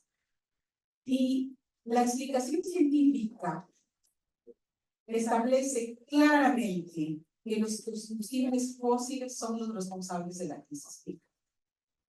Y ahí la ciencia y nuestros sabios y hachas han llegado a un acuerdo, sin saberlo, tal vez desde la distancia, pero ya han acordado. Es un punto en el que estamos de acuerdo. Pueblos indígenas y ciencia. Los combustibles fósiles son los responsables de toda esta crisis que estamos viviendo en estos momentos. Se podría enumerar uno por uno. Hemos escuchado todo tipo de violaciones a los derechos. Etnocidio, genocidio, ecocidio. violencia hacia los pueblos indígenas que están en primera línea, violencia a los pobladores locales, territorios de sacrificio. Hemos escuchado de todo. Todo esto podría continuar si nosotros solo nos resignaríamos, pero no creo que estemos dispuestos a resignarnos y por eso estamos acá. Estamos dispuestos a parar toda esta situación. Yo confío en que la población, no confío en los bancos, que ellos tienen su línea, no confío en los gobiernos, pero sí confío en la población, en una nueva generación, en mujeres que están pendientes de estas luchas. Han escuchado aquí que la mayor parte de personas que participaron eran mujeres también, y que están tan sensibles de lo que está pasando con la madre tierra, porque son mamás, son hermanas, son abuelas, son esposas, o sea, tienen esa conexión tan profunda. Confío en que el cambio que tanto estamos impulsando venga también de aquellos actores sociales. Ese es el punto en que les vamos a poner contra la pared a los bancos, a los gobiernos, a las empresas que están organizados para destruir y que no quieren entender que esta destrucción implica una destrucción masiva de todo el planeta, que implica una destrucción del planeta Tierra, porque somos uno solo, o sea, no podemos despegarnos tanto de lo que somos. O sea, si uno se puede pensar, nosotros somos todo eso. Y no podemos ir en la destrucción absoluta de toda esta cuestión. Escribí muchísimas cosas, porque eran tantas cosas que se escuchó. Escribí el rol que tienen los mejillones en todo lo que es la salud marina. Escribí cuánto tiempo se demoraría cada célula en volver a reproducirse. Y después me puse a pensar, o sea, puedo escribir tantas cosas cuando yo sé exactamente por la traducción de mis padres, por mi vida, que todo es viviente y que no se puede destruir eso viviente, porque la destrucción de ese viviente es nuestra destrucción. Por eso Sarayaco, por ejemplo, mi pueblo promueve la propuesta de la selva viviente, mucho más allá de todo lo que se forma, mucho más allá de una comprensión de los gobiernos de las empresas. Nosotros llamamos seres vivientes de las montañas, de las lagunas, de las praderas, del glaciar, de todo. En todo lado están los vivientes. Muchos lo llamarían apus, otros lo llamarían los espíritus, aunque yo no creo que sean muy espíritus, sino que son vivientes. Entonces, y todo aquello que tiene que perpetuar la regeneración de cada ecosistema y todo aquello que está conectado hacia los otros ecosistemas del mundo. Esa comprensión profunda que tiene que arraigarse dentro de los conceptos de nuestros hijos, de nuestra gente, y que no importa si somos indígenas o no somos indígenas, sino que tiene que haber esa nueva forma de nacer desde la naturaleza. Volvamos a nacer desde la naturaleza. Y esa es la lección que me voy llevando y que comparto con ustedes. Nazcamos desde la naturaleza. Volvamos a lo que fuimos, a lo que somos, a lo que hemos perdido en el transcurso del año. Y no perdamos la esperanza escuchando tantas cosas que hagamos lo que tenemos que hacer. Y una transición justa de combustibles fósiles no implica dar el salto a la minería como lo están pensando en nuestro país, por ejemplo. Una transición justa de combustibles fósiles implica eso, justicia, buscar nuevas formas, pero esas nuevas formas y esa nueva visión, estoy seguro que entre la ciencia, los pueblos indígenas y la gente pensante lo podemos encontrar, y seguramente lo están. Solo que no quieren que descubramos aquellas empresas que tantas veces han logrado aquí. Hemos escuchado que en el África nombran las mismas empresas. Hemos escuchado que en Perú nombran las mismas empresas. En Ecuador nombran las mismas empresas. En África nombran las mismas empresas. O sea, aquí hay un patrón que nos está haciendo mucho daño. Son las grandes empresas, los grandes bancos que están atrás de los gobiernos haciendo tomar decisiones en contra de la vida misma. Yo quiero decirles que realmente todo este grupo de jueces somos personas muy conscientes que estamos al tanto y pendiente de cada una de las cosas que están pasando. Que no vamos a claudicar. Posiblemente seamos un tribunal que es ético, pero somos también activistas, somos defensores, somos de personas de territorio que estamos luchando. Yo soy de indígenas también, y no vamos a claudicar. Entonces somos parte de ustedes. Muchísimas gracias por habernos acompañado y con estas palabras doy por terminado este Tribunal de Derechos de la Naturaleza que pone fin a la era de los combustibles fósiles.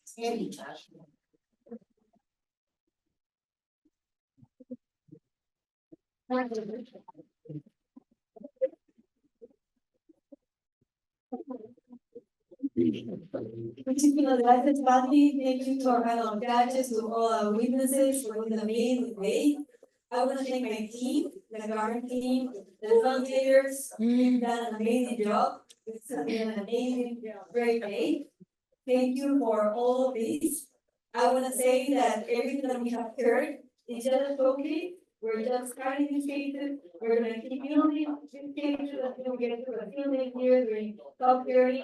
So we can really keep on showing and demonstrating that this is a pattern, this is a system, that it's killing us, and that we need to end the fossil era, and the right solution is the solution. So thank you all for being here. It's been an amazing journey. Thank you, our panel of judges, our amazing team, people being watching online, translators, everybody, our amazing prosecutors. It's been a pleasure.